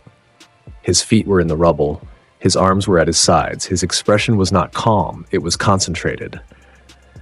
The face of someone who was doing the hardest work of their life and was present for every second of it, 97%, Shigaraki pressed. The barrier strained further. A crack, not physical, psychic, ran through Izuku's field. A hairline fracture in something that had never fractured before. Shigaraki grinned, both faces, both frequencies. "You have a limit," he said. He pushed everything, every quirk, every stolen ability, every ounce of decay and force and power and the deep, bottomless hunger that All for One had cultivated for generations. A single, total assault meant to end the only variable that had ever made the math not work. It hit. Izuku's barrier shattered. The force struck him full in the chest and he went down. His body hit the rubble. His head hit the ground. His eyes closed. Silence. The kind of silence that is not silence at all, but is the world holding its breath. Shigaraki stood over the fallen body and felt through All for One's senses the absence of the field. The goneness of that pressure that had been pushing back against him. The specific total vacancy of a threat that had been neutralized. "Finally," he said, and the voice was All for One's entirely. The heroes saw it happen. From their positions across the battlefield, through cameras and comms and the raw, screaming awareness of people who had been fighting toward the center and arrived too late, they saw Izuku go down. Uraraka stopped. On a rooftop, mid-combat, she stopped. Her hands went to her mouth, Todoroki's fire went out, his ice went out. He stood in the middle of a frozen intersection and felt something go cold that had nothing to do with his quirk. Bakugo's palms stopped sparking. For the first time since the playground, his palms went cold, and this time the cold went all the way through. And then, in the silence, in the gray waste, in the rubble of a city that was still being fought over. On the ground where a boy with no quirk and all the power in the world had been struck down by the combined force of history's greatest villain, the ground moved, not an earthquake, not a tremor, a pulse, a heartbeat. The rubble around Izuku's body shifted, not fell, shifted outward, as if pushed by something expanding from below. Shigaraki, All for One, looked down. Izuku's body rose, not floated. Rose. The distinction was the same as it had always been. Floating was a choice. This was not a choice. This was gravity being informed in terms that admitted no negotiation, that it no longer applied to this particular point in space. His eyes opened. They were not green. They were not red. They were white. A solid, featureless white that held no iris, no pupil, no expression that could be read by any human metric. What looked out from his face was not Izuku Midoriya. It was what Izuku Midoriya contained. His meter did not register. The internal measurement system, the self-imposed scale that had governed his power since childhood, the tool he used to track and control and contain, was not operational. Not broken, irrelevant. The meter existed to measure output. What was happening was not output. It was presence. The psychic field returned, not the barrier, something else, something larger. The air within a kilometer of Izuku's body changed. Not in temperature, not in pressure, in composition. The very atoms of the atmosphere rearranged themselves into a configuration that was denser, more organized, more responsive. The air itself becoming a medium for psychic energy, a conductor, a nervous system. Every person within that kilometer felt it. Heroes, villains, civilians, all of them felt the particular, absolute certainty that something had changed and the changed thing was not going to change back. The percent state did not speak. Shigaraki, all for one, launched an attack everything. Again, the same total assault that had broken the barrier 30 seconds ago. Decay and force and every stolen quirk in the network fired at the floating body with the combined output of a power base that had been built over generations. The attack hit the field and ceased to exist. Not deflected, not absorbed, ceased. The energy entered the field and was unmade at a level below the molecular, below the atomic, at the quantum level, the substrate of reality itself, where the building blocks of force and matter and energy are assembled from that have no names because physics hasn't gotten that far yet. All for one's attack went into the field and did not come out. The percent state moved. It moved towards Shigaraki, and the movement was not fast and was not slow. It was inevitable. The speed of something that does not need speed, because its arrival is a foregone conclusion regardless of the time it takes. The Nomu, still standing across the battlefield, stopped standing. Not attacked. Not struck. They simply turned off. Every bioengineered connection in their bodies was severed simultaneously by a psychic signal that passed through them the way sunlight passes through a window. Without effort, without resistance, without acknowledgement. They dropped. The PLF members who were still fighting stopped fighting. The same signal, broader, gentler, the psychic equivalent of turning off a light rather than smashing a bulb. Their motor functions paused. Their consciousness dimmed. They slumped softly to the ground and would wake up in 15 minutes with no memory of the last 30 seconds and the deeply unsettling feeling that they had been handled. The city went quiet. In the waste zone, in the gray dust that had been a neighborhood, the 1% state reached Shigaraki. All for one pushed back. Everything he had, every quirk, every strategy, every century of accumulated power and experience, and the deep, fundamental certainty that he was the strongest thing in any room he occupied. The percent state placed a hand on Shigaraki's chest and reached inside. Not physically, not telekinetically. What happened was more precise than surgery and more total than an earthquake. The % state's awareness entered Shigaraki's body and found the seam, the join between Shigaraki and All for One, the place where two identities had been fused into one vessel, the boundary between the boy who had been broken and the monster who had done the breaking. It found the seam and it pulled. All for One resisted, with everything. His consciousness, anchored in Shigaraki's neural architecture by decades of preparation and the specific parasitic methodology of a quirk designed to take, it held on. It gripped every synapse, every memory, every piece of Shigaraki's identity that it had colonized, and it pulled back. The 10% state pulled harder, not with force, with precision. It traced every tendril of All for One's influence through Shigaraki's mind the way a surgeon traces a tumor through healthy tissue, identifying what was Shigaraki and what was not, marking each boundary, each infiltration, each piece of a young man's identity that had been overwritten by someone else's agenda. And it separated them, thread by thread, synapse by synapse. The percent state peeled All for One out of Tamura Shigaraki the way dawn peels darkness out of the sky. Totally, gently, with the patience of something that has all the time in the world because it is not operating within time's jurisdiction. All for One screamed.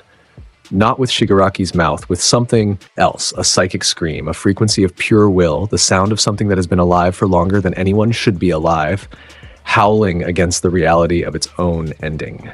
The bnha state was indifferent. Not cruel, not cold. Simply operating at a level where the scream registered as data rather than plea, the separation completed. All for One, the quirk, the consciousness, the accumulated network of stolen abilities was pulled free from Shigaraki's body and held in the air between them. It was visible for one impossible moment as a distortion, a knot in reality, a tangle of frequencies that should not coexist, the entire legacy of the world's oldest villain compressed into a point of impossible density. The percent state looked at it and unmade it, not destroyed. Unmade. The distinction was the same as it had always been. Destruction implies force, and what happened was quieter than force. The knot was untied. The frequencies were separated. The stolen quirks were returned, released back into the ambient field of reality to find their way back to wherever they belonged, or dissipate, or simply cease, each one a thread pulled from a tapestry and laid down gently. All for one stopped existing. Not the body. There was no body. Not the person. There had not been a person for a very long time. The quirk, the network, the accumulated architecture of power that had defined a century of conflict. It was undone, and the undoing was final, and the finality was absolute. Shigaraki fell. Tomura Shigaraki. Just Tomura. The boy underneath. He fell to the ground, and the decay stopped, because the decay had been part of the network, and the network was gone, and his body hit the gray dust, and he breathed. He was alive. He was unconscious. He was, for the first time in his life, alone in his own head. The % state withdrew. Izuku's body descended, slowly. The white in his eyes faded. Green returned. The field contracted. The air normalized. The kilometer-wide nervous system of psychic energy dissolved back into ambient nothing. His feet touched the ground. His meter read 15%. He sat down in the rubble, heavily. The way someone sits down when the work is done, and the body is allowed finally to acknowledge that it is tired. Around him, the war ended. Not with a battle cry, not with a decisive charge. It ended the way a fever breaks, suddenly, completely, the body recognizing that the crisis has passed and the temperature can come down. PLF members woke up confused. Nomu lay inert. Heroes across the city lowered their fists and looked around at a battlefield that had, in the span of minutes, gone quiet. Communications buzzed with confirmations, status reports, the particular controlled urgency of professionals processing an outcome they hadn't dared to plan for. Izuku sat in the rubble and looked at the sky. It was blue, clear, utterly indifferent to what had just occurred underneath it. The same sky that had been blue and clear over a playground 20 years ago when a 4-year-old boy had cried and the world had come apart and been put back together. Flowers were growing through the rubble. Small, white, pushing up through the gray dust of Shigaraki's decay. Impossible, stubborn, alive, the only color in the waste zone. They spread outward from where Izuku sat, a slowly expanding circle of life reclaiming ground that had been taken. Uraraka reached him first. She came through the rubble at a run, boots scraping on debris, and she skidded to her knees next to him with her hands hovering because she didn't know where to put them and her eyes saying everything. "You went down," she said. "I came back up," he said. She laughed. It was the same laugh that was not entirely a laugh. She put her hands on his face and checked if he was real, and he was real. And the flowers grew closer around them, white and small and impossibly, stubbornly alive. "Don't do that again," she said. "I'll try." "Try harder." "Okay." Todoroki arrived next. Half-melted ice on one arm stood on his jacket, the scar across his eye vivid against the grime. He looked at the waste zone, at the flowers, at the unconscious Shigaraki, at Izuku, sitting in the center of it all. "You died," Todoroki said. "I didn't," Izuku said.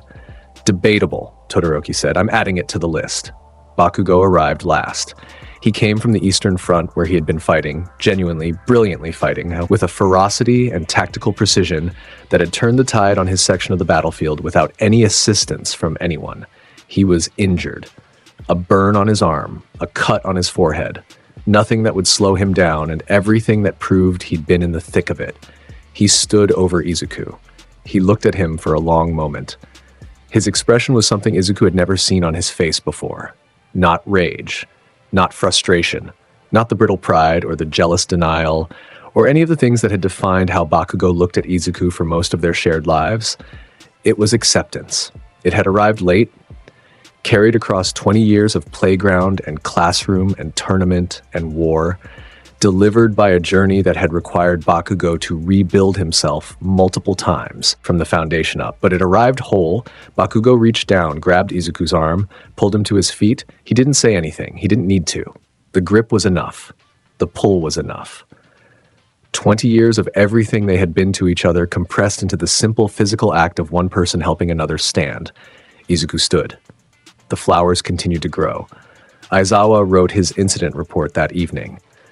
He sat at a desk in the emergency command center. A converted warehouse filled with comms equipment and exhausted heroes, and the particular buzz of an organization processing the aftermath of the worst day in a generation that had somehow so been the last day of the worst threat in a generation. The section on Izuku Midoriya was 3 sentences. Student performed above assessment parameters. Parameters are insufficient. New parameters needed. He submitted it. He closed his laptop. He looked at the wall for a while. He did not write the real sentence, which lived in his chest and would stay there for the rest of his career. I have never seen anything like this, and I have been doing this for a very long time, and I am glad, genuinely glad, that it is on our side. He went home. He closed the door. He slept for 14 hours, and when he woke up, the world was different and he was still employed, and both of these things were, in their own way, Izuku Midoriya's fault. The world after the war was not fixed. That deserves saying, because the temptation after something like this is to say that the hero won and the villain lost, and therefore everything is better now. That's not how the world works. The PLF's ideology didn't vanish because its army was defeated. The social fractures that had created Shigaraki, the neglect, the failure of systems, the children who fell through cracks, didn't close because the most visible symptom had been treated. The quirk singularity theory wasn't disproven by the war's end. If anything, the existence of the B2% state, an undocumented, unclassified, unprecedented display of power that had been broadcast, recorded, and viewed by every person with an internet connection, made the singularity feel more real and more imminent than ever. People were afraid, not of villains, of the future, of a world where power scaled beyond comprehension and the systems designed to contain it were made of paper. Izuku understood this. He had always understood it. Since the playground, since the Rainbow Dome, since the moment he'd made a decision at 4 years old that had governed every subsequent decision of his life, he understood that power without restraint was not heroism. It was weather. He did what he always did. He went back to work. He attended his final term at UA. He took his exams, he completed his coursework, he participated in training exercises with the same quiet competence he'd shown since day one, operating at his customary 15%, while his classmates operated at their full capacity. And the gap between them was an ocean, but nobody talked about it because talking about it was unnecessary. They knew. He knew. The ocean was there, and it was fine, and they were all walking along their own shores. Bakugo graduated second in the class, first in combat metrics. He had, over the 3 years of their shared education, become exactly the hero he was always going to. Become not the loudest, not the most destructive, but the most precisely dangerous. His anger had been refined into an edge so sharp it cut without wasted motion. He would open his own agency within a year. It would be ranked in the top 10 within 3. Todoroki graduated with honors in rescue operations.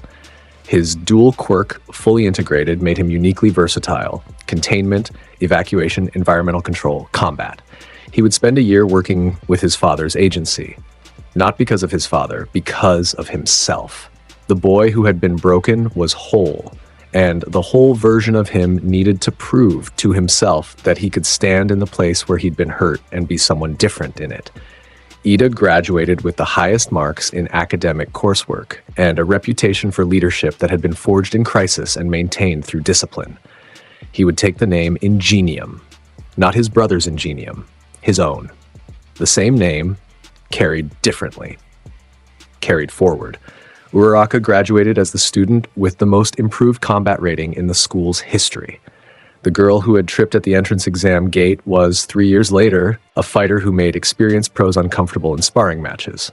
Her quirk, developed beyond anything the textbooks described, let her negate gravity on herself, on others, on debris, on the conceptual boundary between falling and flying. She would be a rescue hero. She would be the best rescue hero. They all graduated, all 20 of them. Nobody was expelled. Aizawa asked about this at the ceremony, said, "They met the standard." He did not elaborate on the fact that he had adjusted the standard 17 times over 3 years because the original standard had been invalidated by the existence of one particular student. Nezu presented the diplomas. He gave a speech that was simultaneously brilliant, concise, and vaguely threatening in the way that all of Nezu's communications were vaguely threatening. He shook each student's hand with his small white paw and looked at each of them with eyes that calculated their potential in real time. When he reached Izuku, he paused. "Midoriya," he said, "you have been the most educational experience of my career." "Thank you," Principal Nezu. That was not entirely a compliment. I know. Nezu smiled. The smile of something that had been given a wonderful puzzle and had enjoyed solving it thoroughly and was now reluctantly putting it on the shelf marked complete. Izuku took his diploma. He walked off the stage. His mother was in the audience, crying because his mother cried at everything and because this particular thing deserved crying. The vine on his bedroom wall had bloomed that morning with flowers in every color he'd ever produced, white and red and pink and gold, and the whole apartment smelled like a garden. And Inko Midoriya stood in the audience and applauded her impossible son and thought, not for the first time, that the universe had given her something she would spend her whole life failing to deserve and succeeding in loving. After the ceremony, Izuku visited Eri. The garden had grown, not just the one he'd planted, the one she'd grown. Her section, her flowers, pink, because she liked pink, cultivated by her own hands with water from a small can that she carried with the focused seriousness of someone performing the most important work in the world. She was 9 now. Her hair was longer. Her eyes were different. Not fixed, not healed, because healing is a longer road than 2 years, but different. The emptiness had been filled with something. Not joy, not yet, not entirely, but the precursor to joy. The willingness to expect good things. The slowly solidifying belief that the next door that opened might bring something she wanted to see. She met Izuku at the garden gate, and she was holding something. A flower, cupped in both hands. Pink petals, green stem, grown from her own section of the garden without any psychic assistance whatsoever. A normal flower, grown by a normal girl in normal soil with normal water under normal sunlight. Look, she said. He crouched. He looked. It's good. It's pink, she said. I wanted pink. Then it's perfect, he said. She smiled. A small thing, a careful thing. The smile of someone who is still learning how to smile and treating it with the appropriate respect. She held the flower out to him. He took it, held it gently, put it behind his ear where it sat absurdly in his green hair. A pink flower behind the ear of the most powerful person in the world, given to him by a 9-year-old girl who had decided against considerable evidence that the world was worth growing things in. Thank you, Eri. You're welcome. He left the garden. Uraraka was waiting outside the gate. She looked at the flower behind his ear. She said nothing about it. She didn't need to. They walked. It was the kind of walking that doesn't have a destination and doesn't need one. Spring in Musutafu. The cherry blossoms were in bloom, all of them, but especially the ones near any path Izuku regularly walked, which bloomed longer and brighter and with a particular vibrancy that the prefecture's botanical society had been studying for years without arriving at an explanation. They walked through the park, past the river, along the path where, years ago, Izuku had felt a cat die under a bridge and stood on the sidewalk looking at the sky and decided he could do more. Do you know what you want to do? Uraraka said. After? Being a hero, officially? He thought about it. Actually thought, with the deliberateness he brought to everything. The same attention he'd given to his notebooks, to his training, to the structural integrity of every building he passed, and the health of every plant he touched, and the emotional well-being of every person whose signature he carried in his awareness like a garden of lights. I want to pass the exam, he said. The full license. And then I want to do the work. That's it? That's everything, he said. She nodded. She understood. She had always understood this about him. That for all the power, for all the percentages and the rainbow domes and the orbiting softballs and the impossible sen and the impossible flowers, what Izuku Midoriya wanted was the most ordinary thing in the world. He wanted to do the work. He wanted to be present for the people who needed him. He wanted to grow things and protect things. And when the world went wrong, stand between the wrong and the people who couldn't stand there themselves, not because he was the strongest, because he decided to. She took his hand. He let her. It was the simplest thing in the world, and it was everything. Okay, she said, let's do the work. They walked. The cherry blossoms bloomed around them, extra petals falling like pink snow, the trees leaning slightly toward the path the way they always leaned when he walked by. The afternoon light was golden and warm, and the world was not fixed, but it was continuing, which is all the world ever does. And it was enough. He looked up at the sky. His meter was at 12%, the steady hum. The second heartbeat. The constant, undeniable presence of something that had already lived once before and had chosen, across 2 lifetimes and more power than any classification system could contain, to be kind anyway. Somewhere in low Earth orbit, a softball completed another quiet revolution around the planet. It caught the sunlight on each pass, small and white and impossibly, absurdly, beautifully far from where it had started. It would be there for a while. Long enough that the next generation of students at UA would look up at the night sky and ask what that small point of light was and who put it there. And someone would tell them, and they would not believe it. And then they would ask again, and the answer would be the same. Izuku Midoriya. The boy with no quirk, with all the power in the world, and the good sense to use it like it mattered. The Chronos Legend roster. Huge respect to the legends fueling this journey. Your support is the engine behind everything we do. Whether you're on the front lines or reaching for the stars, you make this possible. Pro heroes, the elite front line, stepping up and setting the pace for the whole community. Rathakit, Dylan the Proud, D.I., Fire 05. Symbol of peace, the pillars of the community, the titans who keep our foundations solid and the hype alive.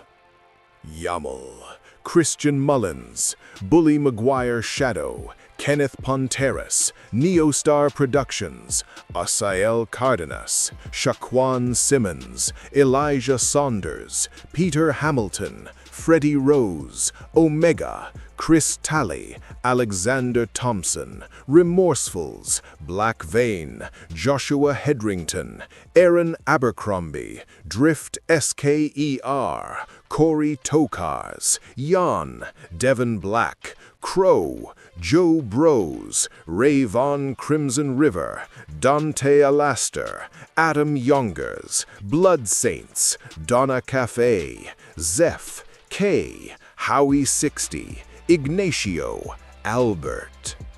Hope of the universe. The ultimate guardians, celestial tier supporters whose impact shines across the galaxy. Tayshawn Palmer, Keyshawn, Coldbane 4, The Maniac 563, Sean Brooks, Debbie Vo, L.S. Morningstar, Marl, Spintown, Ixshoot 50, Greg Green, James, Juan, and Zeno KJ. That's a wrap on the most dangerous version of Izuku Midoriya ever written. No plot armor, no nerfing, just raw, unfiltered power wrapped in a quiet kid who just wanted to do the work. If this was your vibe, subscribe, because we make these for people who actually have taste. Peace.